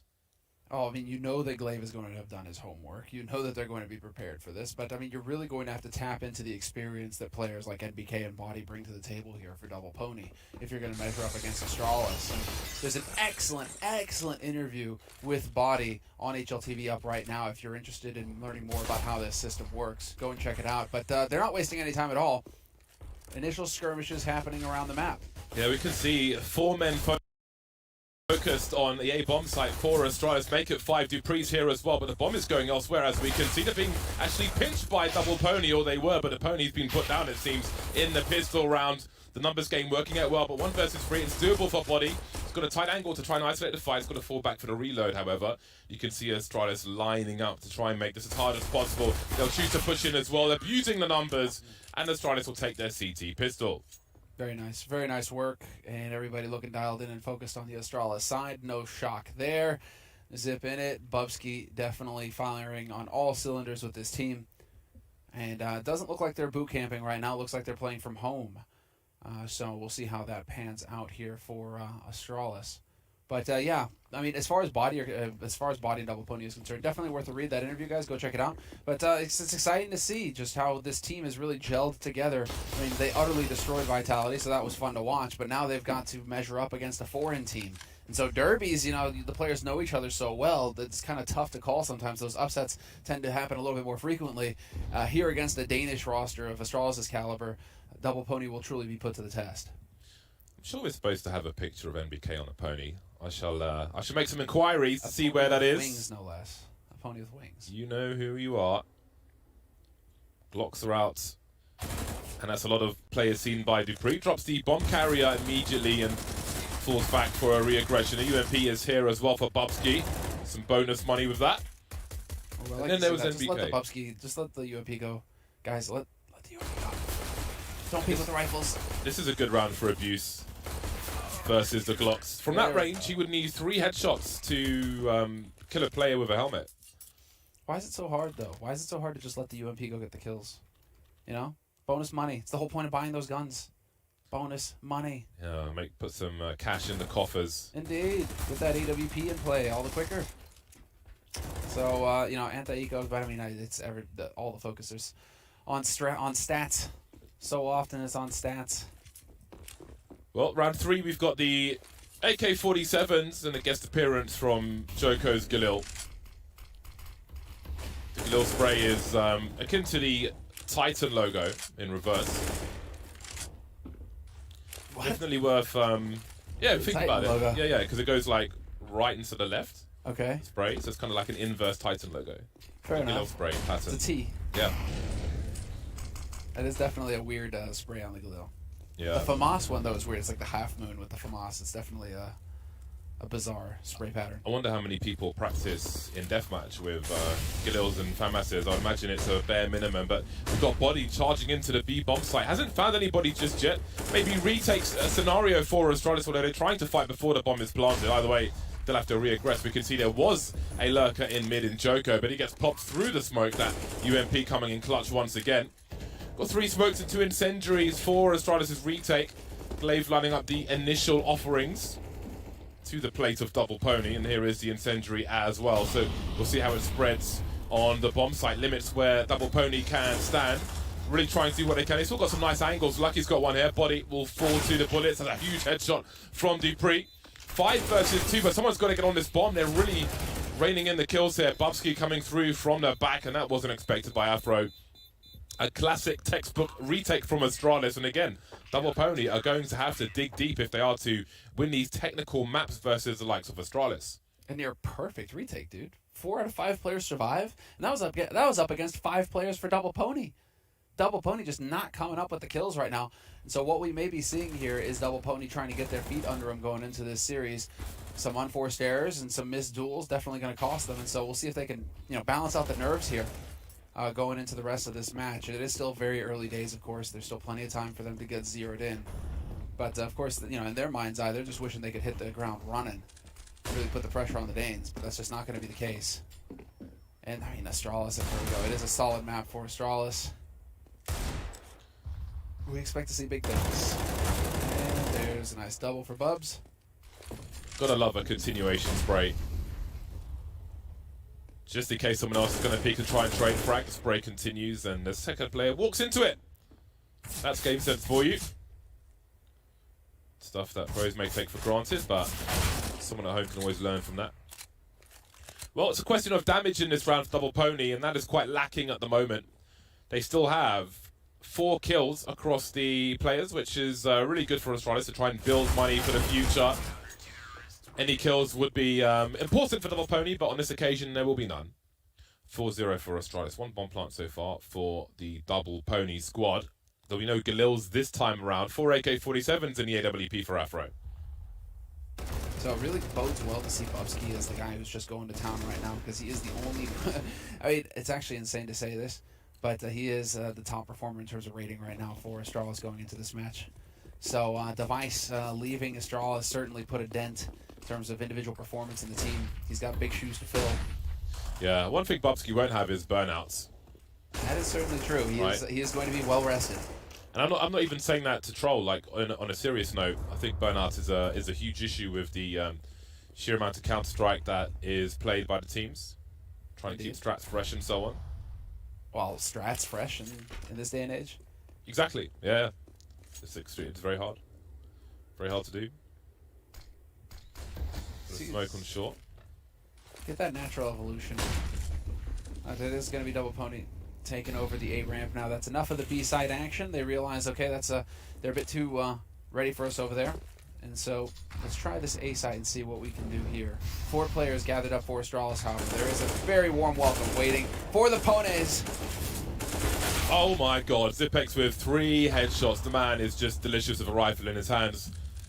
We could see how Astralis used the incendiaries to slow the push of Double Pony initially to allow the rotation, to have more players here. More of a stronghold on the A bomb site. Zipex just delivers. Just a warning, I can do this whenever I want to. Don't normally see him out there on an island like that, delivering. He chose to engage in such a fashion and took out 3 players. So who knows what else is to come from Zipex later on. And again, just 1 kill in this round.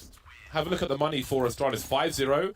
Glaive on the CT side has got $11,500. Zipex has 12,250 before he buys. This is an outrageous sum of money for a CT side in round 6. Yeah, going into round 6 no less. And again, it's just been dominant rounds, winning these duels. Zipnix getting the chance to show off his level of aim. And I mean, dude, if Zipnix is hitting shots right now, that is going to be fantastic for Astralis, because he has been, experiencing some up and downs, talking about burnout, etc. He's definitely one of the players who suffered from it in the past on the Astralis roster. Looking like we get an A rush here. Vegas hears the footsteps, signs better, does not want to peek into that. Very nicely done, dude. That HE, that fall off HE did so much damage. Oh, that's a really nice shot from Magisk. That's a very clean, that's an awkward shot to make, but it's very promising that he lands a shot like that first time around. And again, at this point, I'm just paying attention to how many kills Double Pony are getting, because again, like, to build momentum, ideally you want to make things expensive for the CT side, break them, and then it's harder for them to defend and so on. You want to know how many kills they have? How many kills? 6 total. It's 1 kill a round. Yeah. Essentially. So that's not a good statistic right now. It's it's a bit brutal right now. So we'll see. Astralis right now are just looking fired up and ready to go. They are here to make a statement. There will be no shenanigans. It'll be a clear-cut thing right off the bat, and Magus gets the timing impeccably correct. And a follow-up HE as well. Once again, Astralis living up to the expectations when it comes to utility damage on the CT side. They are unparalleled. This is pre-watershed damage output from grenades. Oh, God. On a school day, no less. Completely outrageous behavior on Astralis. Here, we'll tell you in a second, because there's actually Astralis. We have it. They averaged 29.2 damage per round with their utility in the first best of 3 of this tournament for them. That's pretty much par for the course. I expect to see Astralis around 30 damage per round. They are just magicians. They are magicians when it comes to HEs and mollies. Yeah, and that includes Zonic as well. Shout out to Zonic. That includes Zonic as well. Not on the server, but he's definitely somebody, one of the more notable coaches. Indeed. It's hard to see from team to team. Oh, I'll get to it in a second, because we have an execute here from Double Pony. 4 versus 5. Again, nothing showing just yet in terms of the kill feed for Double Pony. And they've just got stronger angles here. Astralis. We've got support flashbangs from Glaive as well. Beautiful stuff. It's worth mentioning, actually, now that I look at it, that Double Pony in their first match had 45 average damage per round with nades against Vitality. So they were definitely popping off. That's way overperforming. I expect to see those numbers come back down to reality here. Support flashbangs for Glaive. 7-0 for Astralis. Absolutely dominating and strangling Double Pony. Indeed they are. The timing of Astralis with the grenades, like the initial grenades, the first HE, the second HE later on, it's so beautiful. I remember at the major, the executes they had on overpass towards the B bomb site, the chain flashes, but the delayed chain flashes that we weren't used to seeing in executes at that point was so beautiful. And it just continues with Astralis. And again, I think Zonic is key for Astralis. That man works very, very hard indeed. From night to night, when they find out their matchups, he disappears immediately. He's gone like Houdini. Well, he is the... put some work in. Well, I mean, yeah, but he is like... He was the one who created the roster. He was the one with the vision. He was the one who put it all together. And He's been the there through thick and standard thin. bearer for coaches. The standard bearer. Yeah, every coach wishes they had as much power as Zonic. Let's see it, though. Jocko already going to get tagged up again. Just so much damage dealt with utility. And there's Bobsky taking him down. Full control. So this mid presence, we see teams actually almost always, like, very, very little mid presence, usually from teams on the T side. And, well, Bobsky is just consistently winning in mid right now. And so Astralis, they can just focus on those extremities, counting on Bobsky to do the job. Oh, my God. Honestly, am I watching porn right now? I don't know how to react to that. Just let it slide. Oh my just let God. it slide, It just Bardo. we could just sit here and just watch. Yeah, Do we maybe. even need to commentate around? I think this is absolutely savage. It's actually art. This is art from Astralis. You have to appreciate it. Whoa, it's not every day we get to see this. 4 players with 16,000 in the bank. You know what that means, Semler? It means they're losing money by winning rounds. They are. The hard cap. You can't get more than 16,000. And we had 4 players. That is actually so rare to see. Yeah. 4 players with 16 grand in the bank at the beginning of the round. We have 2 players of USPs, which Shameful. It's you know, if it's good range, I guess you could at least have a P250, right? So if there's no helmets, you still have the range for the one shot, because the 5.7's a lot shorter, for example. But you know, you got to be These AGs, man. got to be Lucky focused on and that Afro. economy, man. You got to squeeze every little drop. And there aren't many drops for Double Pony fighting for scraps at present. I don't know when they last got a kill. I feel like because they've had 1, 1, 1, and 2 on their kills for a few rounds now. I feel like. Actually, you're right. They're still at 2. When did they for last get a once. kill? They got a. Didn't somebody die last round? Did Astralis kill themselves? Oh, so it's Astralis have been alive. Two rounds in a row. They have Hey, 5 alive. there we you go. Lucky. You're Second back. kill. Man, Lucky. Double gets a Pony. Second kill of the map. Double Pony are parched at the moment. It's like they've been eating those Salted eating oats. biscuits, and there's no glass of water in sight, man. And salted oats. It is- Saying, oh. why did I not drink from the water earlier when I got led to it? God damn. Why did I be a stubborn pony? Is it fair to call a pony a midget horse? I think it's Shetland, right? You can go for that. 30 seconds for Double Pony to make a play towards the site. We can see that there is some gravitation towards A from Astralis and Double Pony, but finally the numbers are thinning for Astralis.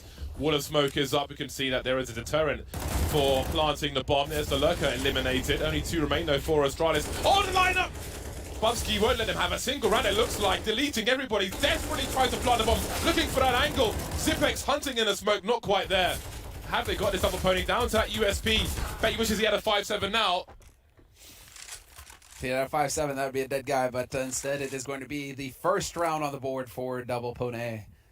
They have managed it. 2 players surviving in the chaos of the smoke, and I think that's more to do with Astralis just getting ahead of themselves and trying to make plays than them playing it seriously. You have to respect my attention to detail there, man. Even a P250 with its improved armor penetration there Would have got that kill. Yeah. it would have certainly helped. You know, it would have certainly helped. And then who knows?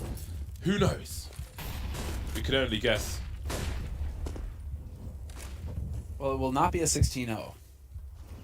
It will not be a 16-0 on this first map, so that's that much is clear. This is Double Pony's map pick as well. It's worth pointing out. I would imagine they'll be more comfortable on the CT side. So, again, the quest, they've got 6 rounds to fight for at present. They've got a lot of work to do to put Astralis on an eco. Let's see if they can get there. NBK and Joko, late lurk in mid. Once again, I mean, not often to see teams just really setting up in mid so much. Got some lurk smokes from Joko. Hoping to take Bubsky down, but the Bubs is currently defending B site. Dupree there to help out. Body is already out of the picture. Oh, almost Dupree. Double Pony are crawling to the B bomb site. Lucky and Afro with a combined 13 HP. So there is a chance for Astralis. Down goes Afro. There are smokes as well to keep that wall up. Now, will Glaive check for a flanker? We can see Joko's on the way, but he's on the reload as he's having a look-see. Too close now. Joko with 2 and Double Pony with 2 as well. There we go. That lurk in mid paying off, and that is going to force Astralis to take that into account later on in these rounds. Lucky looking focused. All right, now for Double Pony. And, well, Dupree did the best that he could, but the shots came through far too quickly there. Lucky really doing the work for Double Pony and just leading the way onto that bomb site. But again, we'll have to see how Astralis adjusts to these lurks in mid. Yeah. Yeah, okay, so it's going to be Bubsky out here just posted up, ready and waiting. Unfortunately for him, no targets presenting themselves immediately. Magisk, though, already finding a kill. Yeah, they're really committing to this. Astralis taking the fight to Double Pony once again. And Astralis had an average of about $11,000 at the beginning of this round. So again, ponies have got more to do. Nice HE to eliminate Magic's got a stairs. Oh, Dupree with these bursts towards B. It's utterly, oh my god, it's just X-rated every round. The bursts are absolutely just sublime. That man came into this one hot, not even warmed up. Piping hot. Served fresh. What a sick HE over the top, and there's the molly as well, trying to create some room here. Late lurk, and there's the shot. Bait and switch. Afro not going to miss that opportunity. Good work on his part. And this is prompting a rotation from Xyp9x over towards this B site, but with 57 seconds left. The hell was that? Never mind. With 57 seconds left, I mean, there's time for the rotate back, but Astralis are convinced that this is going to be a B hit. Yeah, the longer they hold position quietly, the more Astralis have to put somebody towards A. So it just weakens everything everywhere in the respect of they're in a 3 versus 2, very likely worst case scenario. On this occasion, of course, it's a 3 versus 1. Very strong play from the tease. The jiggle won't be enough. Dupree looking to eliminate 4 players now. 22 seconds, and as soon as the shot is fired, Afro's fate is sealed. Dupree is playing like some kind of honey badger on that B bomb site. Just taking bites out of everyone. There is no mercy to be found anywhere near Dupree. He's a monster, and Megas also stepping up. And this was actually one of the big changes that needed to happen here for this team. The firepower was lacking on Astralis, which is why they tended to struggle in recent times. It was Dupree and Device doing a lot of the heavy lifting, with Megas and Xyp9x kind of trailing behind, Glaive as well. Here, I mean, Xyp9x is topping it out alongside Bubsky and Dupree, and Megas is right there with them. So, I mean, it seems like Astralis are very comfortable right now in terms of who needs to do what to get the kills. Oh, gotta be careful. It's a very fast round from Double Pony. We had 3 CTs here, 2 remain. Bubsky holding an angle on short as there are plenty of question marks. Area control with the incendiaries in both directions. And Astralis will reaggress. There's an option for Magis. Looks to fall back on that when outstay is welcome. Man advantage for Astralis as more grenades go into the A bomb site from both teams as they fight for control. Peppering, fishing from Double Pony, but they had a small window of opportunity with that entry, but again, Astralis have just forced their way all over the bomb site. They will not give Double Pony anything for free. They're being starved of options, starved of control, starved of angles, and it will cost them all their utility. We saw the wall of smoke to plant the bomb earlier for Double Pony. They've got no smokes left now. Magic has to find a safe space to reload his gun. Bubsky will create that space for him. And then it was just lucky. Versus 4 again. Astralis looking to build more cash. They'll do exactly that. They respond with strength, Astralis, to everything the ponies are doing. And they're looking better and better, Astralis. Great team play as well. Mag is backing off from yellow. You know, you can see the swing from Lucky or from Double Pony trying to punish that, and yet his teammates are there to save him. This is looking like a very finely tuned machine here. Astralis looking better than ever. 10-2, utterly dominating this first half. Launders, we need a demo review of this, please. Well, what's he gonna say? Don't forget to subscribe. Astralis utterly hitting all the shots. The strength, man. The strength. They are a wall. Fortress Astralis. This makes the intro look even better.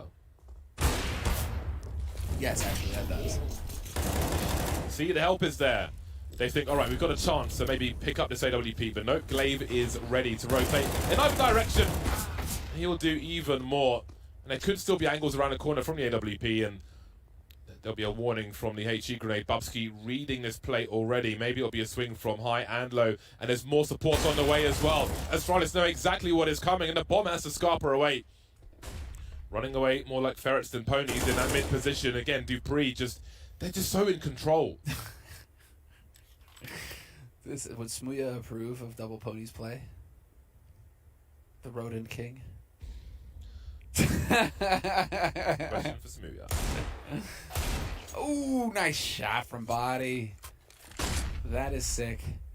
But this should be done, and yep, Mega's gonna find that kill. 11-2. Listen, if Astralis play like this, I can almost forgive them for beating OG. Almost. Bubsky playing from the boiler room in the Astralis offices. Fair enough. He's got the pipes. Throwback to Cluj-Napoca 2015. Oh, good times. That was, yeah. if when somebody flushed, the pipes were right over the caster desk, and we could hear it every time, and we just prayed that the pipes would not burst. It was great. Oh man, we contemplated from a few rooms with bathrooms in them. Yeah. Oh, good times, man. Busky holding down the mid position once again. Support a little further away on this occasion, but I think he's done his job. The area control is here. Double pony even molotoving off because they're looking for this support, and the double peak is ready from astralis. Even triple, look how they respond. I think maybe reading this response, Lucky makes his way into the B bomb site. He's been hurt though by Glaze. Dupree's here as well. 3v2, the bomb is still en route. Specs rotating from A as well. You can see Magis just posted up in CT spawn. You can see Double Pony looking for the kills. They want to make it a better post-plant position by getting kills earlier. The pop flash is there, but astralis they're passive enough to avoid this. The experience really showing for both teams, but again, it is advantage astralis. The flank is on the way as well. Of course, there are all the tools here for astralis. Everybody's got kits. No one's short of money. Double Pony really needs some more eliminations here. astralis are on the way. There's Dupree looking for the burst once more. Sipex delivers 1 versus 2 now. Lucky trying to isolate the fight as best he can, and he will, but he won't win it. Dupree 16 for 4. Everybody firing on all cylinders for astralis as they move to 12. And it's just continuing to just dominate and work well together as a team. The main thing here is that it just feels like astralis are just working so well together as a unit right now. Double Pony can't come out ahead because it just keeps, either you have individual performances like this from Bubsky where he gets 2 kills for his 1, or you get these clean retakes where it's just flanks on flanks. You don't know which way to look and they're all over you. You've got nowhere to go if you're Double Pony. Yeah, and it's pretty awesome the precedent astralis set in previous rounds in mid and various other places where they have that rifle support for the AWP, and then that allows them to take liberties and just have the AWP there essentially alone in a position where you surely expect a trade fragger. So it gives astralis an extra man elsewhere, and you see even after killing Bubsky, Double Pony are throwing molotovs and so on because they're looking for that rifler around the corner who isn't even there, and it gives astralis more time to rotate in those kinds of rounds. Yes, indeed. Okay. I think this is better than average for... they're almost averaging 300 nade damage on astralis already. At the end of the half, I mean, that's actually a bonkers performance. But enough on that. Just lakes of fire everywhere. How do you get through this? You don't. The answer is you die. I think a strong astralis is important for the scene. And we're certainly seeing a strong astralis right now, looking for a 13th round, and they're well on the way. 4 versus 2, there is time for Double Pony, but that's about it. NBK looking for the second, can't quite get there. He was a little blind. Lucky 1 versus 2, needs a 1v1, there it is, versus Bubsky. He can sit in the corner for the time being. While he entertains, we can see Dupree's on the way. The bomb is on the bomb side, there's nowhere but forward for Lucky to go.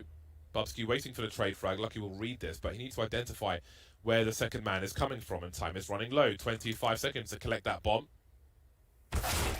And there's Dupree with the angle, in the rear with the gear. 13-2, astralis could not be more dominant, really, in that half of Vertigo. We'll see if it continues after the break.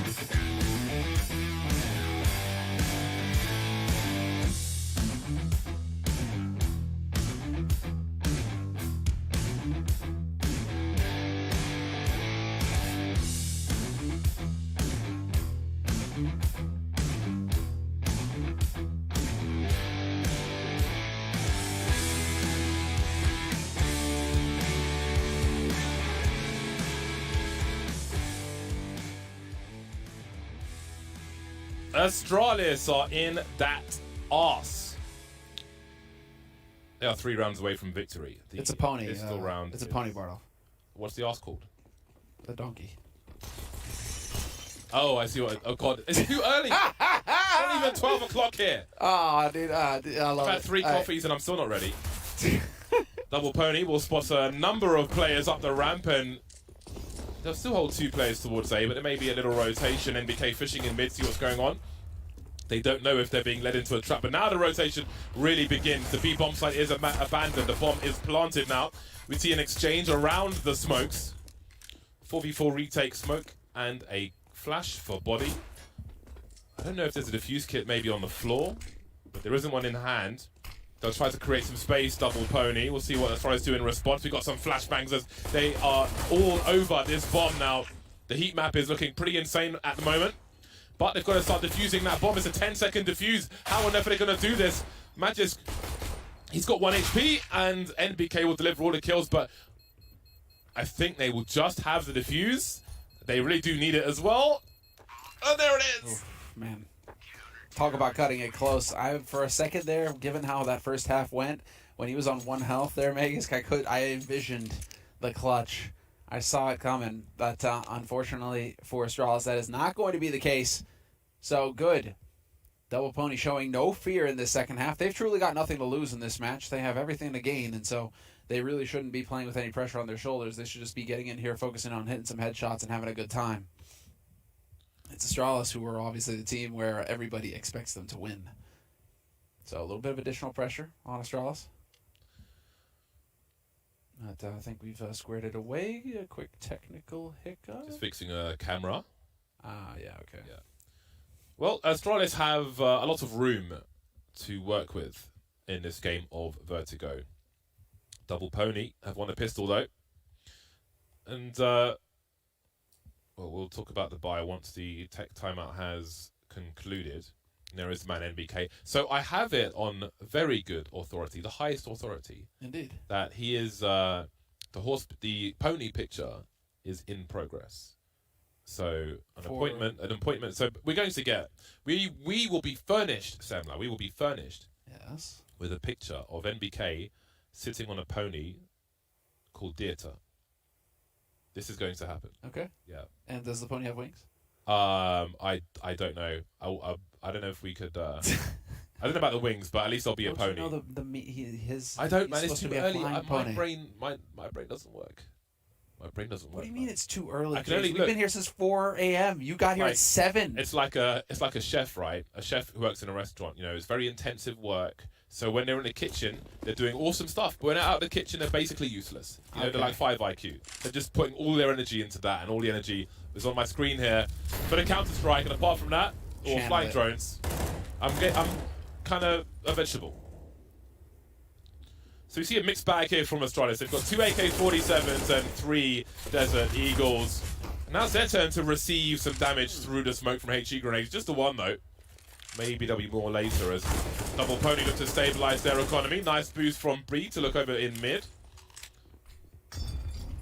When there was a grenade damage task on Vertigo in the operation, like 300 grenade damage, and I threw that exact grenade, and I got all the damage in one throw. In one throw. I think probably 200, but yeah. I was very pleased with myself. That's a mega throw. Double Pony will be very pleased with the 500 HP situation they have right now. 2 Astralis. The 2 AKs remaining, so there's potential for some nice upgrades here for Astralis. We can see Zipex and Bubsky are both low. So I have to ask the question, do they really want to sacrifice these AK-47s here, or are they just trying to buy some time, show some presence, and maybe fall back? They really do only stand to donate here. Oh, that's really unfortunate. Yeah, it's a very rough spot. Died to the MP9 as well, and 2 kills for the MP9. Joko making that money at the end, and he even gets an AK. Unfortunately, his teammates were not able to secure the second one, but still, 3 rifles, an MP9, and an MP5 on Double Pony is pretty solid. Whereas Astralis, no bomb plant. Should be looking at a round of eco here from the Danes. And we'll see if they just decide to go quick, get it in, get it done, get it on. That was the most French window ever on the, or modern French window on the webcam with the roller shutters over it. I wish those were more prevalent in other countries. I think they're awesome. Well, they're firm believers in blocking out the sun. I approve. Right? Very good. So you roll those suckers down, and that's it. There's no light getting into that room. Makes for excellent sleep. Oh dear, that's a problem for NBK. Bearing in mind Joker's had his bell rung already. This could be problematic for Double Pony. That HE could be huge though. Oh, it won't quite be. Bubsky fortunate to be the only man of Kevlar at present. Dead now, of course. Rifle collected again by Double Pony. Nice strafing from from Lucky. The MP9 so good for that. Run and gun. Makes it really hard to track players when you can run sideways with it and still be reasonably accurate, unlike the Mac 10. Mm-hmm. Yeah, let's see. I just want to see this MP5 in action. Pew pew. Let's go. Yeah, there it is. Sick. One more. This is P250. He can peak with confidence. Disappointing. Oh, actually, he is low. He didn't get the second kill. Oh, that's a nice shot from Dupree. All right, there we go. All right, let's see. What do Astralis have in store for us here on their first buy round? That's what I'm curious about. No AWP picked up. It could have been an option. They elect not to go for it. Would have been a little bit of a stretch. Instead, they can go for a quick, explosive play with everybody on AKs and need to wait around for those pesky sniper rifles. And this is just a highlight reel from the last round. Eco Cobras all over the place. Good for Double Pony. But now this is it. Astralis. Early on, what do we have? Already presence in a ramp. Just some nades going in, trying to keep Double Pony honest. And as those nades bloom, they rotate around to B. And it's looking like we're going to have a little bit of a fiesta over here on the B side. Yeah, a very different approach from Double Pony with the 2 AWPs versus how Astralis were playing. It's interesting how the AWP was in different hands for Astralis. So I guess traditionally you'd have one sniper who may rotate his position from round to round, but I guess it keeps your position stable and the AWP goes in different hands instead of rotating 2 spots. Ooh, okay, we've got some Avangard-esque smoke grenades from Astralis, giving them some dirty one-way peeks, or apparently not. Lucky's ready for it. See if Glaive chooses to throw that one again. Dupree misses his jump as well, unless he was going for a jump peek. 1 minute on the clock. Another test to come from Astralis. They've still got flashbangs as well to breach this position. NBK, he'll press on forward. He's expectant of some flashbangs now, looking to swing afterwards. There'll be some counter grenades from Double Pony as well. 40 seconds for Astralis to find their first kill. Oh, that's an unforced error. Yeah, we've got 3 players on B now. Body has made his way over. NBK instantly traded. But can the rest of the CTs keep their man advantage? Plenty of pre-fire around these smokes, but that bomb has to get planted soon. Bubsky moving forward now, planting in plain sight. Wiley's being covered by Zipex. A little cheeky peek from Joko. Got some information as to the positions of some of these players for the retake. There are no grenades, no flashes, just an incendiary from Afro for this retake. So that really has to land in the right spot and force these T's from their cover. Bubsky trying to force the issue now, but the kills are all going the way of Double Pony. Magisk 1 versus 4. They're starting to swing. Oh boy, they're looking real sharp, Double Pony, even on the M4A4s. That's a great retake from them. The unforced error, though, that I called out was the Molotov overshooting the balcony that NBK was standing on, and so it burst in air and didn't do anything. Otherwise, the Molly forces NBK into the open, and he maybe doesn't get that kill. So instead of having to be traded and being man down, you see that right there. Astralis can get the kill for free on NBK and then proceed to move on to the bomb site a little bit quicker. Unfortunately for them, we didn't get to see that that clever one-way smoke actually work. Yeah. I mean, that was a cool idea thrown in there by Glaive, and yet you're right to point out, Double Pony, they were ready.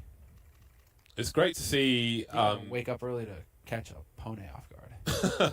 It's great to see some strength in the CT side from Double Pony. I was expecting a better CT side. Of course, it was very crucial that they won the pistol and so on. But it's looking good so far. But now Astralis know that there are multiple sniper rifles in play. So they have some information as to the makeup of the Double Pony setup on the CT side at present. So we'll see if they try to play against that in round number 20. The double AWPs continue with 2 AK-47s. I know NBK quite likes an AK-47 on the CT side. We see that on Inferno, for example. But here, he will be the sole M4A4 player in round number 20.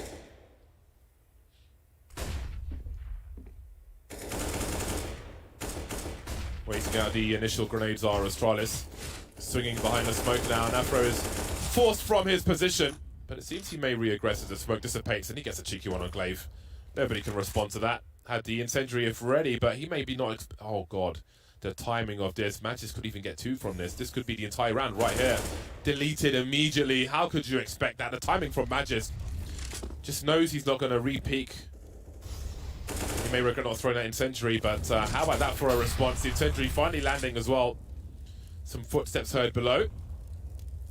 They know at least one more player is there. You can see Dupree trying to give Astralis an option on the other side of the map. Just waiting for a peek which isn't going to come. Get Lucky's rounded back with the AWP. 45 seconds on the clock. Dupree's got to try and make something happen here. He may have a chance actually because of Lucky's angle. What was this? The flash comes through and it is not effective. Instead, Jogo takes a bullet to the face. NBK and Body are on the site though. Can put a stop to this. 28 seconds on the clock. And as the rotation comes back around towards that B site through the lower halls, were they close enough to hear the footsteps? Yeah. I think they were. NBK hightailing it over here towards this B site, and there is no time for shenanigans here. Astralis need to get out onto the site immediately. Yeah, it's a big flashbang, but 10 seconds to plant, and it's never going to get there. You saw how far Astralis walked away, and when they ran, they could still be heard immediately by NBK. It wasn't even close, and that's one of the biggest issues with Vertigo. It kind of limits your play. But that said, a lot of maps these days are T-sided, and I would argue that maybe helps the CTs a fair bit on this map. So, you know, it's an advantage to the CTs, which... again, we've seen over the years a swing in favour of the Ts, and again, the economy pressure is higher and so on now, so different ways of looking at it. A lot of junk from Astralis thrown towards a potential fast peak from short. Not going to happen, but the Deagles will deliver once again. Opening frag onto Joko. We'll see if that's a rifle that can be rescued. So looks like much it can. hesitation, though. They just slow it down so much in the end. Very interesting. Because this allows for the rotation to come in now for Double Pony. And so Astralis, instead of accelerating behind that kill, now there's a chance here for Double Pony to stabilize. 2 kills, beautiful work here from NBK, the natural born killer, living up to his name. That had to happen. Bomb could get planted now. Yeah, you can see how strong NBK is with the AK-47. 2 AWP retake is actually awkward for Double Pony. Once the smokes go, Bubsky has a flashbang as well, so unless it can switch one of these up for an M4 or an AK, this could be kind of weird for Double Pony. This is very losable for them. You can see Body trying to create some space. Bubsky is here jiggling. That's a very important kill. Lucky will eliminate Dupree, and that changes everything. Afro looking over the top will puncture Zipex, and it will be a successful retake. All 3 surviving. Well, okay then, James. It seems to me like this is very much a CT-sided map these days. Both of these teams, at least they get a bomb plant, Astralis, but both of these teams struggling to put anything together on their offense. It's all about the defense right now. NBK, man, really saving it. Nice attempt there to trade, but just keeping his cool. Yeah, just like Astralis did, Double Pony will start to build some cash after the buy. You can see Lucky's just shy of $9,000. Afro just above that. Not as good as it was, but they haven't dropped around, so things are looking pretty good for Double Pony. They are closing the gap 1 round at a time. Just focus on that 1 round. And again, they've got this boost in towards the mid position, which gives them more players towards B. Don't see that boost every day. That is very cool. But again, mid. It's like Astralis, that's why I was saying earlier, right, where it was interesting to see so much presence from Double Pony mid. It's like Astralis don't even know, they don't acknowledge that MIB exists on the map. For them, it's like, oh, yeah, okay, you know, there's this A ramp, and then there's this B ramp, and the guy's like, yeah, what about mid? And they're just like, what about it? So you can see, once that smoke starts to go on the stairs, Lucky is exposed to those stairs, so he must give up his position. No sound cues from that Molotov. Lucky having a quick jump peek, and I don't know if he saw anything on the radar, but they'll definitely see that. Body eliminated. I don't know how much information though from that kill there is for Double Pony. Lucky completely blind, trying to fall back now. The only man to beat. He's got to stay alive for the retake. A swing and a miss. He's in so much trouble now. Glaive has the angle, and that gives them so much map control. This might be maybe a safe situation for Double Pony.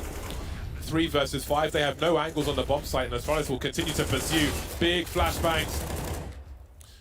Trying to make it expensive. NBK gets a combo though. 2 versus 3 now. If Joker can deliver here, maybe the retake is on, but that might not be the case now. NBK with 2350 will also be deleted.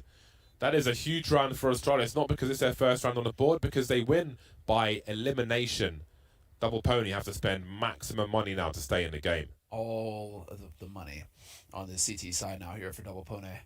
And they go for the double AWP. So this is going to be really interesting how they decide to put these into play. If they're going to have any presence on mid, or if they're just going to be taking pot shots on B and A and counting on those sniper rifles to do the work there. May is setting up again the smoke towards that A side. And again, Bubsky super passive in mid, just holding, and Astralis once again showing a presence here towards the A ramp. Do we get a rinse and repeat? Here we go. Now they're going to go for it. Unfortunately for them, NBK has been boosted up, which he has been boosted quite a bit on this map. It's just this is the first time that he actually gets to show it.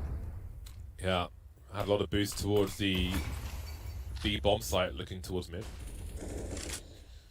So there'll be some area control from Double Pony in that mid position, which will really slow down Astralis. You can see there is an expedition on a ramp from Double Pony, but NBK's been lost elsewhere, which is really going to cause problems. Now we've got some retake questions. Rotation questions for Double Pony.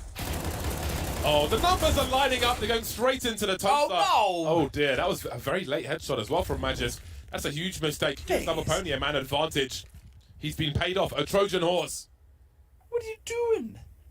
Shooting your teammate in the back of the head. That looked so good. You managed to save the day, and then you squander it. It's about the stats, you know. It's worth it. You can get 3 kills on top of it. Drop towards B. Dupree can try and wrap through mid. Unfortunately, I think Dupree's going to die in a moment here. Well, there's a lot of utility in Magisk's hand, so he may be able to throw some junk to pull him away first, or not. On this occasion, Afro is in the right place at the right time. 18 seconds now for a bomb plant. He may have to try and find a kill beforehand. Lucky will though, and there'll be no bomb plant. 9 rounds for Double Pony. The 2 AWP survive once again. 3 players alive at the end of the round allows them to spread the wealth. On the Astralis side of things, they've still got money to buy Zipex just shy of $7,000, so the pressure will continue in the direction of Double Pony. Oof. Indeed. Bubsky just got too excited there. Was expecting there to be more trigger discipline on Vegas' side. And Vegas, you know, that's it. Punishment for shooting your teammate. Oh. You get the Tech 9. Survive this. That's unfortunate. Some aggression again here from Joko. Playing it close, hoping to get lucky with the HE. Nice combo there. Good teamwork coming in from Double Pony and really taking the fight to Astralis. Not letting them get comfortable, but this time Astralis are in position to put maximum pressure on this B site very early on. Very fast play into the B bomb site. Huge entry from Glaive. The bomb's been spotted. Now full rotation. Oh, that's a close one. Just trying to grab some weaponry. 4 AKs on deck. Now's lucky. Starts to hit his flinks. Surrounded by flames. Bubsky's lurk won't work out in the mid position. 2 versus 3. The numbers are equal once again, but Joko's flank will be massive.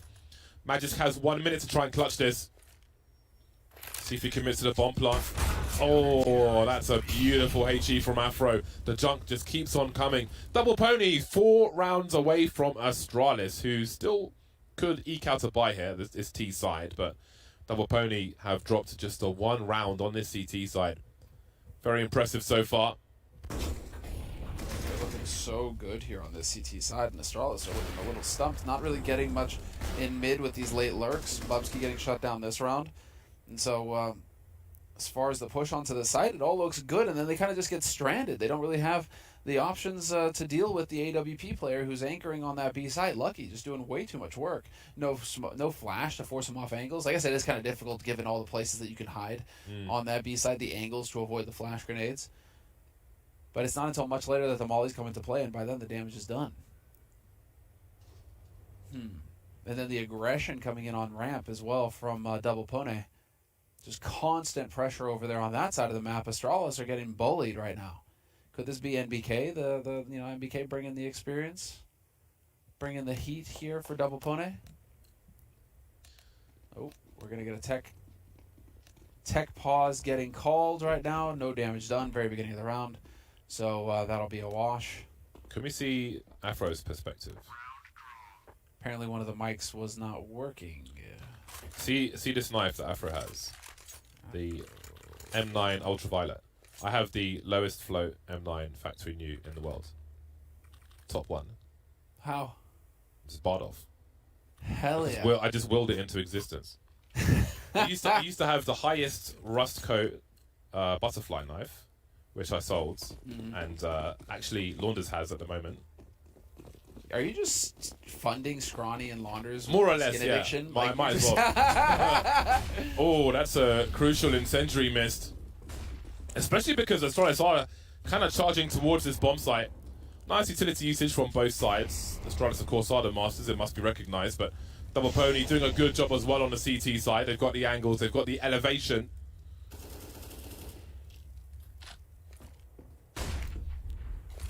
Now Astralis looking for area control. Joko will be going forward. He'll be pressing on, and that means he's lost the rifle. He was at the point of no return. He chose to fight on the island. Didn't work out for him.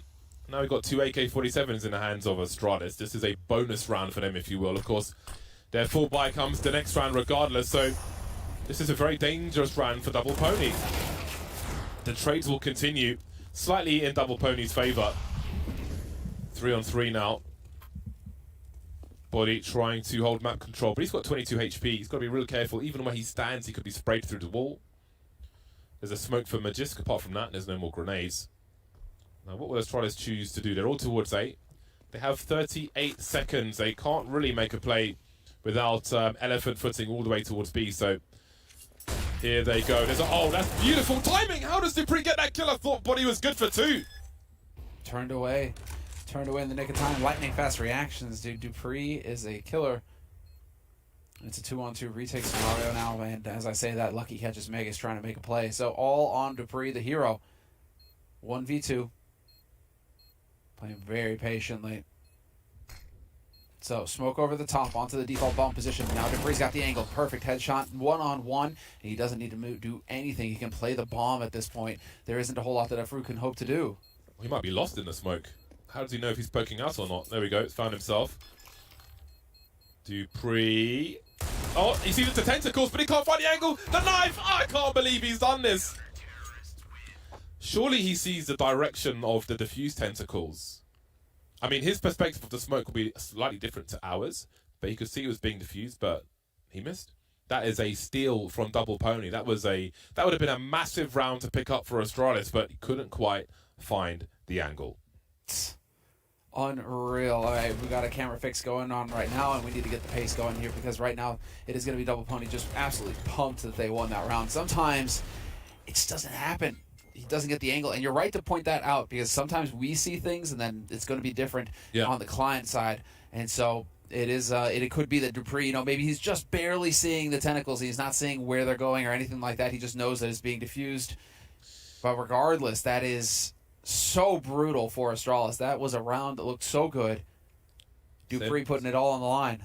Send pictures of tentacles to Semler at OnFireSemler on Twitter. Thank you very much. Okay. Fill his, just as long as you follow me first. Fill his social media with tentacles. Just long if you can, I would appreciate that. Don't need to tag me in. Just send them to Semler. Absolutely tag Bardolph. And actually tag everybody here. Launders probably wants to see tag everybody here. Well, yeah. like a tentacle type. Big fan. He loves traveling around, Japan, rest of Southeast Asia. He was there recently. Yeah. I tried to meet him in Thailand to get Crash Van Sully's wedding, but I couldn't quite make it in the end. I was super sad because I love doing dumb stuff like that. Yeah, that would have been fun. Yeah, it would have been awesome. So we're waiting for a camera fix, maybe a software issue rather than a hardware issue. Sometimes you've got to get that controller in the Discord to sort it out. It's one of those things where, the cameras need to be on at all times so we can see the players as they're playing. We're back into the game. By the way, Discord, in terms of voice comms, it has more latency than TeamSpeak. TeamSpeak is just superior. Yeah, TeamSpeak's the one. That's why it's just, exactly. It is the one. Just go with TeamSpeak, guys. Everything else has fallen to the wayside. Discord is more about memes anyways. User left the channel. Let's get it. And we're about to find out now. 14-11, and this is the full buy from Astralis, but I almost feel like Astralis are more lethal with Deagles. Let's see if they prove me wrong here. As Joko continues to play aggro on ramp. Dupree in the meantime in a duel over here towards B. But this Meg is finding the opening kill, and that has not happened in quite some time. And so Astralis. Here we go. Look at that. Oh, again! Again? Are you kidding? Oh, he's made up for it. It's fine. It's fine. Astralis, this has got to be the round. But what a time to make it to 15. Look at the money for Double Pony. They ain't got none.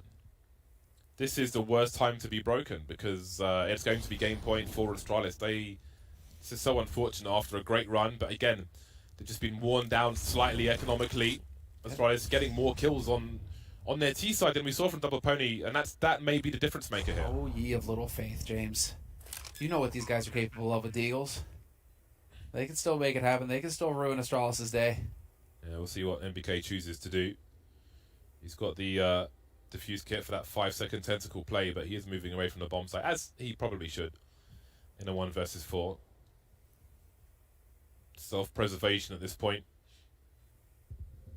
That M4 is absurdly expensive, by the way. There we go.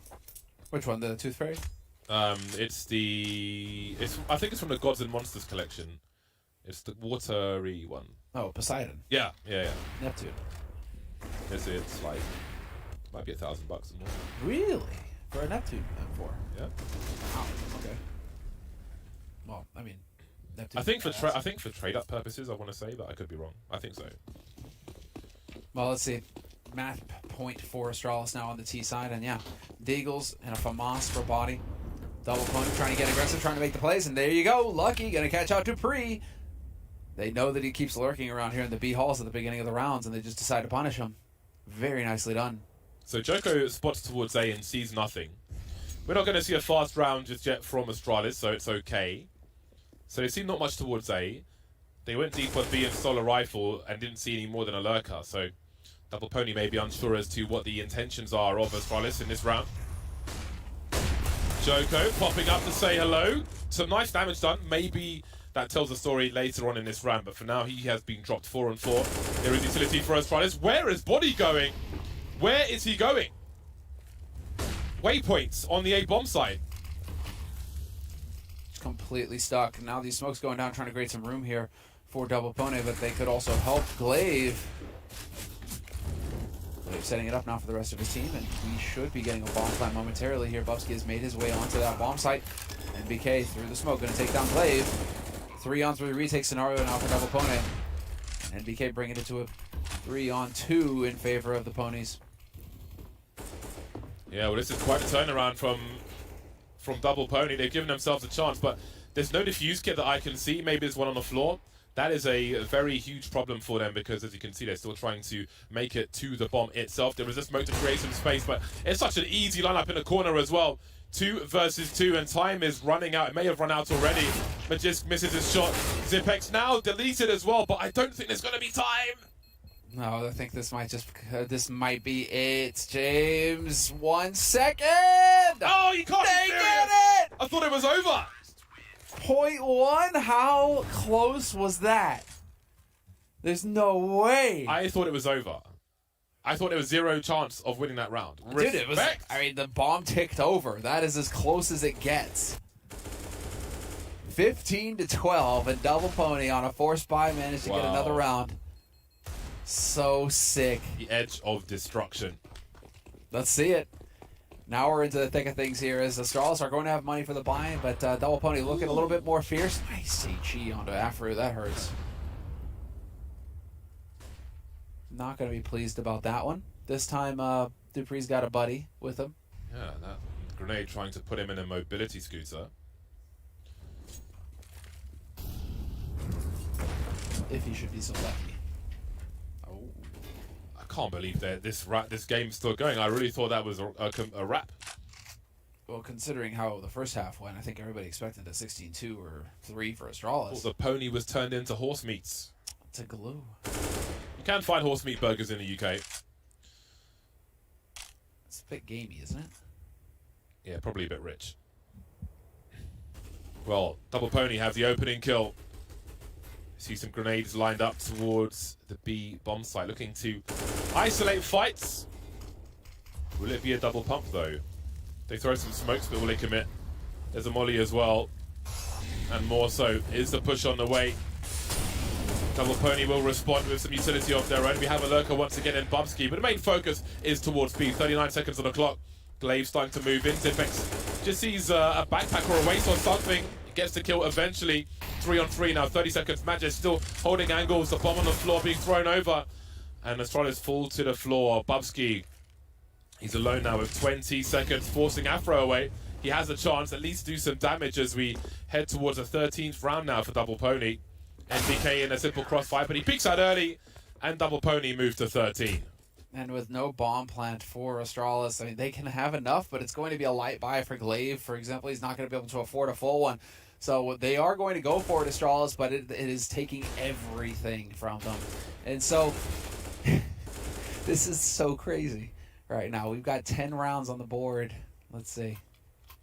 Before I say something absolutely silly, 11 right now for Double Pony on this CT side. They're doing exactly what Astralis did to them in the first half.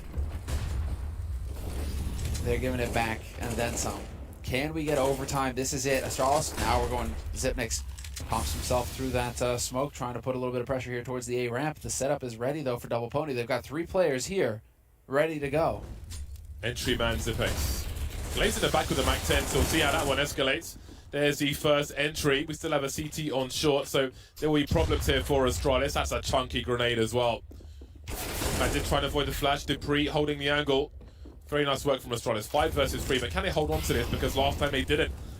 By the skin of their teeth, Double Pony still in this game.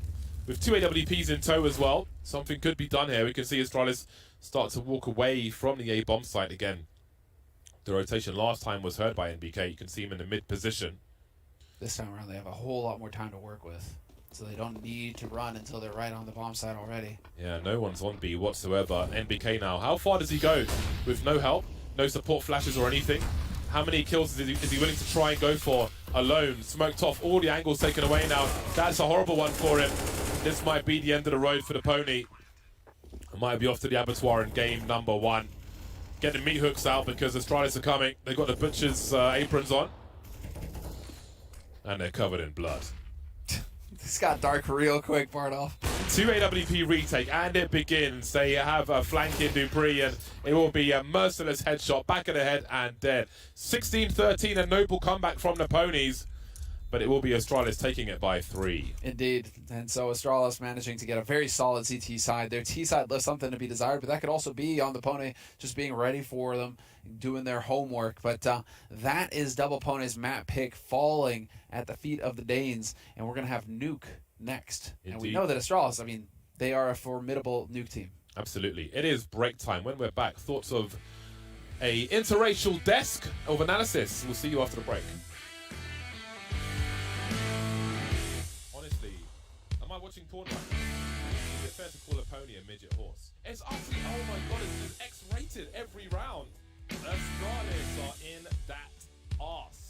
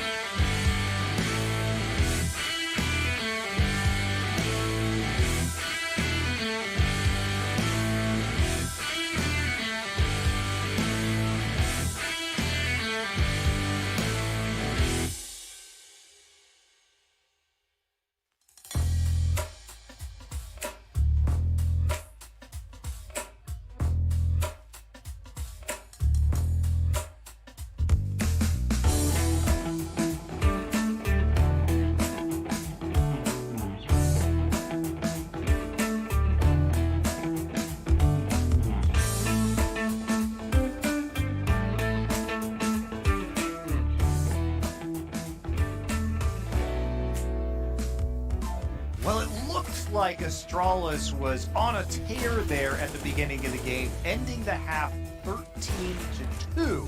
But somehow, Double Pony manages to pull it back on the CT side. In fact, we only saw 5 T-side round wins in this entire map that almost went the distance.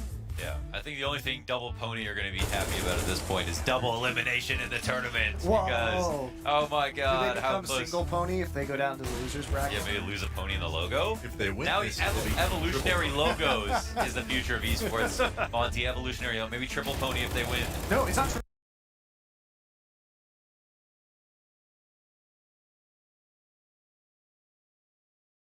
Pony, because they still have 2 ponies, right? Left, oh, like would 2 they get lives. the 3rd pony for the next round? Because there's only 2 stocks based on the right? Okay. Oh, okay. I get it. Yeah, all right. Yeah, we probably care more about this than they do.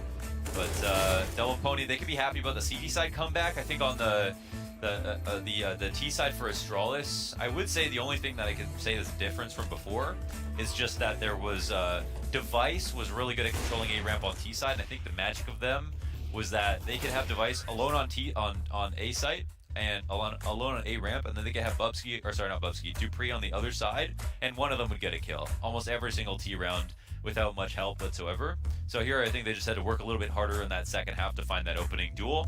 And over on the B side, I think especially Double Pony were doing a good job either staying alive long enough or getting that first frag.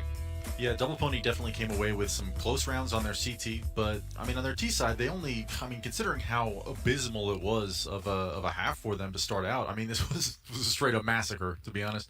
There was some opportunities for them to actually kind of show up and turn some rounds over. They didn't. And we were expecting a quick wash, but they had a little bit of a fake comeback going. They baited us up. That's what we said. classic We line, said yeah. backstage, and we just always shout, real comeback, fake comeback? Yeah. Which one is it? It was a fake comeback this time.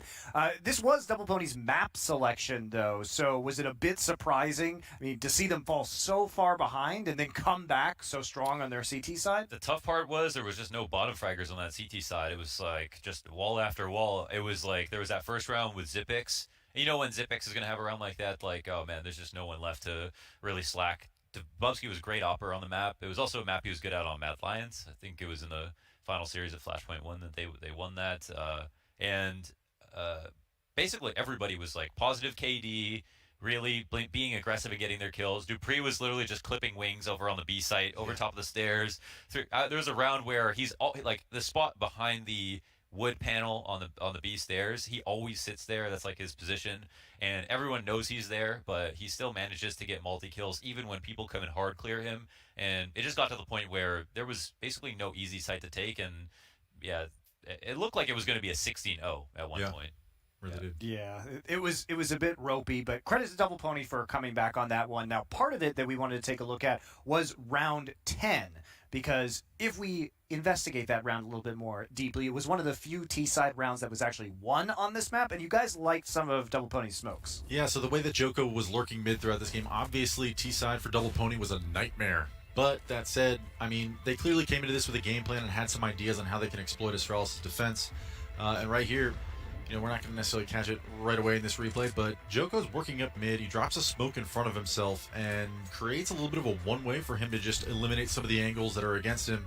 And so as the B pressure comes up through the staircase and onto the site, you know, a lot of the rotators are already turned around, assisting teammates towards the B side of things. So Bubsky turns, he leaves, and all this space gets created for Joko to get up in mid. We'll see a backstab from here in a minute. Any minute now. It's coming. It's coming, It's I swear. coming. We promise. It's a long setup for this one. Dupree rock solid on the defense as always over at B. They'll struggle to clear him out. Afra gets it. Lucky finds a second. And they just kind of forget Joko's up here. I think Glade turns his back in heaven. And then eventually, this is just basically a free kill for him. And the whole time he was able to hang out at mid. Right? Yeah, That was pretty much it. He was controlling a lot of space with that smoke, and he used that multiple rounds in a row. And it's one of those smokes where if he drops it, that doesn't necessarily mean he's there. So it's hard to deal with because you have to respect it, but at the same time you can't go clear it out. So you've got to kind of sit around and wait, you know, be smarter, get the right timing. Yeah, it feels bad too because you have to imagine if even there were a couple more T-side rounds for Double Pony, that this might turn into a Double Pony win with how strong their CT side was. So a bit of a bummer there. However, on the Astralis side, we did have some very impressive play from Bubsky, which is a player obviously we are going to be keeping close tabs on throughout Flashpoint 3, given that he is the newest addition as a full-time player to this roster. So how is Astralis using Bubsky in these situations? Because sometimes he was on the off, sometimes he was playing with the rifle. Where are you guys seeing him slotting into this new Astralis system? I mean, look at where he gets his frags, right? It's always pushed up against the choke points, peeking down in the choke points, never on the site holds. He's here at mid, peeking way deep into these angles. So Bubsky is very much oftentimes going for the opening kills, and when he has good games, he's getting, very high KAST, very high opening kill percentage, very high ADR, and very high just pure kills. I think he was 22 at 9 at one point, and here he's showing off his versatility with the AWP as well. So I think they're just using him like he normally plays, very aggressively and very upfront. And of course, if he doesn't do a good job of getting kills alone as a first person peeking, then the whole team will fail behind him. But since coming on, he's been, I think, just playing his spots perfectly, just like how he was before. And genuinely, he is one of the best fraggers in the game, so I'm not surprised that he's doing well. He's almost like a Kinder level with how consistent he's been in terms of his opening duels. Yeah, it's fun to watch him when he's confident, just being willing to take those challenges against multiple opponents at times. And, a lot of the times I feel like we talk about younger players or players that are new into a roster or a new system, wanting to play safe, not make mistakes. Throwing caution to the wind, I think Astralis clearly has given him the respect and the trust, really, that he can go and make his own plays and take challenges against opponents that are probably ready for him, but he just doesn't miss. He don't miss. He certainly has not been missing a whole lot and came out with some really strong stats in this last map. Now, looking forward to Nuke. You guys both said that you felt this is a pretty good map pool for Double Pony, and as scary as it looked for them, they did make a very good comeback. And considering they will most likely be starting on the CT side, you have to consider it with Astralis picking this map. Mm-hmm. How much confidence do you have in Double Pony being able to pull out a victory here? I would like to see the second half, just because that's where I think Vitality failed the most when they were on their CT side in the upper holds, and I think Astralis' upper holds will be much better. Magic, watching Squeaky, and I think that we also have Bubsky, who's now gone from ramp to playing upper as well as an anchor. Those are two players I feel like are going to do, first of all, a much better job than Masuda and Kyojin could do, and I think they don't need any reps to get better. Yeah, I'm just laughing because rough game for that, man. Vitality did, and both Masuda and Kyojin did much better in their second match. I just love the slamming of the sight holds. It literally couldn't have been worse. It was a disastrous day, but they did redeem themselves. But I'm still chuckling at it. Yeah, they're still in the tournament, so we still kind of take jabs at them. It's all good. They're doing just fine. So, and in the first half, I think will be fun to watch Bubsky, especially because I think the last time around when he was a sub, Nuke was one of the struggle maps because of T-side. He had failed to get a lot of impact. So I'm really curious to see if Astralis use him on the T-side to go for a lot of opening kills, or how they're going to use him. Yeah, and something that I'm kind of worried about for the side of Double Pony is, they didn't really do a whole lot of manipulating rotations when they were playing against Vitality. It was pretty straightforward, just, brute force, we're going to take this from you. And kind of like you're saying, from the comparison, upper side holds between Vitality and Astralis, I think, are going to become very apparent very early on in this game. And I don't think they're just going to be able to bully Astralis. And, despite the fact that their CT side had a nice comeback there on Vertigo, I still think this is going to be an Astralis favorite map. All right, well, before we head into Nuke, we are going to take a quick break, and then we'll get into map 2 of the series.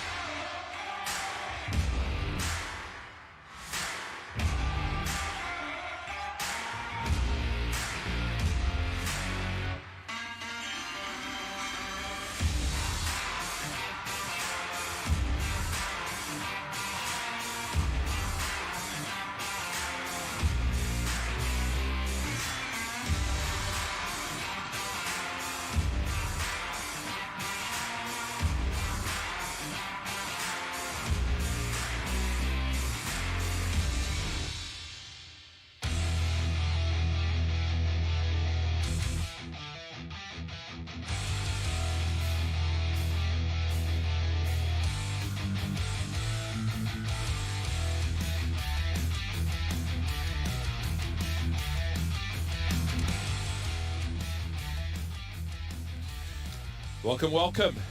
It is soon time for Nuke. Not quite yet, but soon. Looking forward to it. Yes. Double Pony had a great comeback attempt on Vertigo. I really enjoyed that. I expected more, but I wasn't expecting that many rounds in a row. I was very impressed by that. Certainly the second half was remarkable. Actually made me a little bit worried about Astralis, considering they were looking so good on that first half and yet weren't able to just get the job done lickety-split in the second. Definitely expected to see a sharper Astralis on that T side. Hopefully we're going to see a little bit more from Astralis in this map. This is Astralis' map pick, and they have a bit more experience, I'd say, as this new roster on this map. Yeah, we can see the odds there, 3.10 or 3.1, I guess, whatever you like. Double Pony are a big underdog going into this one.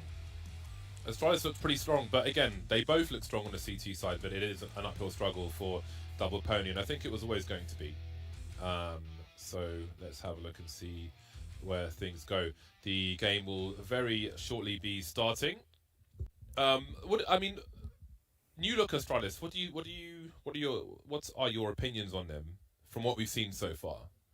Of course, it hasn't been like the longest tenure with this roster, perma roster, if you will, just yet. But from what you've seen so far, they're stuck in a G2 kind of loop where they need to actually find an opper. Because on that map, Magus was opping, right, on Vertigo. On this map, I expect to see Dupree opping. And so what is it, just going to be musical chairs with the op roll every map? Is that what you're going to go with? Or do you actually decide, right, you're the opper from now on? Amanek, well, wait, no, Magus. Who what are you going to do? I was wondering if they were rotating the AWP rather than rotating the AWPer on that map. That would be interesting to see if people did that, but perhaps we'll find out in the second half if a similar thing happens here on Nuke. Astralis will be starting on the T side as it is their pick. Double Pony have opted for CT as we can see. Joker's got a lot of grenades here, and Body's got an opening kill through the smoke through Squeaky. That will be doubled by the likes of Lucky. Got great range advantage for Double Pony here with the USPs versus the Glocks. But Astralis have managed to make their way towards Secret. We'll see where else they can go. That's 2 of the 3 players, so the fact that one more could be lurking somewhere may stop a big rotation from Double Pony. See Dupree just looking for that rotation. Here's a player in main at the very least. John peeking, trying to find info. Can see some dirty angles being held by Double Pony, who have so many advantages at this point. 5v3. Only 2 players for Astralis again.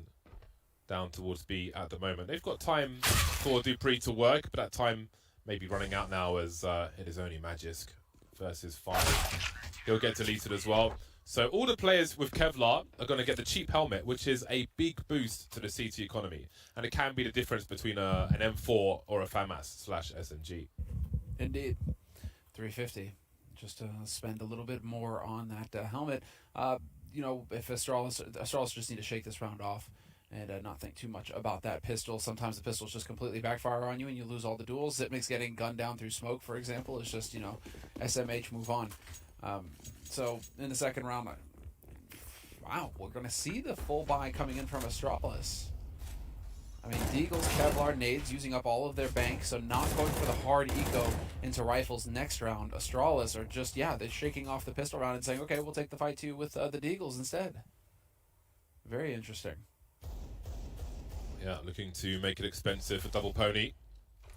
You can see Afro is able to muster an AUG for the second round. No helmet, but may not be so relevant, as we can see. Zipex inviting some information from Double Pony. Just trying to find out the positions of the players, maybe. Get him to bait, trying to bait out some utility. You can see Lucky having a look from Secret. Astralis taking their time. That's a big headshot from Magisk, and surely they can rescue that M4. They'll quickly take position as well. So we've got players down Secret now for Astralis. They're trying to pull Double Pony out of position. The bomb's been lost though. Magisk peppering forward. That's a great response from Double Pony. 4 versus 1 now. They've completely neutralized this round. They've got the bomb. Zipex is on an island on his own. And he kind of needs to die here to keep the money with his team. He's got 30 seconds to do that. But this is a pretty good start for Double Pony. Winning the pistol. Second round, they've got 4 players alive. It's not too shabby at all. No, this is... He just needed to die. Zipnik's that was essentially what he was set up to do. If he survived that round, or if the time ran out, he would not get any money this round, and so he just wanted to get in there, see if he could die very quickly. Nicely done there by Magus, but afterwards it's just dry peaks and all sorts of death waiting in the hallways below. Double Pony looking pretty comfortable so far, but again, very beginning of this half, it is a testament to just how competitive online CS is that we have teams like Double Pony who aren't just getting run over completely by teams like Astralis. Just goes to show the gap has shrunk online versus what we would have expected a year ago. But that's not to say that Astralis haven't had time to adapt, and it's just that you get very, very competitive matches like this one now. Double Pony finding the first kill of this round. Lucky taking down Magus. Man advantage now for the Ponies.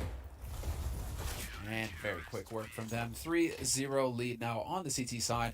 And now we go into Astralis' big buy round.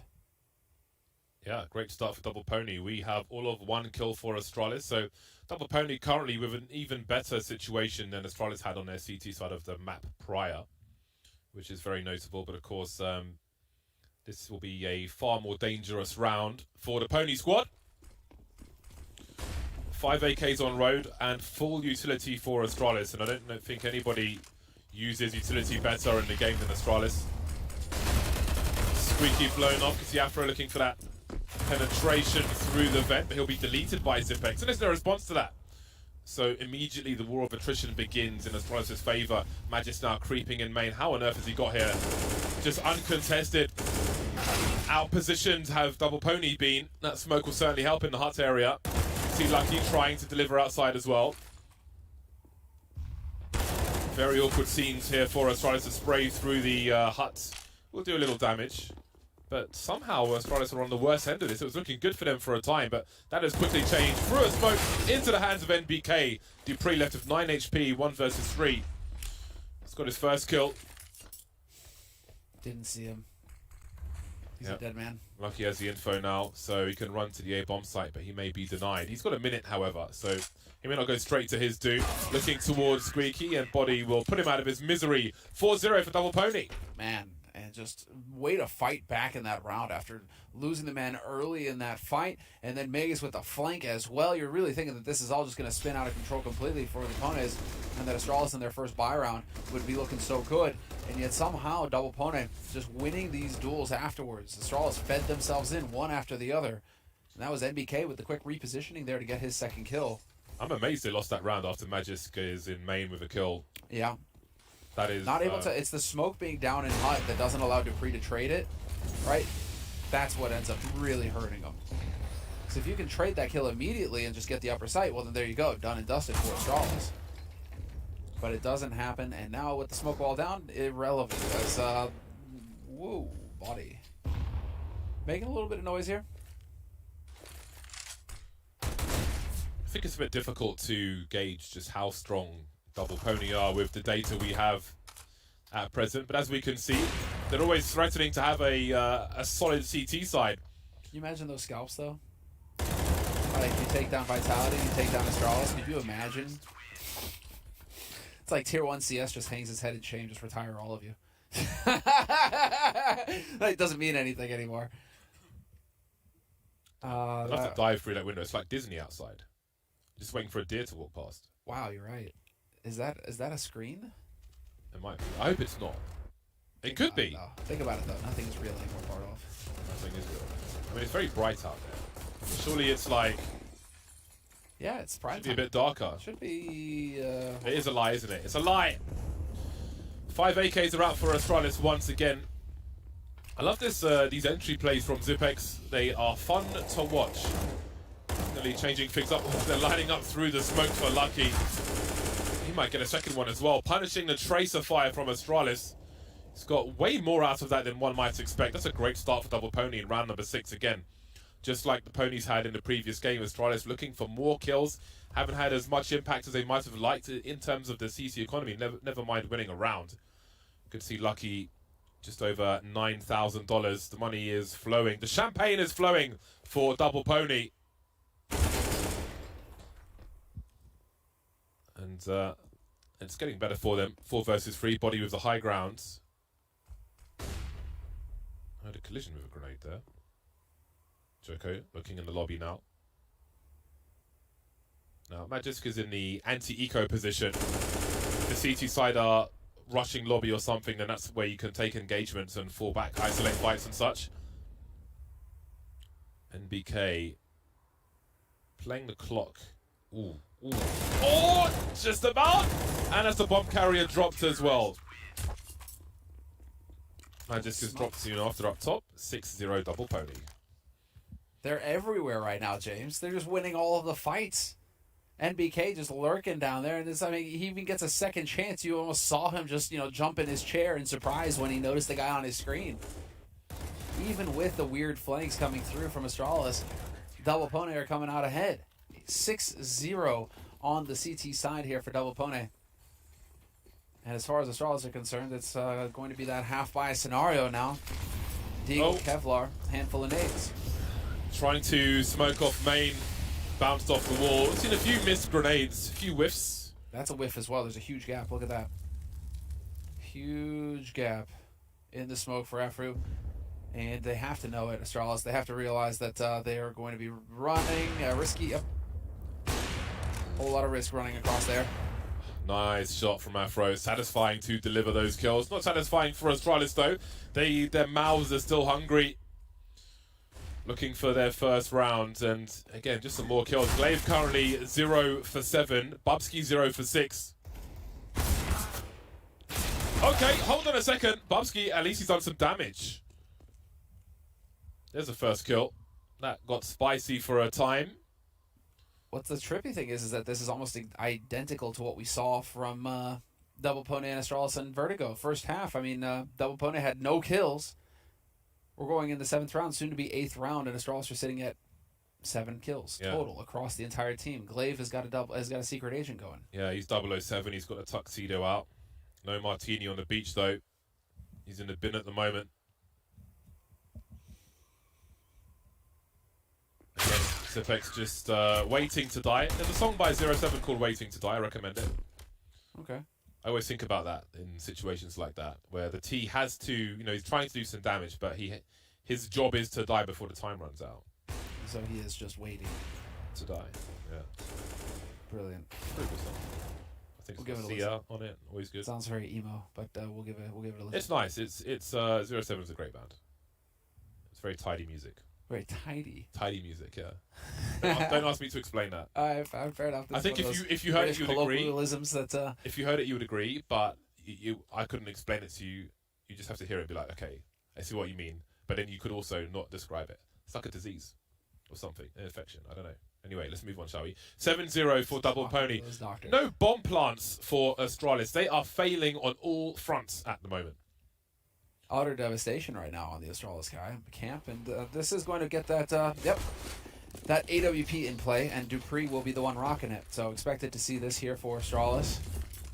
Afro still, of course, has the AWP on the CT side. Dupree checking for a quick secret play, and right now, Double Pony have a good grip on the economy on what Astralis will have to bear, and so passive play from Lucky way back in garage, not going to be vulnerable to any of the usual angles that Dupree can occupy. NB Car is downstairs in the vents. You can see him making his way in. Speaking of making his way in, again, it's Zipex looking to entry, and Magisk is here to trade. NBK just delaying a little, showing some presence. You never know when he's going to pop out. Jack in the box there. Joko at the back of the side, up close to York. He will be unsuccessful. 4 versus 3 in favour of Astralis. A lot of spray from Lucky. So close to the smoke, though. Always an issue when you're tracers. Every third shot you fire a tracer.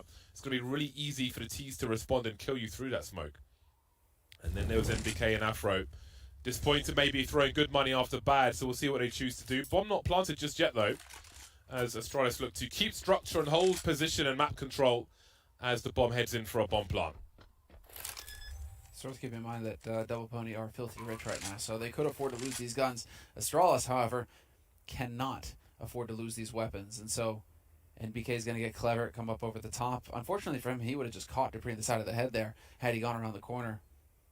Instead, now he may actually miss out on picking up a kill. So an unfortunate turn of events for NBK, who's currently on the hunt.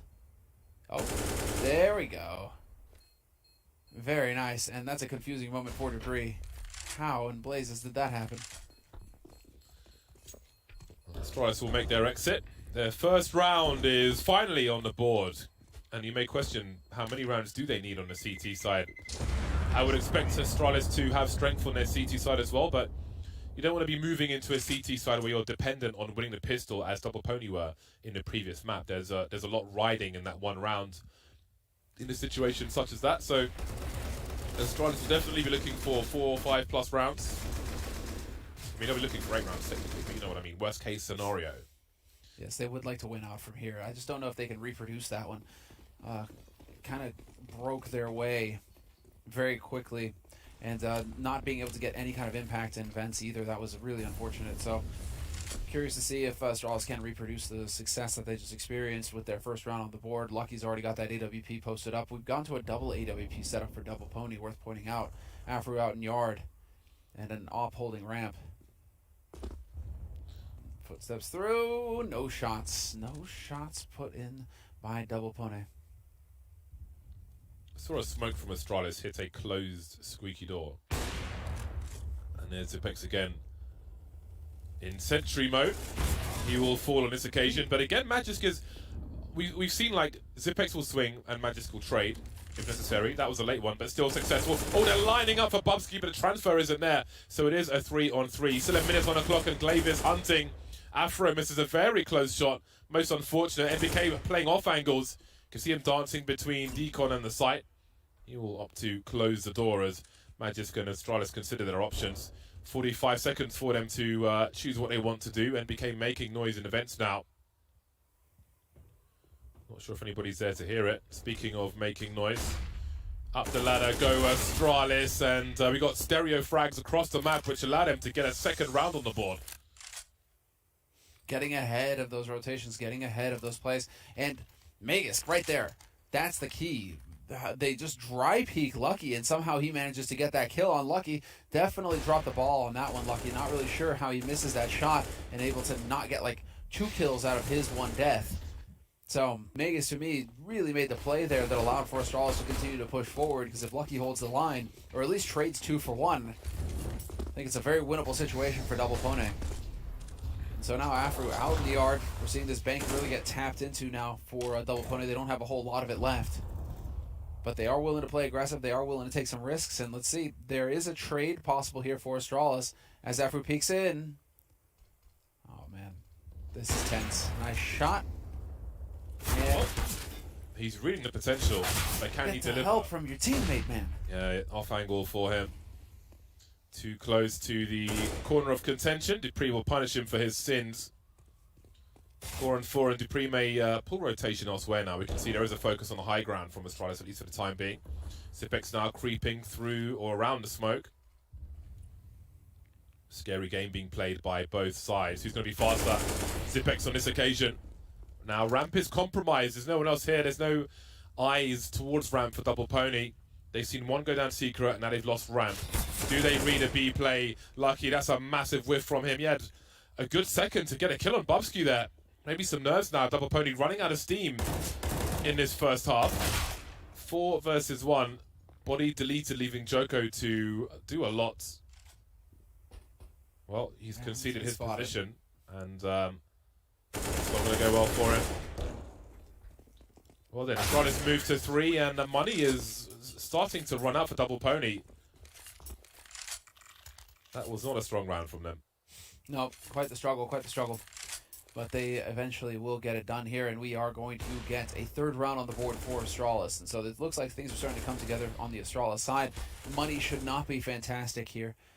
It's all kind of all over the place right now for Double Pony. It's looking like they'll go for at least exactly just a half buy. Those with a lot just spend a little bit more this round and try and even out that money for the next one. So we should likely see Astralis with 4 rounds here in a moment. Aggression coming in here from Double Pony. I really like this out in the yard. Close quarters with those Deagles, man. We've seen how dangerous they can be, and Magisk is just currently out here all alone. He has no reason to expect somebody else out in the yard as well. Down he goes to join his teammates. Oh, this is crazy. Now he's in a position where he's in a winning position now. Outrageous. Rack up those kills. That's just the difference a second makes. It's crazy. You know? Oh, nice. Oh, there it is. Anti-eco ace. Lovely stuff. Anti-eco ace. Vegas getting all the kills. But just the fact he goes down secret, all of a sudden that completely changes the dynamic, because then he's going to be looking at where the flank would have been coming from before that would have caught him in the side.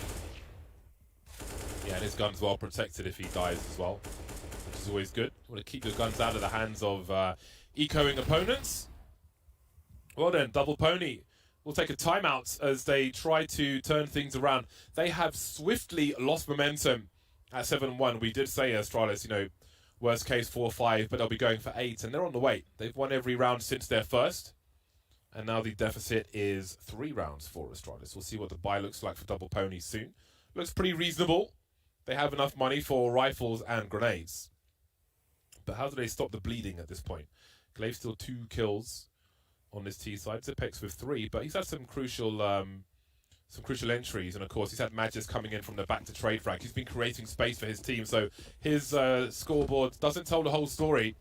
He's been a space maker, and then Magis is coming in and cleaning up 11 for 7. So you can see the effects there in the recent rounds.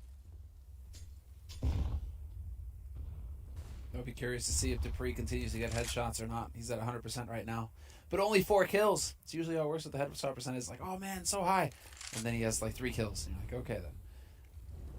But so far, Dupree just popping off with Bubsky.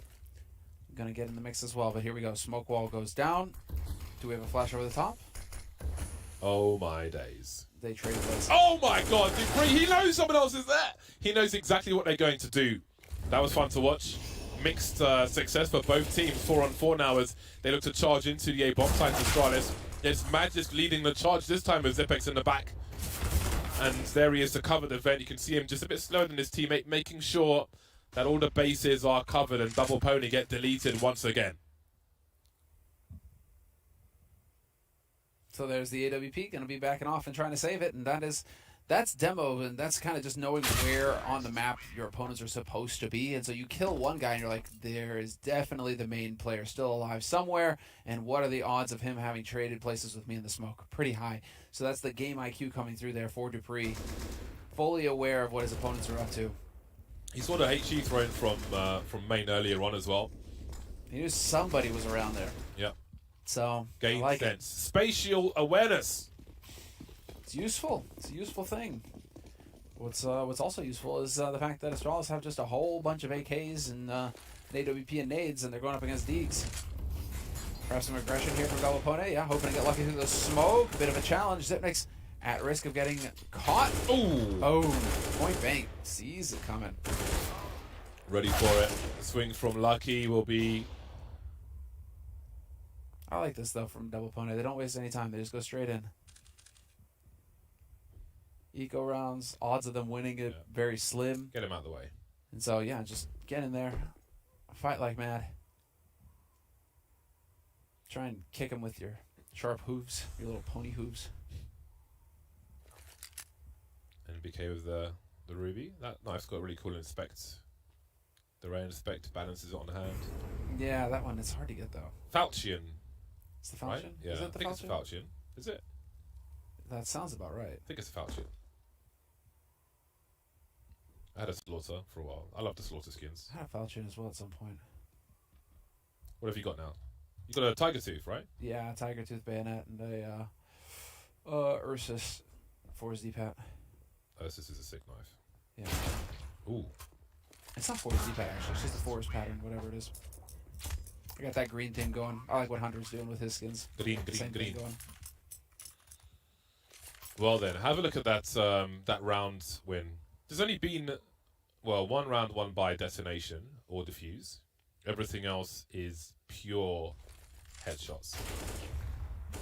Just brute force from both squads. But again, it has been a while.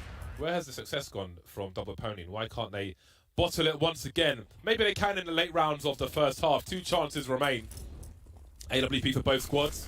All M4s around it for Double Pony, and of course all AKs around it for Astralis. Good utility for both squads. They've got all the things they want.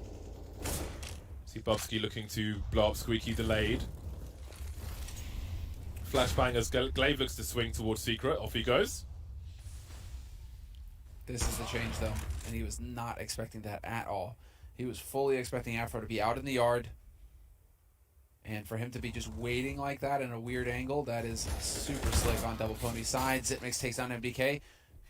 Dupree gets taken out, however, maintaining the man advantage for Double Pony, but we could get Astralis actually getting a bomb plant, James. The bomb could start ticking. Afro opening Sesame, and too many angles. They've lost the man advantage now. He exposed himself to the site, didn't have the angles with the scope, of course, and that's a free one for Astralis, which Double Pony may regret.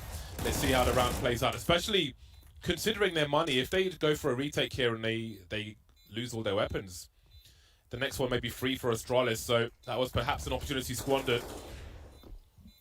Magisk hasn't revealed his position just yet. You can see Double Pony kind of hesitant, just standing in the choke points, and that may prove expensive for them. Body on the site now, doing the best he can. 1 versus 2. Is there cover for the door? We can see Zipex by the window.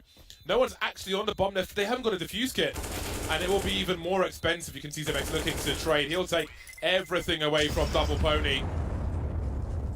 And he even survives the round. Even survives the round. They don't even get the pleasure of taking him with them. It's just brutal now. Yeah. Astralis, 7 rounds in a row. I think Afro maybe outstayed his welcome when he opened that door, because he just obscured his own. Of course, he has obscured vision with the AWP, and could have held some area maybe towards control or something while he waits for his team to rotate. So that was unfortunate. Gave Astralis more angles, and it's still a reasonable buy for this last. Well, I say reasonable. It's not ideal. They've got 2 MP9s and a FAMAS. Super light. So it kind of sucks. Let's be honest. And right now, Astralis are kind of playing into that. If we take this out into the yard, those AKs will have an advantage against the MP9s, against the even the M4s. And in the meantime, Dupree just content to sit and op once more. There's the Jiggle Peak, gets the kill. Easy peasy. This is going to prompt a rotation out of Double Pony. See Bubsky's waiting for that rotation.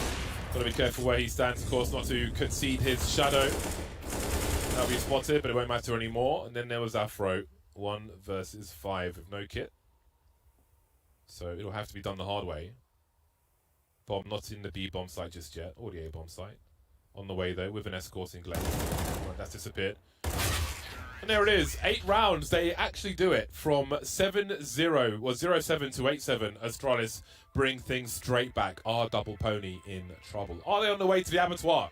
Find out after the break.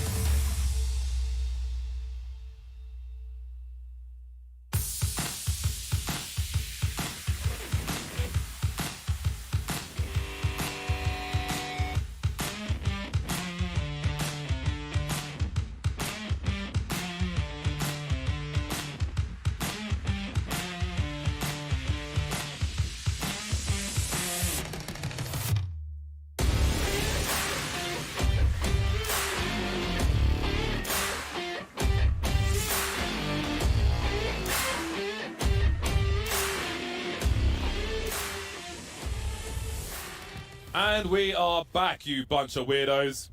Astralis moved to the CT side with a streak of rounds, which is quite absurd, especially on the T side of Nuke. Maybe the break will do Double Pony some good. Maybe it'll be a relief to go to the T side after constant failure. After a great start, it was looking so good for them, but maybe the pony's going to be put down now. This keeps getting so dark with you, James. I love this the poor pony. I know pony's utterly wrecked, but the actual Double Pony. That's why you need two ponies, because if one's wrecked, you got the other one. Double Pony now. They've got the P250 out on the likes of Afro.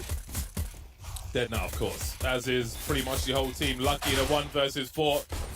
Well, he's got some 1v1s. Exploded by Magisk. That is a fast and brutal round in favour of Astralis. They take the CT pistol. Both teams win their CT pistol, but can Astralis get the consecutive rounds just like the pony did? You're just hearing this cry of "coward" as Magus kills him with a grenade. Doesn't even look him in the eyes as he shoots him. Just terrible. Just terrible. Looked like just a very explosive kind of round coming in. Double Pony trying to set the pace, set the tone going into the second half. Really wanted to take the fight to Astralis, but Astralis happened to hit the headshots with those USPs. I love the HE out into yard. That is so much damage onto NBK and Lucky. That is so frustrating. But contrary to what Astralis did, which really kind of slowed things down for him, where they go for that force buy in the second round with the Deagle's Kevlar, Double Pony elect to go for a hard eco, which means they'll have rifles in the next round here and can perhaps put a stop to Astralis getting too much momentum going for themselves. Scout shot, flank in from Dupree. And MP9s are going to get kills. Yes, they will. Good job. Get those bonus monies. Did you ever watch the Delta Force movie with Chuck Norris? No, I haven't. It's like I guess, I don't know if it was an 80s or 90s movie. It's like a classic action movie of American heroes. Yeah, it would be. So, like, I think Chuck Norris had a motorbike that could, like, fire missiles and stuff. It was that just the way they just kind of stormed Squeaky there reminded me of that. I think I need to watch it again. How did that remind you of that? I want to see if it stands up. That was legendary. That film was legendary. Chuck Norris was a beast. I'm not saying that. We still mourn the death of that Cobra that bit him. I always think of Delta Force. You know, I was like, I want to be that cool, and you know, but you don't really. You're a kid. The dude's like out there just blasting people and stuff. I'm like, oh, this is cool. So it resonated with me as a small child. For the MP9s. Okay, fair enough. But that's double digits for Astralis now, and Double Pony, you can see. AKs across the board now because they went for the hard eco in the last round. No bomb plant, but it's fine. And they are still going to have a couple of nades actually to work with here as they get into the lower halls. Bobsky going to spot him crossing, and there it is. What a play from Double Pony, wrapping back around and eliminating him from the equation. Yeah, this will be very interesting. Zipex is above the smoke. They have limited control of the bomb site. Zipex has a chance now trying to spread with the MP9, and he can't deliver with the USP. Deletions all around. Double Pony abusing the AK-47s on the T side to storm straight back. So yes, Astralis take that initial consecutive round. But their streak is stopped very short by Double Pony, no pun intended. There it is. Very nicely done, not letting Bubsky rotate back around. That would have been a true threat. And instead, quick comms, quick decision-making from Double Pony. And they get that man advantage very quickly. Double Pony now calling a tactical timeout as well here. And this is going to go, or should go, into a buy round, although it may not. Interesting. We may actually get the half buy coming in here from Astralis. They really want to get that op in play as quickly as possible. If they go for a force and they lose it, they're going to be just, spending the next couple of rounds trying to build money up again. Whereas if they just take it on the nose here in this round, get some deagles, see what kind of damage they can do. See, actually, the angle seems off. No, the angle seems off. It's not as bright as it was earlier. How? It looks like it's facing the ground though. Does he have a mountainside behind him? He's playing from a cabin. Does he have like a hillside behind him? He's off the grid. We need to investigate this further. Off the grid minus the internet connection and power and all that stuff. Apart from that, he's off the grid. So we got some pistols for Astralis and HE grenades, which they are so good at using. Some spam from Bubsky, flooding the inboxes of Double Pony, or at least trying to, but looks like the spam filter's on for today. Body will give a sound cue away as he makes his way over. Lovely spray by the French. And Bubsky is dead. We still have 2 HE grenades in play. I'm curious to see where they will be used. Siga-nos jiggling with the Deagle with one of those HE grenades. Whoa, 1 health. Yeah, it might be time to use that HE now as he's barely alive. And Body has flanked them in the meantime. Not often you see this happen to astralis. It is an eco round, but still. Body now padding the stats, baby. 4 kills for him. Up the scoreboard he goes. Listen, he does all the work on the team, you know, preparation as the leader, all that sort of thing. It's good that he gets some kills every now and again, right? He's gotta feel worth it. If he gets an ace, do you think his team sing "My body's telling me yeah"? Yes, that's exactly. They should do that with all in English with French accents. My mind's telling me no, but your body. but my body. I mean, it is still the old one, right? My body's working overtime. Yeah, yeah. Different strokes, different folks. Fine, fair enough. It's got to be the telling me yeah. Maybe one day I'll go. I'll full commit to that. Bubsky, he's in a nice position. astralis can avoid the usual sprays, but can they avoid the trade frags? Doesn't look like they can. The A bomb site is stormed by Double Pony.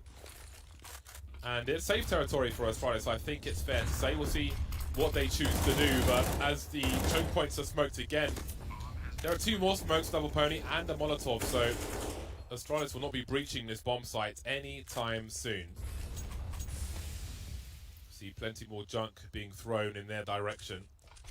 So again, I think this early in the journey for Double Pony, it's hard to gauge just how strong they are, which is why, well, this is obviously half of why today's matches are hard to pick a winner in. Like, how far can they go? How deep can they go? How long is their run? Well, it is the online element of these matches where players that perhaps on land wouldn't play the same way can get away with a lot more. Where's the flashbang?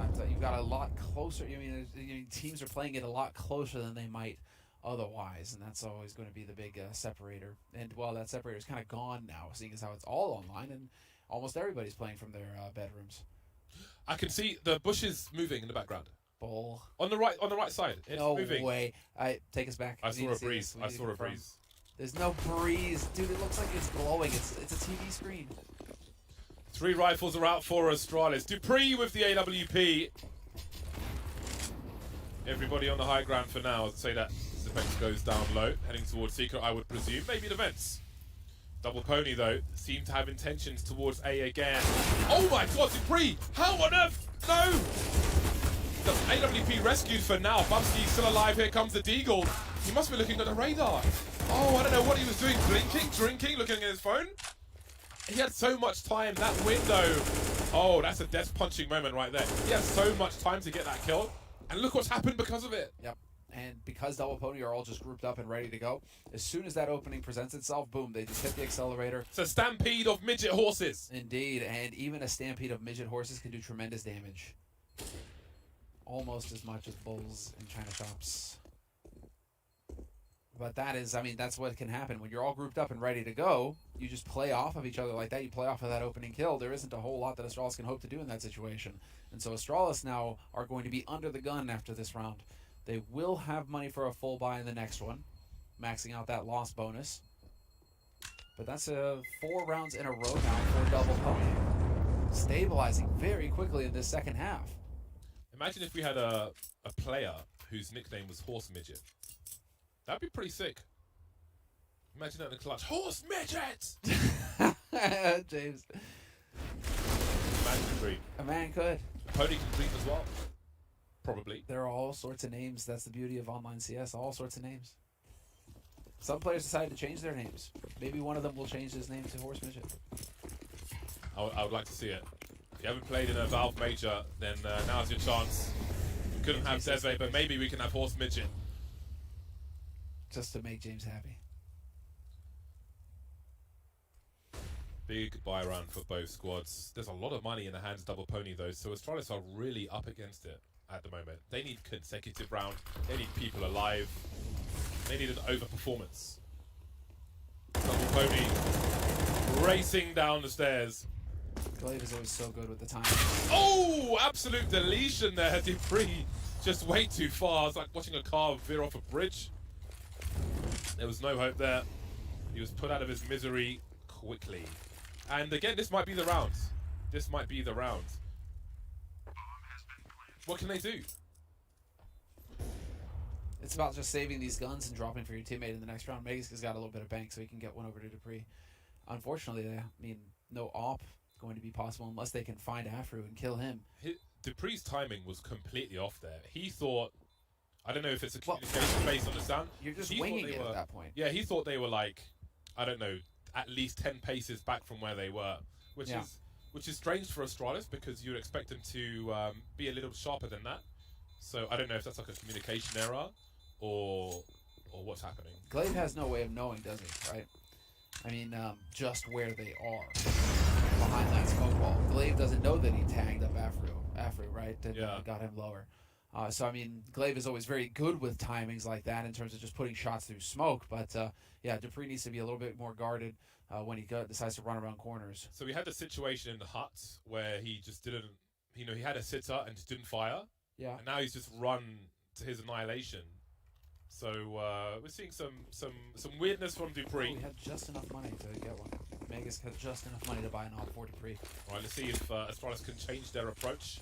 5 rounds in a row for Double Pony, looking to stampede their way to overpass.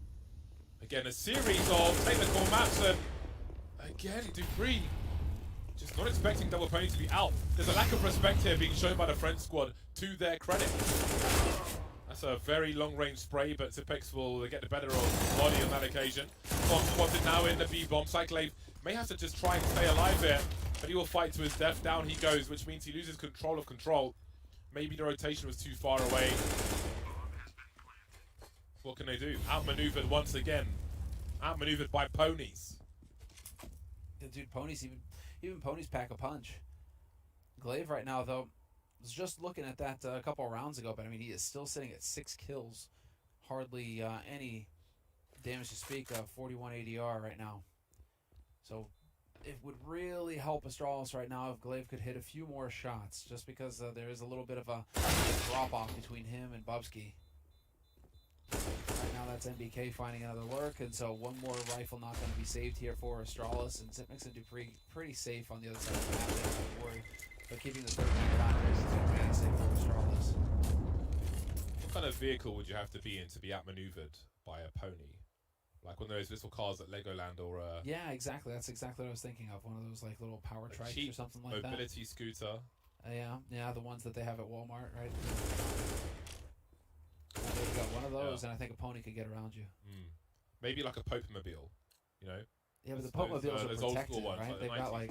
They've got bulletproof glass. You know, those ponies are gonna. They'd be carrying a lot of weight because of that. It's gonna be a trouble. Yeah. Well, Astralis have managed to keep a buy going. That's the only thing going at present. Body will be dropped, and maybe now Dupree's been just waiting for this. The Lightning AWP is out, and he will strike. Joko and Afro suddenly wondering what on earth has happened. Where has this Astralis come from? Backs to the wall, and they start to deliver. Zipex on the ramp will leave Afro now in a 1 versus 5. 497 HP Astralis versus Afro. This is a tough position for him. He has the bomb. And the op. And the AWP. He's got 9 bullets to fire before a reload is required. I don't think he gets that deep. Has to concede his position just to try and jump because he does not know what is around any corner. But this will make life even more difficult for him. Glaive having a pot shot. But it's a duel as well. I like the confidence. It doesn't necessarily make sense, but the fact you're doing it anyway, again, it's good to be confident on the server, especially when you've been getting wrecked. So that is a much-needed round after 6 rounds in a row for Double Pony. Finally, Astralis able to answer back and get 11 rounds for themselves here. And with everybody alive, that is going to be a breath of fresh air as far as the economy is concerned for themselves. They are actually going to be able to have a bye going pretty strong in the next round, regardless of what happens here. Of course, now Astralis, they're telling themselves that they need to win out. And so Dupree, he does seem comfortable, you know, towards Secret, towards Big Red with that AWP. So clearly trying to go back to what's worked for him in the past. But that time around, Glaive getting caught completely out in the open. Looks like double pony were trying to get in position to catch anybody going towards secret early. If Dupree tried to have his shenanigans again, they were ready for him. Unfortunately, Glaive misreads the situation and gets caught completely out in the open. But now we do actually have an angle here. Bubsky must win round, must win kill or duel, and he gets it. That had to happen. And now, well, Bubsky working his way through. Vegas. Duel after duel going the way of Astralis. A 3-on-3, and there's a missed shot from Dupree. You gotta land that. That's a crucial one to get, especially as you're into retake territory. Oh, the bomb's been dropped. Magis, no, I can't believe he's missed that one. Afro, how's he landed that? That could be a next level bait. Simple might be proud. 2 versus 2 now as double pony. Accidentally fake the B bomb site, throwing the bomb on the floor, crouch pick with the AWP, land the headshot, pick up the bomb, and go towards the A bomb site, leaving Astralis out of position, wondering what on earth is going on. A disaster is what's going on, James. Bomb planted on upper, you're going to retake with an AWP. Oh, no way! No, what is going on? Absolutely free. Lucky makes a misstep, and suddenly we are on. This is an absurd round, getting even more absurd. On the pistol is Dupree. After all of that, they've lost the round. Unbelievable. How does that even happen? Lucky. That is most unfortunate. Miscommunication or just dumb luck? I mean, did he think his teammate was watching his back? No, there's no reason for that. That's such a weird situation to just step wide out into the open. An error has been made, and it's late on again. If double pony don't win this map, they lose. That's it. And it's worth mentioning again that this is an upper bracket match, not a lower bracket match, and so they're not facing elimination. But I mean, you go down the lower bracket, and that is it. Your back is to the wall. Very interesting to see just how these teams are able to chain rounds together as well. You can see just big blocks of blue and big blocks of orange going back and forth. And so Astralis have succeeded in chaining 2 rounds together here. Dupree, though, once again, getting ready out here. Oh, now that is a gap. Glaive has to be careful. You can see how patient Glaive is, but also wonder... could have gone for the replay. Oh my God. Changes the angle and still not able to find the kill. HE over the top. Ooh. Unbelievable. 3 health on Afro. Come on. Oh, that flashbang was so clean from his teammates as well. Does not yield the kill just yet, but it's a lot of information. Stops the cross from Joko. And who knows, as far as double pony is concerned, what else is happening outside? You can see Dupree downstairs with AWP. Glaive, his shenanigans have finally been put to rest. See Dupree at the point of no return, but it would be an awkward trade situation. He will bide his time. 45 seconds on the clock as double pony elevate their positions. Body quietly making his way upstairs, very patient. Lucky having a look, and he is ready. He'd been holding that angle for a while, but he was fast and ready for that one. Advantage double pony. 1 round in the lead at present, and there goes the bomb. Look at all the frags flying in for Astralis. Surely the trade is here. Lucky looking for the 180, but he will be denied. There is still money, though, for double pony. Only 2 players survived for Astralis. That could spell trouble later on.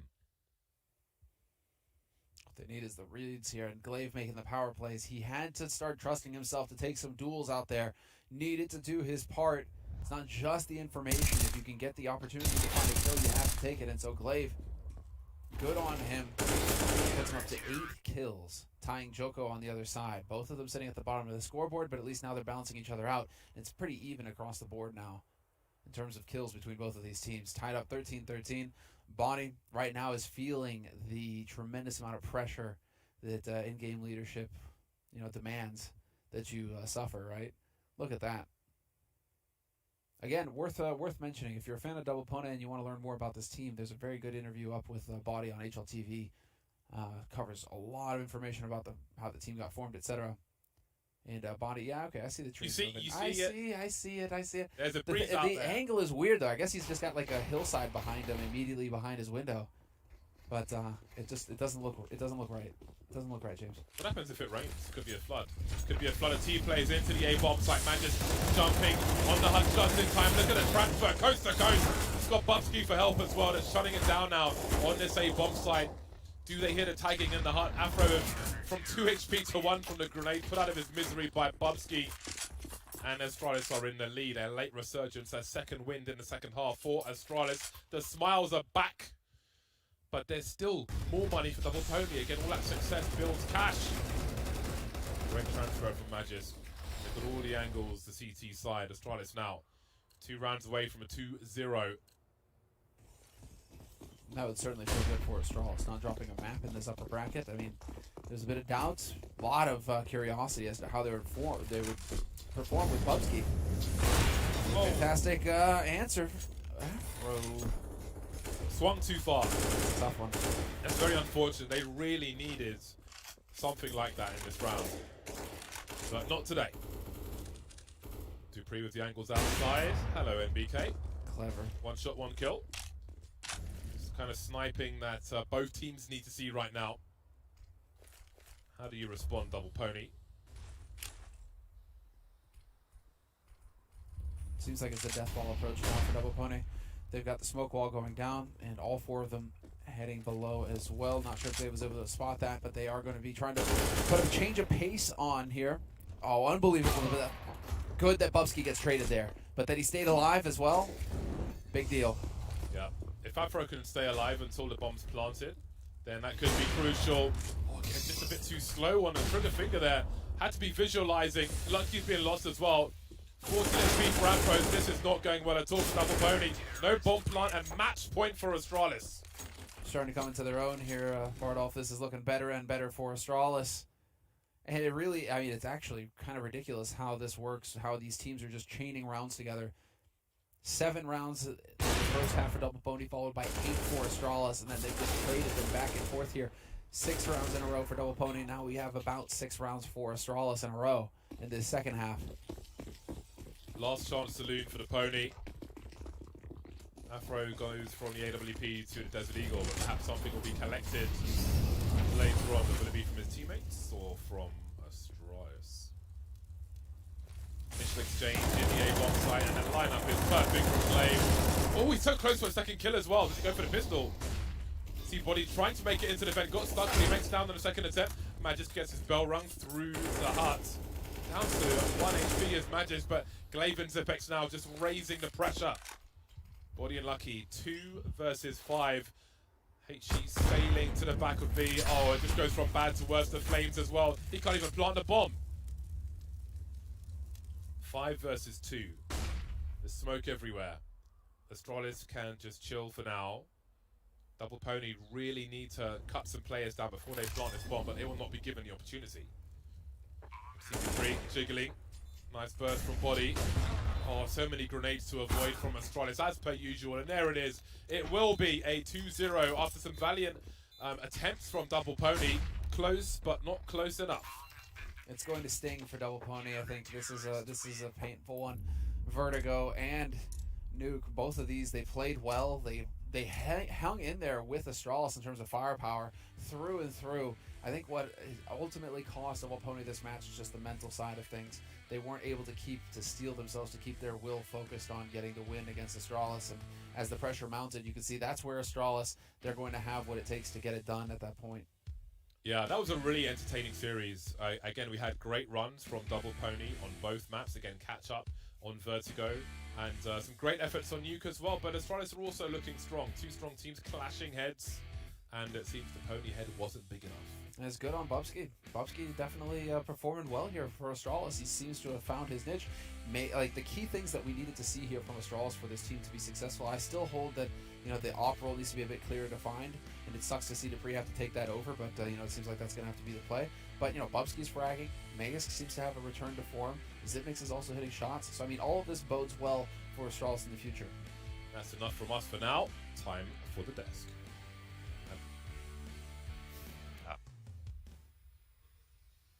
It was definitely enough of Bardolph for today, I have to say. So much Bardolph today. So much. More. You need more Bardolph. Need more. Well, you go talk to him.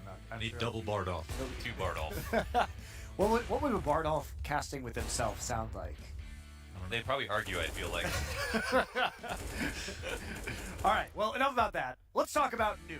Double Pony. Yeah. Really strong start here. Their CT sides on both maps were looking quite good.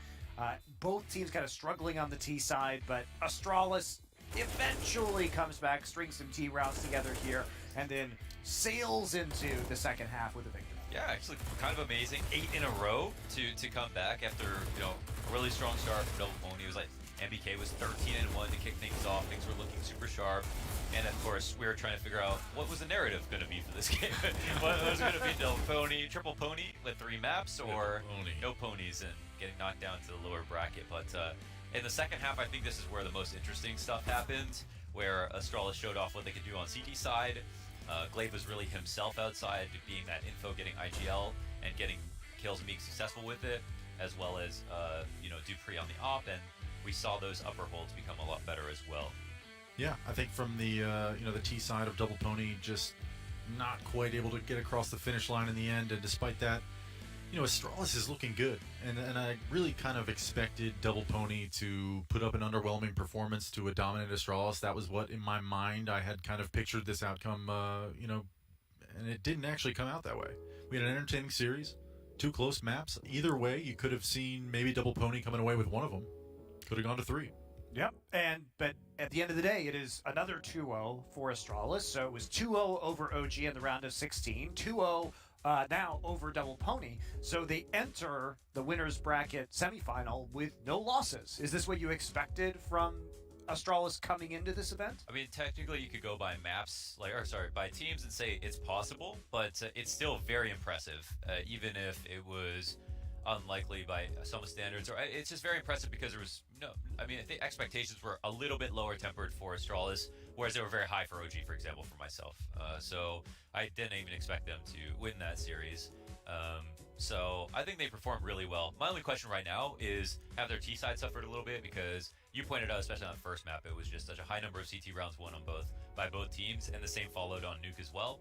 And I know that my questions for sure are device on Vertigo T side was a huge buff, where Bubsky might not be fitting in as well. And then on Nuke, Bubsky was never good on Nuke, even as a sub.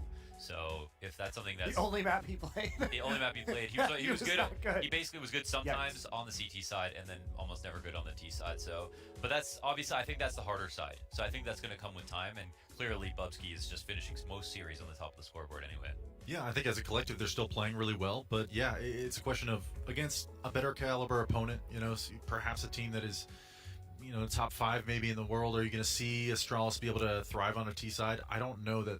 From what we've seen so far in this tournament, it still seems like there's something missing, and maybe there's something to figure out left for the Astralis team. But getting it done here against Double Pony, good showing. Well, we'll get into some of the specific tactics used by Astralis first, but we have to start off by looking at some of NBK's play on the CT side. Obviously, a long-time professional player and legend of the Counter-Strike scene, recently cut by his team OG, and like you said, Launders really jumped out to an early 13-1 lead, and has been a good performer with the rest of this Double Pony roster. Yeah, he can be really inconsistent, basically, and is more of a role player now than, of course, he ever has been, but has pop-off games every once in a while. And, this is one. Obviously, you don't like to say that you can carry to a loss, but he definitely did his part in that first half. Yeah, and honestly, for this Double Pony roster, I look at them and their results recently and just in the past few months. Without NBK, it really doesn't seem, you're not overwhelmed at all with what they've been able to put up in terms of results, but you see him in the lineup, and suddenly, regardless of whether or not he's statistically a standout player for this team, they're winning, and they're at least making it competitive. I mean, two really close scorelines against Astralis.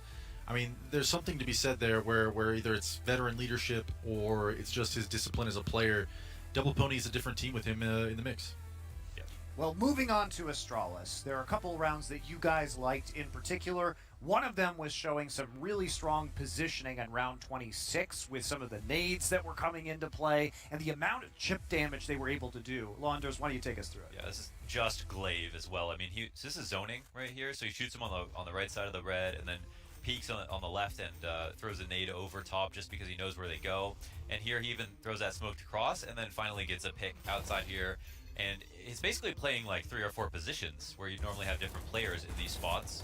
And then ends up losing this duel, but he's already got Afro low. He got body down to 7 HP. MBK even got hit by the nade as well. And now we'll see how this has a knock-on effect to the other CTs who are holding upstairs. So the XQ will come in a few seconds, and all this residual They damage, especially versus T's, really powers up the M4s in particular. So Lucky is the only full HP player. He gets a kill, but we still got that M4 on top of the hut and Zipix flanking. And basically everyone gets melted down just a little bit faster right here with all of the assists that we see on the screen. Yeah, monster hold from Bubsky as well. Had a standout performance on the CT side. Big Bobby.